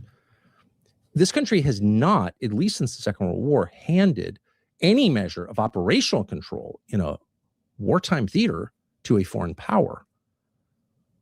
And why is that? Not because we don't have allies or people we like or people we share common goals with. We've got a lot of those, or we had a lot of those. But because no two countries' interests are identical. Even identical twins, if you spend enough time around them, are different in ways you can perceive. No two anything are exactly the same. And nations, which are complicated, don't even have that many points of intersection in their interests. There's a lot that separates the national interests of two separate countries. So if you enter a war co-joined with another country, you're going to reach a point very soon where your interests diverge from those of your partner. And in a war, the stakes are very, very high. So you would never do that, ever. If you cared about your country, why would you do that? And of all the things that historians will reveal in the aftermath of this war, I'm back. the one that some of us should be paying the closest Mission attention to is who made that decision? Who decided it was okay for the United States to be yoked to a foreign nation in the middle of a war with a country of 92 million people?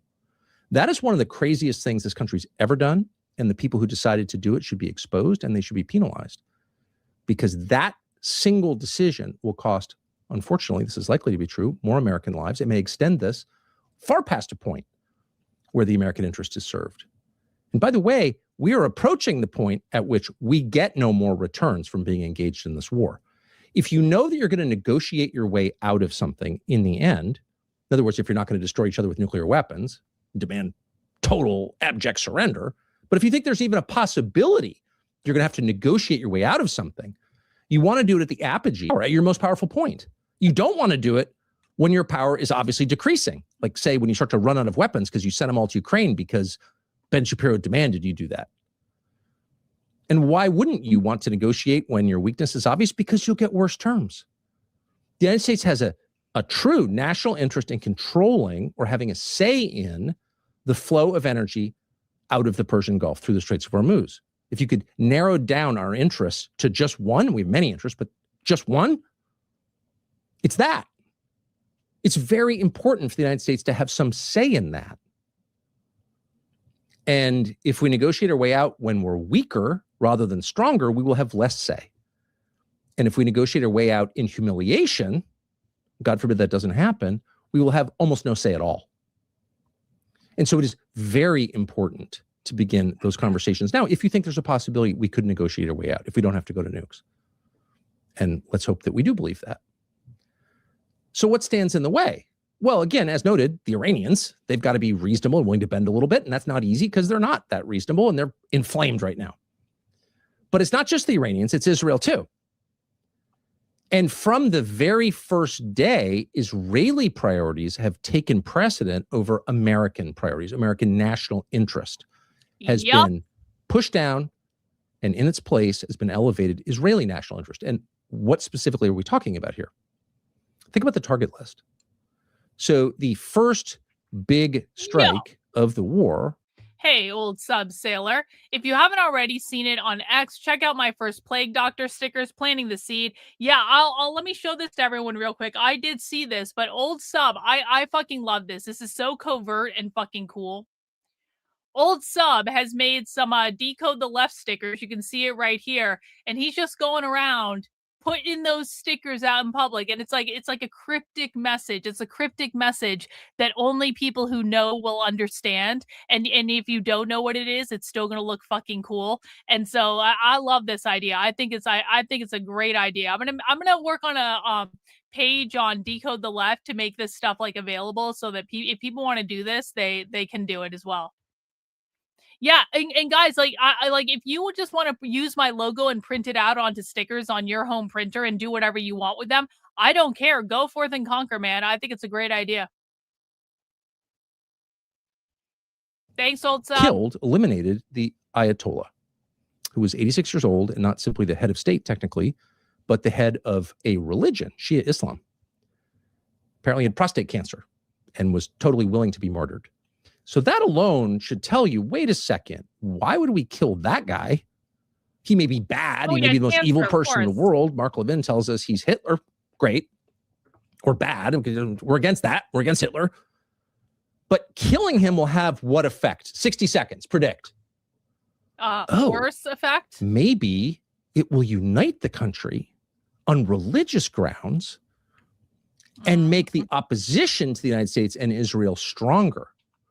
Maybe it's also a kind of point of no return after which you can't really negotiate your way out. You killed our religious leader. When was the last time America killed a religious leader? It's not a defense of the Ayatollah. Sorry, Ben Shapiro. It's not a defense of Shia Islam. It's a defense of American national interests. And if you're having trouble remembering the last time we killed a religious leader, it's because we haven't killed any religious leaders, at least not openly. Because we don't want to start religious wars, because they're hard to fight and very hard to resolve. And how is that good for us? How is that good for our access to LNG and oil from the Gulf? Tell me, Ben Shapiro, can you find the Gulf on a map? No. So why did we do that? Now, we don't know exactly why we did that. Maybe there are American military planners who thought sincerely, hey, I've got an idea. Let's kill the Ayatollah. Then all the liberal elements in the country will rise up. They won't actually discover their latent Shia Islam and rally around an 86-year-old man who was killed along with his family. Maybe there are actually American military planners who thought that, but more likely, there were Israeli strategists who realized that once the United States kills the Ayatollah, kind of can't get out. We're all in. And you also got to suspect that Israeli priorities may have informed our tragic decision to bomb, and it was revealed today it was, in fact, tragically, the U.S. military, by mistake, bombing a girls' school attached to an Iranian naval base where the daughters of naval officers went to school. And over 100... Guys. Pop quiz to see who's paying attention. Do you guys remember right after that girls' school in Iran got bombed? And everyone's like, oh, this is the cost of the U.S. getting involved in the Middle East. They've already blown up a girls' school and killed a lot of young kids. And then there came this story out on Twitter. And the story was, no. That wasn't the U.S. that bombed the girls' school. That was Iran firing a missile at their own people. It was really, this is why we need to go in and overthrow the regime in Iran, because it was Iran that bombed the girls' school. Pop quiz. Where do you think that idea came from? Because now we know for sure, without a fucking shadow of a doubt, that it was the U.S. who bombed that girls' school in Iran. That it was the U.S. because they got their noses involved in something they didn't fucking belong in. They killed how many young girls as a result of that didn't need to fucking die?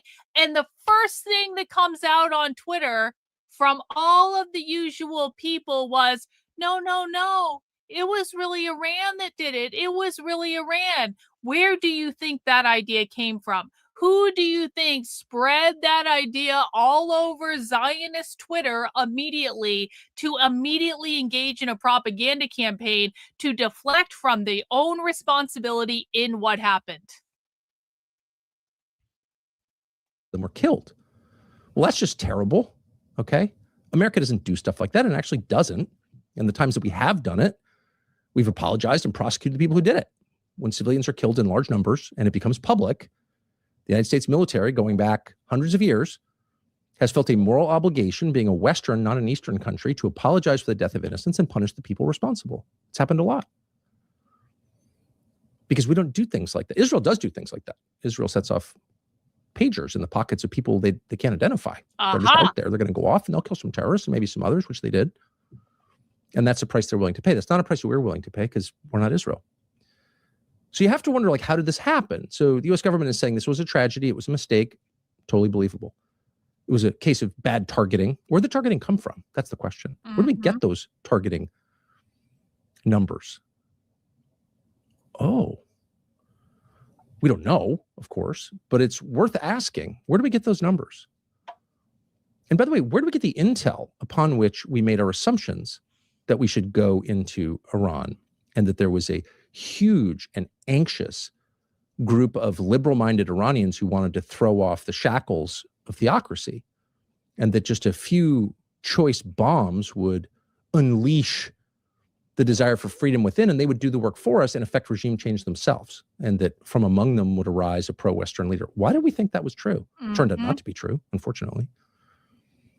Well, it may not surprise you to learn that almost all of our signals information, our SIGINT, out of Iran, is translated by our ally and partner in this war, Israel. Aha! Now, that's not to suggest It's that Mossad. the Israelis, who have a lot of Farsi speakers among them, because there are a lot of Iranians who moved to Israel, Persian Jews who moved to Israel, it's not to suggest that the Israeli government would in any way be tainting or withholding or mistranslating or skewing this electronic intelligence to get us into a war that doesn't serve our interests. I mean, really, who would do that? Who would do that? But it raises the question of incentives. So just to be clear, Israel has an incentive for the United States to stay in this conflict and make sure that Iran doesn't win, because if Iran wins, that's an actual existential threat to Israel, for real. Ben Shapiro's already talking about existential threat to Israel. Okay. Its nuclear program was not an existential threat to Israel. An Iran that emerges intact after this conflict is an existential threat to Israel. That is true. That's not an overstatement. So they have every incentive to keep us in and to tell us lies about the nature of the threat in Iran, about what they think is going to happen next. I mean, you can literally just download a sticker template and do it on your home computer. That's honestly like the easiest way to do it. Like if you have a home computer and a home printer, you can literally just download it. You go to Staples. They have these stickers all pre-printed. They have like the templates. It tells you exactly what template to use. You take the image, you put it in the sticker, you print it out. That is going to be the easiest way to make the stickers, honestly. And you can make whatever sticker you want too. If you want to add a QR code to the sticker, if you want I'm just like, my only ask is if you use my imagery, you have to make it look cool. You have to fucking make it look cool. And if you're not a designer, just don't fuck with it, okay? Let someone else make it look cool and use their thing. Chatter they pick up on the ground in Iran, they have every incentive to skew the SIGINT in their favor. Now, it's not even an attack on Israel, by the way. The second you join in an enterprise like this with a foreign country, you are certain to get problems like this. And by the way, to be fair, trying to be fair, the Israelis apparently are a little bit frustrated too, because they look over, they've got a whole set of priorities that are very important to them, and we don't share them all. Ground troops would be a perfect example. They would like ground troops. Flat out, they would like ground troops. Why wouldn't they? Our ground troops, not theirs. They're busy invading southern Lebanon and cleansing Lebanon, including Christian villages in Lebanon, killing a priest. Now, why would Israel be invading Lebanon right now? And they've lost people doing it, by the way. It's been a slog for them. Well, strictly speaking, it's because Iran activated Hezbollah, which is a proxy for Iran, in southern Lebanon. They started attacking northern Israel. Okay. Who could have seen that coming? Just because they killed the leader of Hezbollah in Nasrallah a year ago doesn't mean it doesn't exist anymore. Of course it does. But the effect of this is not attacking anybody, just noting it, is the United States is all in, trying to defeat Iran, push back these attacks on all of our allies in the Gulf and on Israel. And Israel is taking this opportunity to grab more land in southern Lebanon. So we're fighting Iran while they're taking over contiguous land from one of their neighbors and cleansing it of Arabs. Mm-hmm. Huh. How is that in our interest? Why would we want to take credit for that? Why would we be in favor of that? That's a problem for Israel to deal with. It seems to me that if we are actually afraid of like Islamic terrorism, then perhaps we should stop supporting people that are fucking with Islamic countries. If we really don't want Islamic terrorists to come do crazy shit in America, which I think we can all agree is a pretty bad idea, perhaps we should stop getting involved when Israel is creating fucking problems in Middle Eastern countries that are almost all fucking Islam. Like, I don't know how this is difficult to understand. If you fuck up the lives of Muslims, they are going to get pissed off, and they are in return going to try to fuck up your life. If you are constantly dropping bombs on Muslims, then don't be fucking surprised when Muslims get pissed off and they come and do fucking bombs to you. Like, I'm not justifying it. I'm not saying I like it, but like, this is common sense. If you keep blowing people up because they're Muslim, at some point they're going to get fucking pissed and they're going to say, you know what? Maybe we are going to come and bomb your fucking buildings because you keep doing that to us. This is like basic human nature. I don't know why people can't understand this. You don't have to like Muslims. You don't have to like Islam to understand why they're upset at us. And it's not our freedom. It's because we keep fucking around in the Middle East. But that's what they're doing. And of course, that's always what they were going to do, because Israel is acting in what it claims is its own interest, or what Benjamin Netanyahu believes is in his own interest, because we don't have the same interests. And that was very obvious in the first hours after this, when the prime minister of Israel, in his, I think, first remarks on the new war with Iran, said two things. One, I've been waiting for this for 40 years. This is part of a pre-existing plan, totally disconnected from Iran's modern nuclear program, which was not in the same condition 40 years ago. If you've been thinking about something for 40 years, you're probably not describing an imminent threat. Hard to be imminent for 40 years. This is an effort to expand the territory and the influence of Israel in the Middle East. Of course, again, not an attack on Israel, it's just a fact. That's the first thing he said, revealing his motive, just saying it out loud. One wonderful thing about Israelis is, unlike Americans, they're less circumspect. No. This is actually fundamentally not true. We've been fucking around in the Middle East for a good 20 plus years, at least, on behalf of Israel.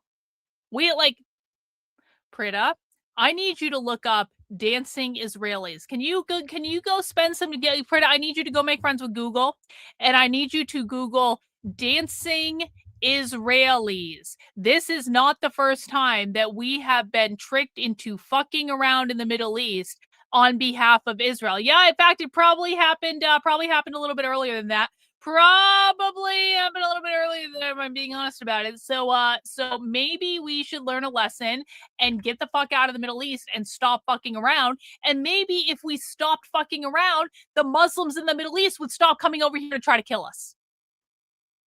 And by the way, we're also taking in refugees from those countries, because when we come and bomb the shit out of those countries and when we destroy those countries, guess what, guys? Those people need to go somewhere. And most often they're shuffled off to us. So not only do we have to take in all the fucking refugees from the countries that we bomb on behalf of Israel, or the countries that we fund the fucking bombs to, we then put ourselves at more risk of actually getting attacked by fucking Muslims. I just don't know how conservative retards cannot understand what's going on.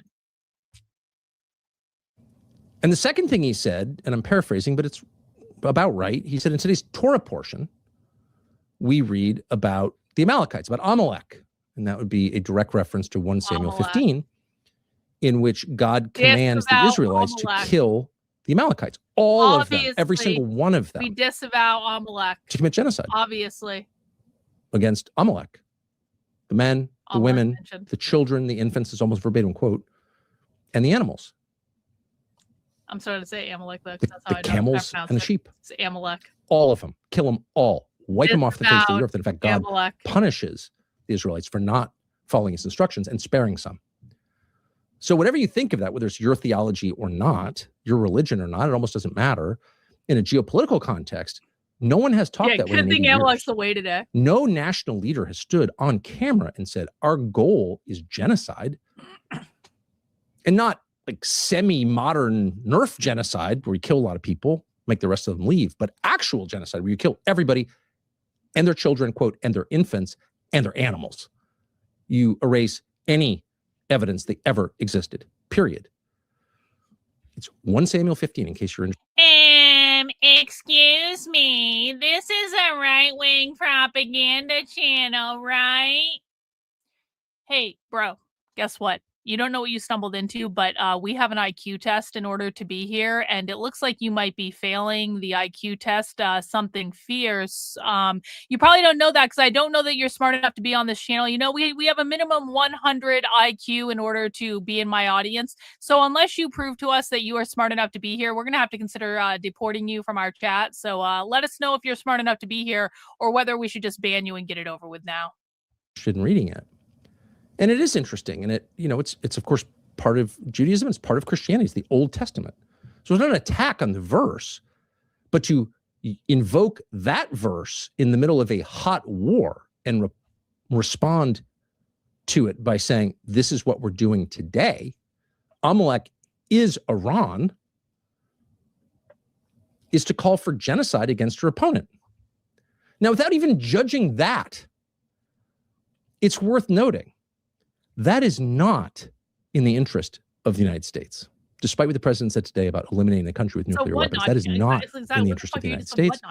It's not the desire of the American people to commit genocide against the Iranians.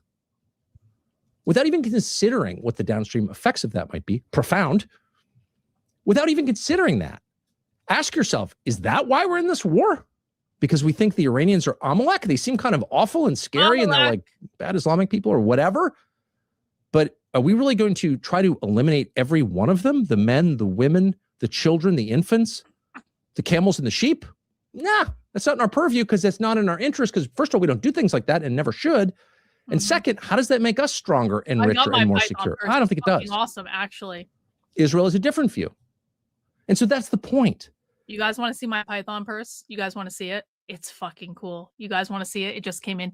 Don't tell my husband. I think I've hidden it from him. It just came in today. Do you guys want me to go get my purse so I can show it to you? I'm gonna show it to you. I'm gonna be right back. I'm gonna be right back. Okay. I'm gonna let this play. This can never work in America's national interest as long as it is tethered to another country's national interest.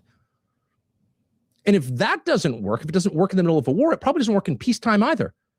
It probably doesn't work to have a permanent Israeli detachment at, say, the Pentagon, where our wars are planned, or at CIA, where information is collated and analyzed. It probably doesn't work to have people in all branches of government who are dual citizens with Israel and other countries. What? Because you're always going to wind up where we are now, which is tethered to another country, which may be a good country or a bad country. We can debate that, but it's not America. And the purpose of the American government is to serve the American people, not in some abstract way in their war against radical. Okay. Breaking news. Breaking news. Look at this. Look at this. I gotta take my glasses off so I can properly see it. Look at it. Look at all the crystals. It's got crystals on the whole fucking thing. Look at that. This is gold python. It's got a giant chain.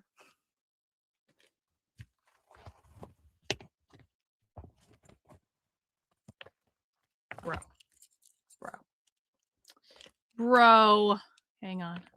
You guys got to see it in all of its glory. Ah, chain messed up. Hang on. I got it. I too can control the chain of a purse. Come on. Oh. Do you guys know how hard it is to find one of these things for like these are impossible to find for the price I paid for it? Are you kidding me? Whatnot is the greatest app ever. Gold fucking python. Are you, with all the crystals and it's so sparkly? Come on. I had to. You guys know I had to. It was the law. I wanted a bag like this size anyway. I didn't have one that was this size, and it was perfect. This is capitalism right here. This is capitalism in all of its glory, and it is beautiful. It is a beautiful, beautiful, beautiful thing. Beautiful thing. Okay, that's it. Let's go back to the show. Yeah, perfection. Yeah. See, the women understand. The women know. They know. The women know. Yep. Okay. Islam, but in a concrete way, like nicer airports and no crime and decent schools. The things that any citizen should expect from his government. And if you're totally ignoring all of those on behalf of another country, it's just not acceptable. And it's also not sustainable. And so no matter where this goes, and again, we pray it is resolved peacefully and soon, our country needs to think through how this happened, find out in specific terms, not bury it like 9/11 and every other traumatic event over the last 50 years or 63 years. It's like, oh, we're not really sure. We need to be sure. How did this happen? How can we prevent it from happening again? A sober assessment of what went wrong. It's a tiger. That's what all functional institutions do. They used to be called after-action reports, and they were mandatory, so it didn't happen again. That's what the NTSB does with plane crashes. How'd this happen? We're not going to guess. We're not going to blame radical Islam. We're going to find out whether the pedo tubes worked. We're going to find out the specifics that led to this tragedy, because we don't want more tragedies. And if we'd done that after the Iraq War, we probably wouldn't be here.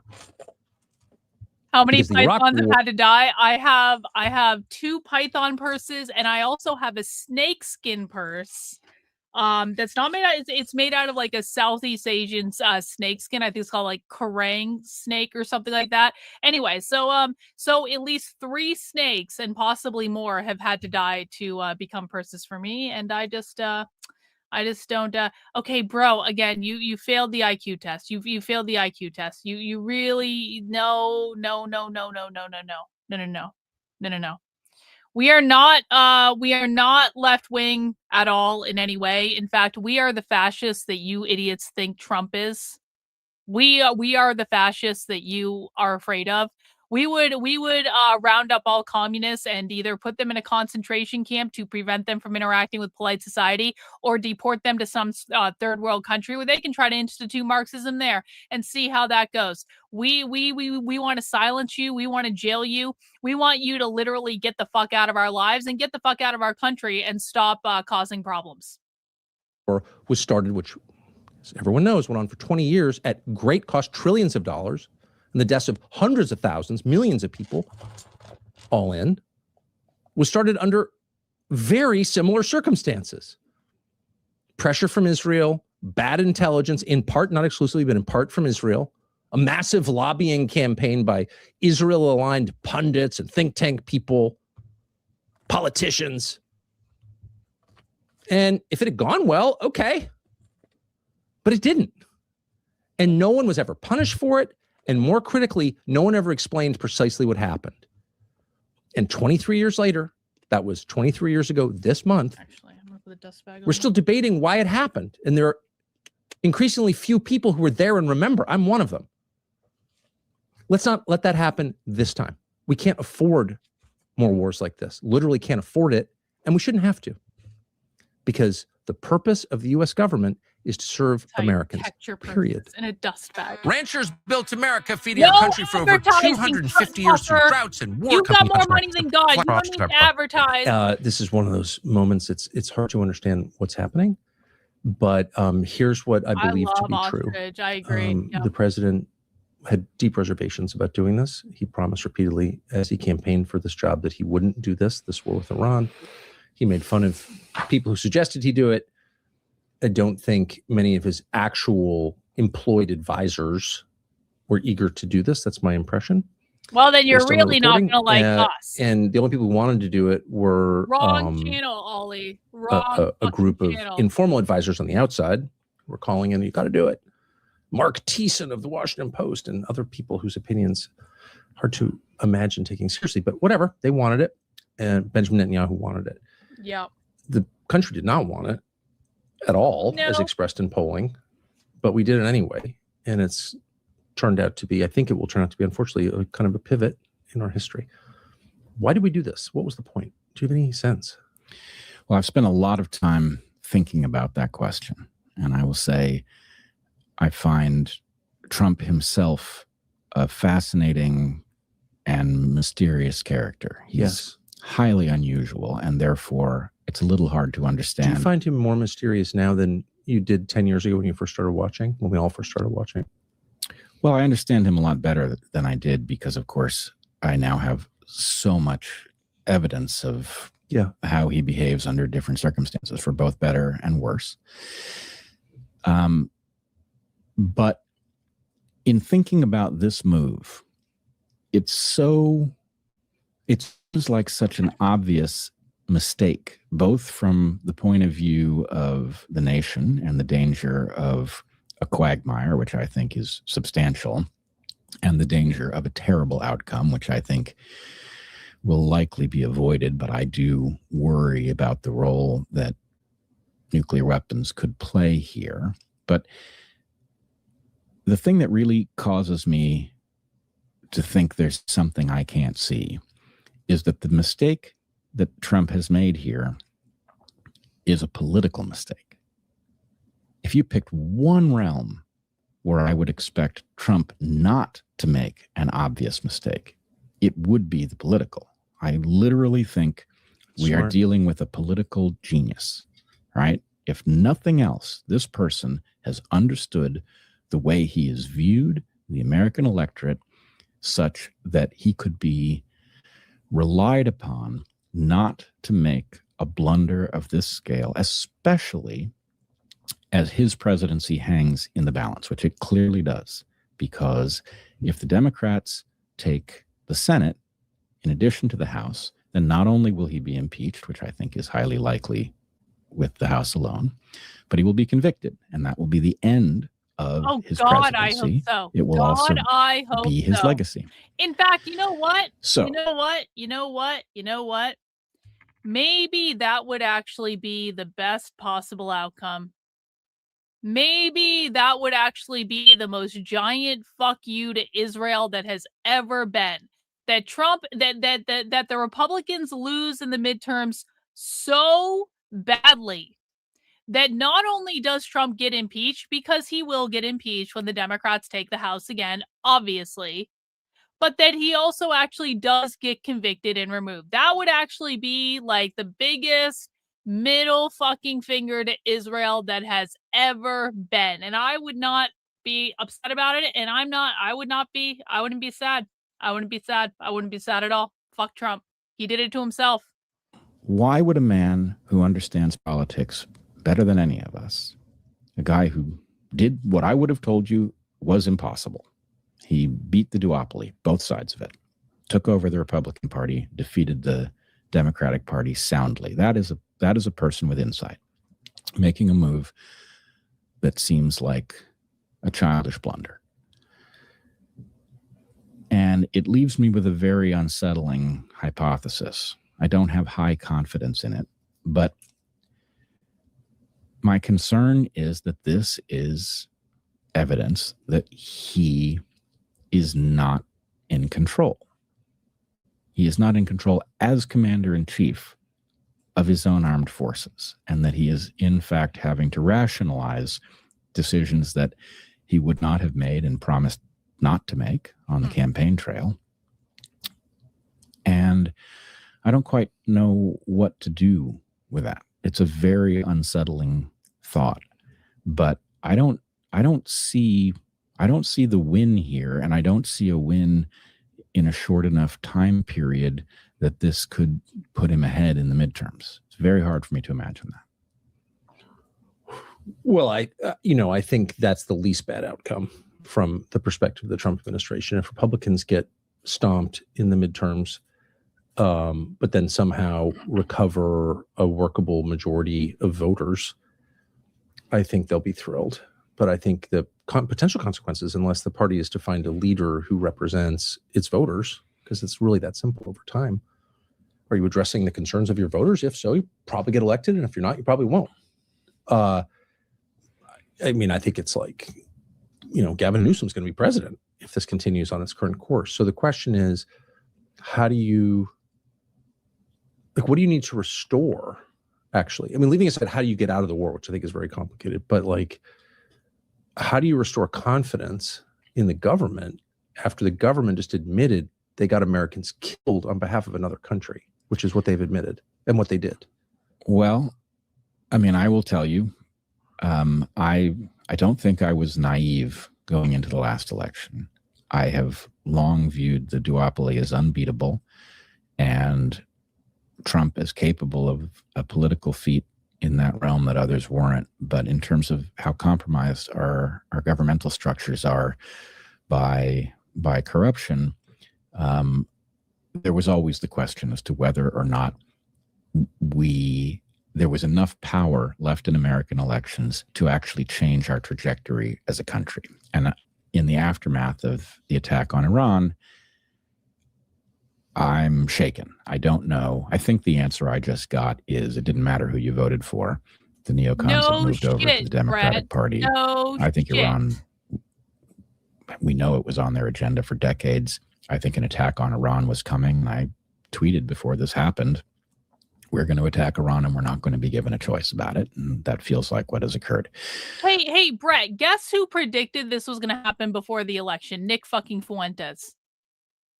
Guess who predicted all of this bullshit before you assholes went out and voted for Trump in the first place? Nick Fuentes. This is something that he was talking about on his show all the time. This is why they launched the Groyper War. One of the demands of the Groyper War was no war with Iran. They were actively campaigning against Trump because they knew he was going to do this. And all of the fucking conservative retards and the narrative shills were like, no, Trump would never do that. He's anti-war and me. Well, how'd that work out for you, bro? Maybe you should have listened to the kid in the first place. But I do want to say the hypothesis that the president is not in control is one of two. The alternative hypothesis, as far as I can see it, is that he is being shown a very compelling false rendition of the world that has led him to act in a way that would be politically advantageous and would be in the interests of the nation if what he was seeing was true, but that it isn't. Now, that's also a very unsettling possibility, that he is surrounded by people who are wittingly or not showing him a picture that is unrealistic so that he would, in fact, put our military in harm's way and destabilize Iran, not understanding what the likely consequences were. Well, I don't think there's any question about that. And the people who are calling to influence him, are unwise, but also ignorant and have a track record of bad calls and, possess maximum aggression. So there's no question that his fact picture was totally distorted. And it still is. I mean, the overwhelming majority of Iranian signal information, signal intelligence that we receive has been translated by Israel. So, okay, it's been filtered, and maybe honestly, maybe not. But yeah, he's not seeing the whole picture. Of course, no president does. But he's also, as you just suggested at the outset, which is the most interesting thing, he overrode his own instincts. He's amazing political instincts. People zig, he zags, he turns out to be right.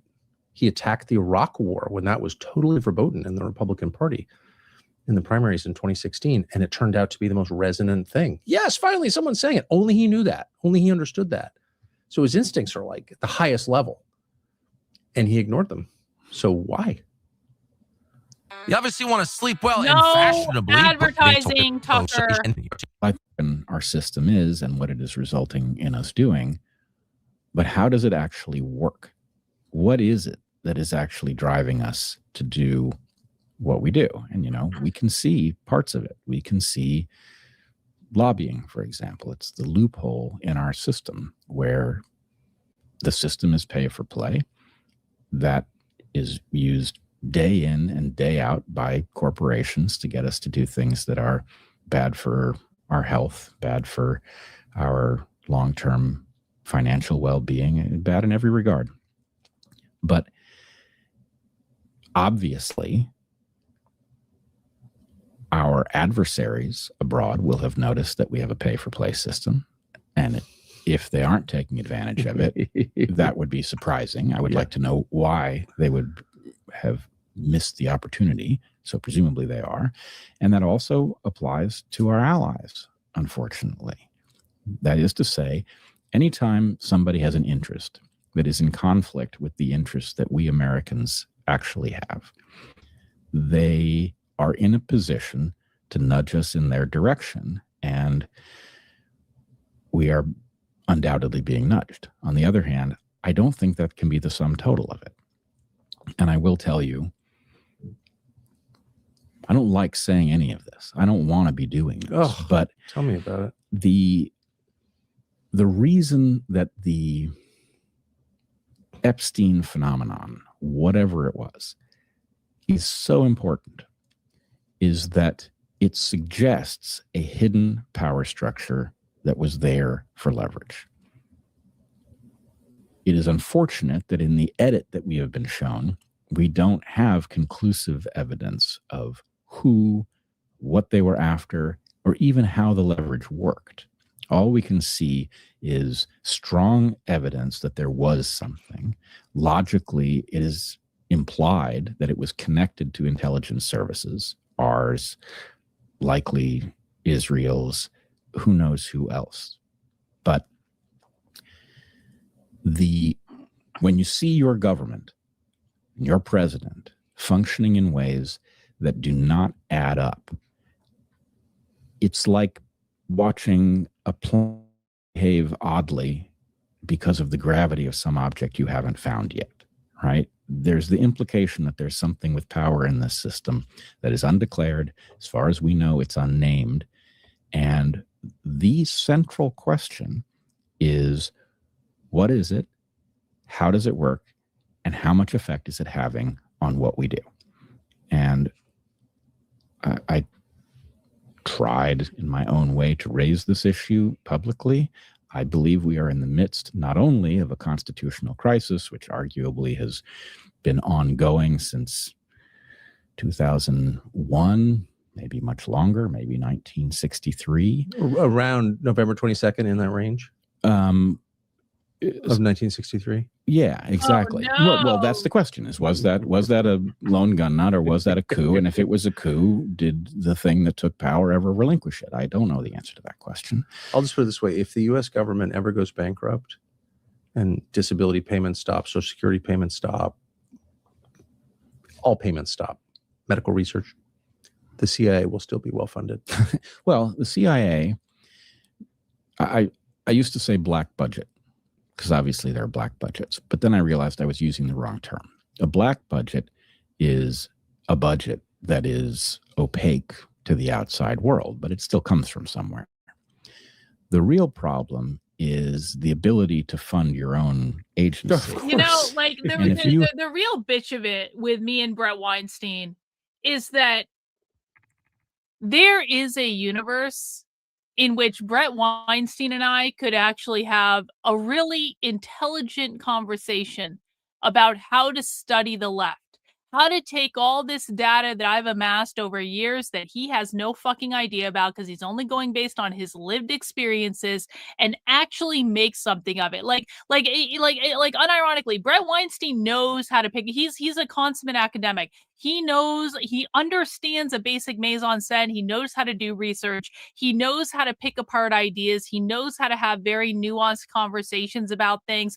And I may not agree with him on everything, but there is actually a world in which he and I, if he wasn't a shill for a narrative that is being upheld by his side, he actually could have a really interesting conversation with me if I believed he was an intellectually honest person. And that's what really fucking pisses me off, because I tried to show him this information. We all reached out to him. We didn't even ask him to shit on James. We just said, here's evidence that James is being an asshole. Here is evidence that he is wrong. Here is what we are basing this on. Do you want to have a conversation about this? And he totally fucking ignored it.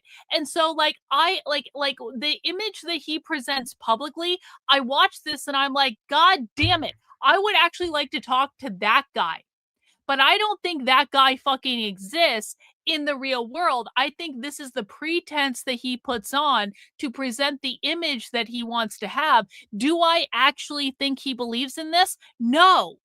Just like every fucking conservative who claimed to care about the left. And then every single time I would send them information about something I went undercover at, or some sort of video from a private training that I was the only one that had the recording of, every single time that just nothing happens with it. But they're covering all these bullshit stories that have nothing to do with the far left. It's like, I look at that and I'm like, bitch, you had access to the information. You had access to the data. You could have sat down and just looked at it like the academic that you are supposed to be, and you chose to ignore it and instead lift up James Lindsay, who has been lying to the public for years and tried to rehabilitate his image because he's your friend and he's your bro. And that's all that really matters because, you know, facts and feelings and all that stuff. It really just fucking burns me that there is no one in this landscape that I can have a conversation with because people like him who claim to be the intellectuals, the great intellectuals of the space, are not looking at the primary source evidence. And in fact, even when it's given to them on a silver platter, they choose to ignore it rather than having a conversation about it. It really just fucking burns me. And maybe had Brett Weinstein looked at the data that I tried to show him last year, maybe he would have been a little bit caught up with how all this was going to play out. Because P.S., I predicted everything that's happening now a year ahead of conservatives even knowing about it. You have superior information about the world. You know what's going to happen because you're in part responsible or you're listening into things that are responsible. Then you are in a perfect position to create a budget that is under no one's control. And I'm afraid we have rogue agencies that are independent of any structure that was imagined by our founders. They're their own countries. Yes. And there's no one who's not Integrity afraid of matters them. more than anything. No one is not afraid of them. So Intellectual integrity matters to me more than anything. I don't expect people to be right all the time. I fully expect people to make mistakes. But if you make a mistake, admit you made the mistake so that you know that it isn't going to be done again, or at least that mistake is going to be factored into consideration next time. I don't expect perfection, but when you are blatantly intellectually dishonest, it's like if you'll be intellectually dishonest about one thing, you'll probably be intellectually dishonest about everything. And it's like with Nick Fuentes. Again, I don't agree with Nick Fuentes on everything. Obviously, I'm not a Christian. That's not something I ascribe to, but Nick is intellectually honest. He's always been honest when he changed his positions, and he would explain why he changed his positions and how he evolved on it and what changed and what he got right and what he got wrong. It's like he's right most of the time, but like he's an intellectually honest person. People like Brett Weinstein, I'm like, bro, if I didn't know from direct experience that you weren't intellectually honest, I might have a different impression of this interview. But it's the same thing with fucking Candace Owens. Candace Owens is a completely intellectually dishonest person. Like she just is. It's like, okay, Candace can produce good content and it's entertaining sometimes for us to watch, but I don't trust Candace Owens. Dave Smith, completely fucking intellectually dishonest person. Like I could go on and on and on and on and on and on and on about all the fucking influencers that have disappointed me over the years because almost none of them turn out to be intellectually honest. And once someone shows me that they're willing to be intellectually dishonest, I write them off completely. Unless there's some sort of mea culpa, unless there's some sort of, maybe I fucked that up and maybe I could have done it better. If someone says maybe I fucked it up and I could have done it better, I will forgive almost anything because people are allowed to make mistakes. They're allowed to change. But if you never fucking admit to your intellectual dishonesty, James Lindsay today is running around going, I tried to tell Brett Weinstein when he did that rehab video to say that James is right. James is an intellectually dishonest shitbag. And Brett Weinstein tried to rehab him and hasn't seen anything wrong with this fucking picture when there are mountains of evidence that prove that James has been lying to the fucking public for years. You don't even have to trust me. You don't even have to like me. All you have to do is look at the primary source evidence. The primary source evidence directly from the left completely contradicts what James has said. But no, Brett Weinstein's not an intellectually honest person, even though he pretends to be one when he goes on major podcasts. And it's just fucking infuriating and really frustrating. And it sucks. It really fucking sucks. Illustration Station, thank you so much for the very generous super chat. I really appreciate it. Thank you for supporting the show. And I hope you had a good night and you're going to hang out a little while longer. Maybe not. We're getting a little bit late, but I want to watch this now. So I'm now invested in this interview. This might go on for a while. There's literally, I've never met anyone. The more knowledgeable someone is about the workings of government, the more afraid he is of CIA. Well, I'm not saying CIA is running around killing people, but they can, I mean, to some extent they are, but I don't think they're like murdering thousands of Americans every year, but they'll trip you up hard if you mess with them. That's just true. Everyone knows that. They'll gaslight you into functional insanity. They'll 100%. eliminate you. Leak your text to the New York Times for sure. Yeah. These things can happen. So I guess my point is, not only are we in the ongoing constitutional crisis, it's just clear that we are. What the start date is can be debated. We are also in the midst of an acute national security crisis. Yes. Something has control within our governmental structures that does not have our interests at heart. And I don't know what we do about that, but I know that why do you say whatever this control mechanism is, this force, doesn't have our interests at heart? Well, I think it's evident from what we do. Most of our activity is actually negative with respect to its impact on Americans. I mean, in fact, if we simply took the resources at our disposal and pointed them at the problems that people care about, we could be vastly better off. We wouldn't live in a country with huge numbers of fentanyl zombies in every city with, onerous taxation and cruddy services. The point is we are simultaneously being drained on the one hand of our resources and on the other hand receiving the worst conceivable service for it. What we get, I would be perfectly comfortable paying high taxes if they were making society better. Oh, right? Yes, definitely. But I'm not comfortable with paying high taxes that are used to punish me and surveil me and all of that. Of course, who would be? So all I'm saying is that if I look at the activity of government, it is hostile to the interests of the American people. That's right. Almost always. Almost always. It's like point for point. It's like during COVID, if you looked at what the CDC asked you to do, every single thing was the inverse of what you should have done, just to maintain your own health. It's like that. You are getting a program in which everything that you're being fed is poison rather than nutrition. So when your government behaves like that, it is about something. The fact that our founders understood the hazard of conflicts of interest, it was top of mind for them, and that they wrote about it extensively, and they tried to build a system that was immune to it by virtue of the fact that as people detected that their government was not acting in their interests, they had the ability to replace it bloodlessly.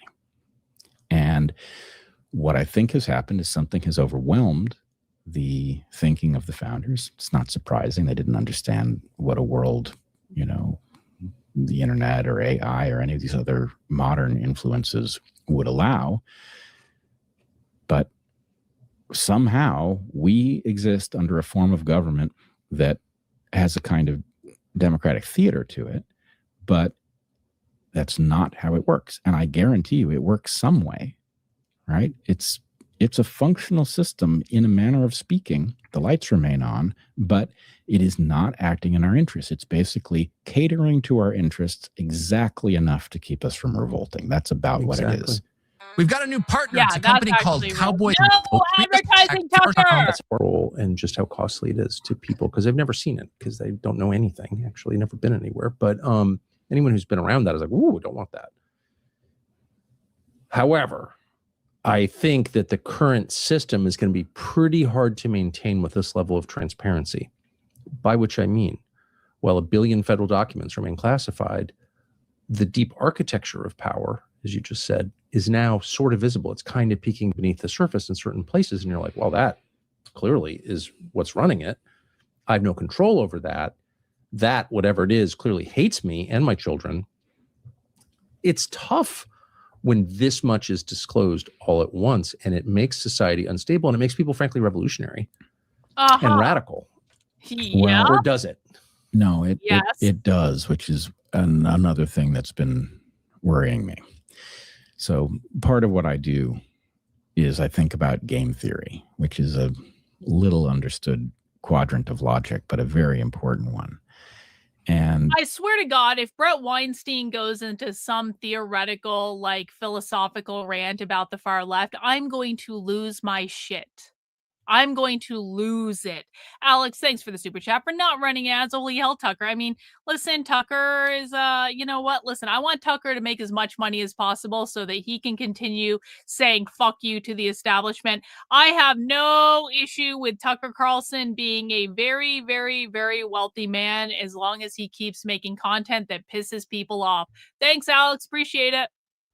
there's a difference between an iterated game where each round is played with the knowledge that you're going to have to play the next round, and the last round of the game where you know you don't have to play another round, so you're willing to do all sorts of things that you wouldn't if you knew you had to keep playing, right? You'll burn properties that Exactly. you wouldn't have burned otherwise. And put it all in the last hand. Yeah. So what I feel, I can't defend it as a matter of it being an obvious logical conclusion, but what I feel is that there has been a shift into an end game dynamic where something is going for broke. It's not expecting to preserve this system. It's not expecting to have to maintain it. And therefore, Wow, guys. Wow. Brett Weinstein has figured out there's groups trying to overthrow the government and destroy our society. Wow, Brett. Really? But you know what? We're going to celebrate Cynthia for a second. W's in the chat to our goddess, our queen, Cynthia. 20 channel memberships. Cynthia just sliding in there like a ninja. We don't even know Cynthia's in the chat. And then she comes in and she drops the channel membership bomb. Everyone give Cynthia a massive W. Thank you, Cynthia. We appreciate you. or how much does it matter that we can see a lot in the Epstein files but prove nothing, right? How much does that really matter if we know? In fact, maybe it's even a feature, not a bug. It kind of makes us feel like we're making some kind of progress, like we've scored a big win. If only someone had spent the last 4 years secretly recording the left, getting them overtly talking about revolution and overthrowing the government constantly in a never-ending stream of clips, that Brett Weinstein could have availed himself when I fucking emailed him about this last fucking year. If only Brett Weinstein had seen direct primary source evidence. No, guys. Brett Weinstein is going based off of feelings, and he has a gut fucking feeling that there's revolution in the air and that something's about to happen. Bro, I tried to send you direct fucking evidence and you fucking ignored it. If only there had been people trying to tell him. If only my community had been tagging him up and down Twitter saying, talk to Karlyn, talk to Karlyn, talk to Karlyn, talk to Karlyn, talk to Karlyn. If only those things had been true, Brett. When in fact, is it going to change how we are able to govern ourselves? Did our power go up in knowing these things, or was it just simply, a kind of catharsis that was delivered? Fine, you can have it. What are you going to do about it?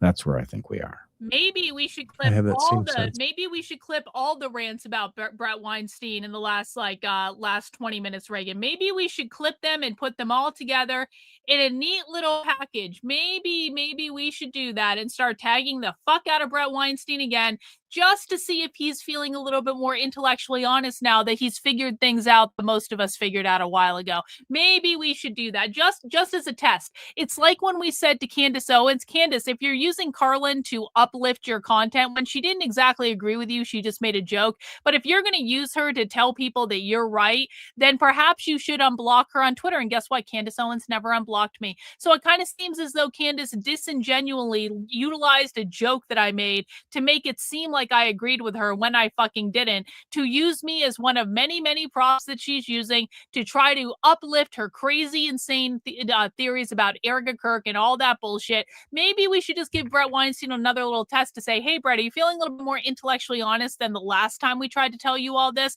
Because we tried to tell you, you ignored us and didn't listen. And now here we are. Yeah, we should administer the IQ test. Yeah, this is the IQ test. Never judge people on their words, guys. Always judge people based on their behaviors. Never, and this includes me, by the way. Never fucking judge people based on their words. This is why I show you primary source evidence from the left to back up every single thing that I say. Never judge people based on their words. Look at the evidence. Look at how they behave. Look at how they show up in the world. Are they supporting certain things, not supporting other things? What are they putting their time and attention into? What are they ignoring? What ideas are they advancing in public? What ideas are they not telling you? What evidence are they showing you? What evidence are they not showing you? What are they saying? Pinky swear, trust me, bro. I promise it's okay to rehab James Lindsay. He's totally sane. Pinky swear, trust me, bro. James Lindsay has never lied to and misinformed the public at all. It doesn't matter what the mountains of primary source evidence say. Pinky swear, trust me, bro. He's totally worthy of rehabilitation and being pushed out onto the public again just because he's gone psychotic and has insulted half his audience and has directly ignored primary source evidence for years and has lied to and misinformed millions of people and has done so many horrendous things. It's hard to list all of them. Pinky swear, trust me, bro. He's the best source of information about this. We need to rehab him to make sure the public accepts him again. Yeah, sure. Okay. It's a strong sense. Just, it doesn't matter. Shed the husk. Yep. We're moving on. And I see it in a lot of different ways. Well, in our just the most obvious practical way in our use of anti-missile defense. Like we burn through it. And so there's no sort of backup in case, like, what if something else happened around the world with a peer power? Like, we're in trouble. You wouldn't do that if you cared about the future. You wouldn't do any of this if you cared about the future. But I see it in the explicit efforts to stoke religious conflict inside our borders. And I see it with this all Muslims are bad. I never thought in my wildest nightmares that I would be the guy defending Muslims, since I'm not a Muslim.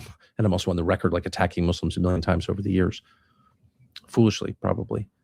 But I do know that American citizens have to be treated equally, regardless of their religion, period. And that attacking people on the basis of the religion of my country is the recipe for like disaster. It's a recipe for a country that I want my grandkids to grow up in. And I don't know why anyone would do that. And I'm not going to stand by for it, not because I'm like a devotee of Allah or whatever. I'm a Protestant Christian. Well, I do love a lot of Muslims, but that's not why. I don't want to live in a country with that. Why would someone try and stoke that? What's the game here? Well, I mean, this is again this haunting sense that this is about somebody's interest that has not been publicly shared, and that we are being steered as pawns on a chessboard. How can a country this big and powerful get manipulated by anybody? Money. Well, unfortunately, the answer to that is in game theory also, which Money. is that the personal incentives of those who are supposed to be doing our bidding in government are obviously wildly perverse. And so you can get a lot of people who are either too cowardly to know. This is a lot of fancy words to say money. To do what they know is right, or too corrupt to care about what's right. But I was on the beach in Clearwater a couple nights ago, watching the sunset.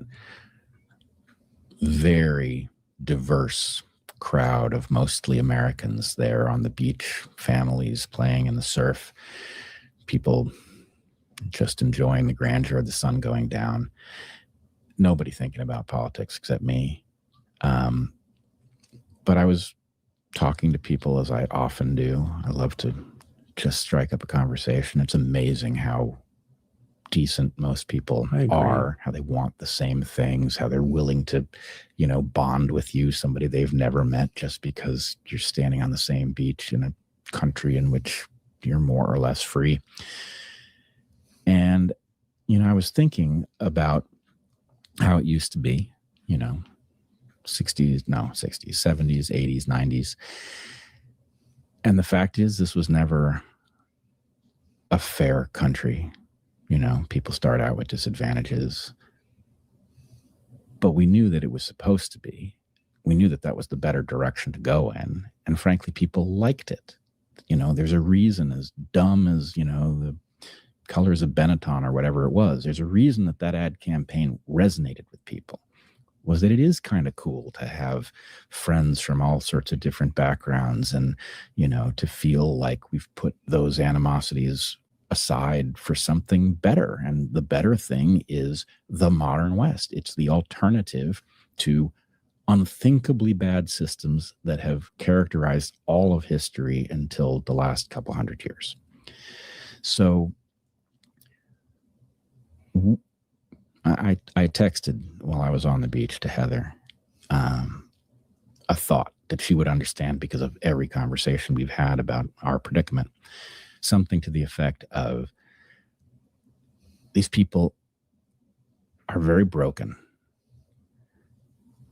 but within 2 generations, they could be pretty okay if we just stopped poisoning their bodies and their minds. If we stopped lying to them and we started telling them, hey, here's how you can live so that you'll be healthier and happier and all of those things. If we just simply confessed what we knew about how things actually work, these people aren't so far from being able to go back to not caring about what color your skin is or what book your family worships, Don't worry right? about it.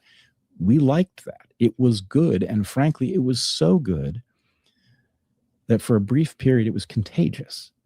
Anybody who saw how dynamic this country was, that people could be simultaneously free and wildly productive at the same time and innovative like no other country ever. Once you see that, the only answer is, well, how can I get in on it? Can I come to your country and participate in it? Can I reproduce that magic in my country? People wanted it, and somebody upended it. Somebody decided that our freedom didn't matter, and they decided that they had plans. They had plans to corral us so that more of our wealth could end up in their pockets. And, you know, at first the corruption was mundane, but it has now, it's totalizing. It has taken over the entire country, and it has left us with what looks like the theater of democracy and liberty and some kind of cryptic but omnipresent tyranny. It's tragic, and most people don't realize how tragic it is because they don't know what the world looks like when you don't have the West functioning. They don't understand what it is like to live in a world where the question is, how are we going to exterminate those people so that they don't exterminate us? That's not a world you want to live in. And I'm afraid that we are being dragged back into that world, which is frankly so much more fundamental that if the West breaks down, that's where we naturally go, right? There's no other alternative. Yeah. And the question is really, at what scale will you see that? Is it going to be at the scale of your neighborhood or at the scale of nations? But either way, it is an intolerable loss compared to repairing what we have, as broken as we find it.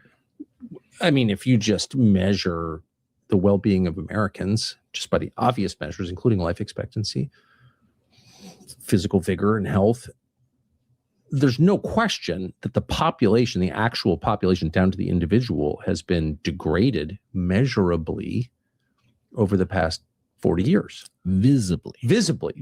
And it's shocking. I'm so banal, I'm not going to even repeat it, but yes, visibly. That is exactly right. And it's super sad. It's not an opportunity to heap scorn on people, the weakest among us, or you're fat or whatever. It's an invitation to empathy and uplift. It's an invitation for us to help. I guess you didn't spend all your money on booze, did you? Here is the last F of my money. Buy some seeds and plant a garden. Okay, eyeball. I will. Thank you so much, bro. I appreciate it. Does better. And also it's a question, how did it go so wrong? And it does seem like you couldn't get this condition without leaders who really wanted to hurt you. Doesn't seem accidental. Well, I mean, I will be one tick more generous. I think people do not intuit what it would be like for someone to be completely indifferent to your well-being, right? When we look at that's right, you're right. What pharma has done to us. And let me just say, I'm sorry that I said that. No, because it doesn't require malintent; it just requires indifference. Yes, and I'm not saying there isn't a whole lot of no, but you're right. You're absolutely right, and I shouldn't have said that. But yeah, it is actually like it's so academic. It's like I'm kind of starting to lose interest now, but I feel like I've committed to this to watch a little bit more. I'll have to understand this, and I think the way to do it is to find it in yourself first, right? The reality is, if you tapped into the suffering that is taking place at this instant around the globe, you'd melt down, right? If you just had one instant of feeling it all, that'd be it. So you don't. You're built not to. You're built to care about things in some kind of proximity to you, right? You care about your family. You might care about your neighbors. You might care about Charlie Kirk. You may never have met him, but you saw him. You liked the way he sounded. He felt like a kindred spirit. So we pay attention in some way that is biological, right? That is built not to overwhelm us, so that we have empathy where it has a utility. And then something breaks out in Sudan, and you may know about it, but you don't feel it in the same way. You are functionally indifferent to it, right? You know something is going on, and you go to Starbucks and you buy an expensive coffee anyway, Yeah. right? So we all have that capability, and it's not that we are bad people for it. It's that we are functional people because of it. But once you know that that exists, that you can be indifferent to somebody's profound suffering if it's far enough away from you, all you need to understand is there are people who seem close to you Yo. who feel that exact way about you. Hey, Cynthia, thanks so much for the member chat. I appreciate it.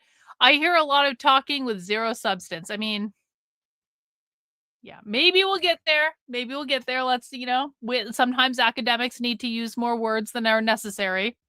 I'm getting bored though. But listen, this is our last video of the day. We'll power through for a couple more minutes. We'll see if Brett Weinstein says anything interesting. And if he doesn't, we'll wrap it up. It's been a long stream. I appreciate everyone hanging out. You might as well be an animal on a feedlot somewhere as far as they're concerned, right? You are a source of wealth or meat or whatever. And, once you get that, once you just make eye contact. You know what? with that, Fuck it. I've lost interest. I've checked out already. Hey, let me ask you guys this. One in the chat, if you think it would be more interesting to hear Tucker Carlson talk to me than it is to hear Tucker Carlson talk to Brett Weinstein. 2 in the chat, if you think it's more interesting to listen to Tucker talk to Brett Weinstein than it would be to talk to me. Let me know. Yo, Cynthia! Seriously, Cynthia? In with the last minute channel memberships, another 20 W's in the chat to Cynthia. Maximum W's in the chat to Cynthia. Really appreciate it. Oh, breaking news. Ground stop currently at the following airports in Washington, D.C. Oh, they're grounding planes in Washington, D.C. So, hopefully we're not getting attacked by terrorists and stuff. That would be, it'd be pretty great if we weren't getting attacked by terrorists. Thank you so much, Cynthia. We appreciate that. Listen, I think it would be much more interesting to hear me talk to Tucker Carlson than it is to hear Brett Weinstein talk to Tucker. I'm not trying to shit on Brett. I'm sure he's saying something at some point that might be interesting, but I'm a little bit bored right now. I don't really hear anything of substance. What I hear is someone trying to justify not understanding what's really going on in the world around him because he is fundamentally removed from primary source evidence, off doing whatever the fuck he's doing in academia or with his podcast or whatever. And I'm bored. I'm bored. And I'm done. I've been streaming for 5.5 hours. So guys, I will be back tomorrow for Socialism Saturday. We'll do Socialism Saturday at 6 p.m. If there's protest coverage or things going on earlier in the day, I will try to wake if anyone knows of anything that's supposed to happen, please let me know. The outro link. Oh fuck. No, we played the song. We played the song for the Oh, Deets, you want me to do another one? Okay. Cool. Okay. Let me set this up. We will play Dietz's song for the outro. And let me get this. Hang on. There, I got it up. Thank you. Guys, if there's protest coverage or something going on earlier tomorrow, I will come on for it if I see it. I will keep an eye out for it. Of course, it is Saturday. You never know what can happen on a Saturday. So we will do that. But if you don't see me first, we will be live at 6 p.m. for Socialism Saturday. So I want to give a big shout out to everyone who donated so many channel memberships today. I didn't even ask you guys, and we still got 106 new members of the channel. That's why my community is the best community on the internet. Like, truly and sincerely. Who else can get 100 channel memberships without literally even asking for you guys to do anything? It's awesome. We got another one too, Chitalago. W's in the chat. Really appreciate that. Welcome to the new 106 members of the channel. Congrats on getting your channel membership. Please utilize the benefits, whether that be joining us for a supporter exclusive spy stream when they are supporter exclusive. Come to spy stream anytime we have them. Also, make sure you get into the supporter Discord. We do movie nights on Sunday nights at 8 p.m., Monday nights at 9 p.m. Thank you guys for being super generous. Old sub, you are the best, bro. Really, really appreciate it. Thank you so much for the super chat. Guys, we will be back tomorrow. Have a good rest of your night. We will do an outro with a video courtesy of Deets. And I will see you guys next time.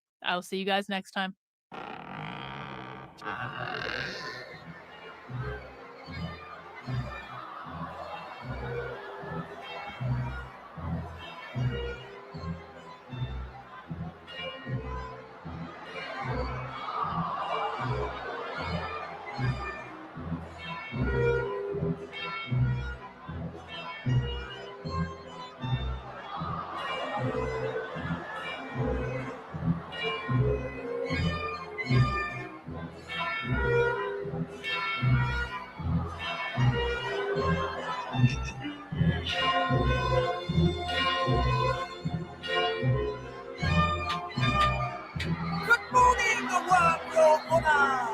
The crowd will plainly show the prisoner who now stands before you was caught red-handed, showing feelings of an almost human nature. This will not do. Call the schoolmaster. I always said it come to no good, did me and you know. If they'd let me have my way, I could have played them into shape. But my parts were tied. The bleeding hearts and artists where I'm going. We have to let me come at him today. Crazy. Poison the attic, I am crazy. Chewy got fishing. They must have taken my marbles away. Crazy. Poison the attic, he is crazy.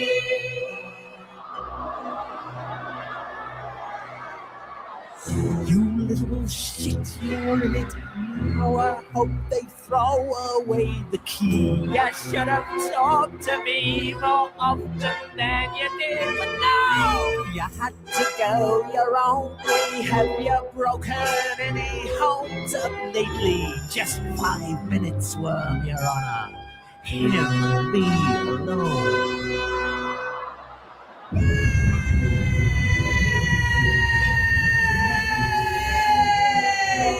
Come to mother, baby, let me hold you in my arms. But I never wanted him to get in any trouble.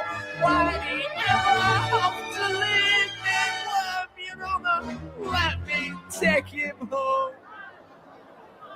Crazy over the rainbow, I'm crazy. Bars in the window. There must have been a door there in the wall, or an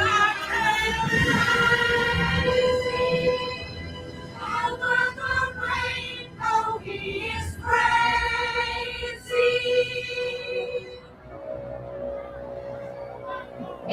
The evidence before the court is incontrovertible. There's no need for the jury to retire. In all my years of judging, I have never heard before of someone more deserving than the full penalty of law. The way you made them suffer, your exquisite white mother, fills me with the urge to deprecate. Since, my friend, you have revealed your deepest fear, I sentence you to be exposed before your peers. Tear down the wall!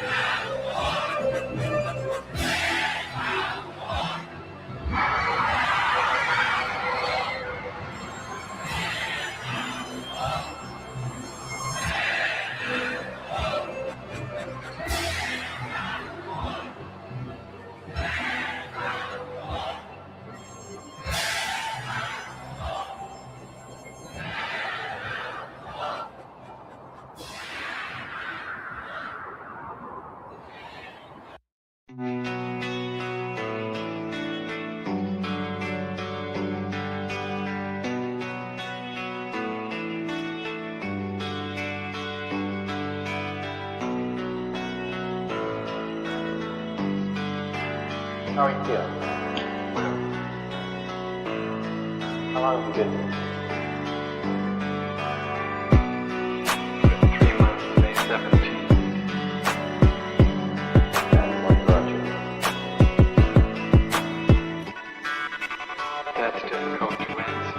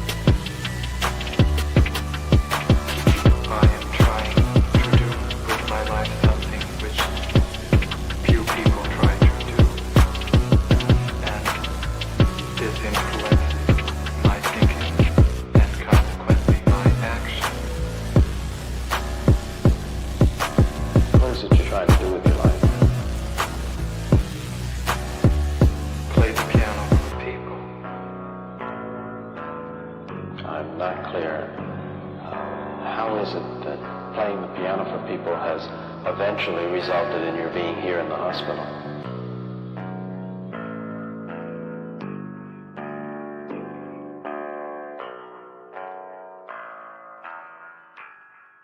That's difficult to answer.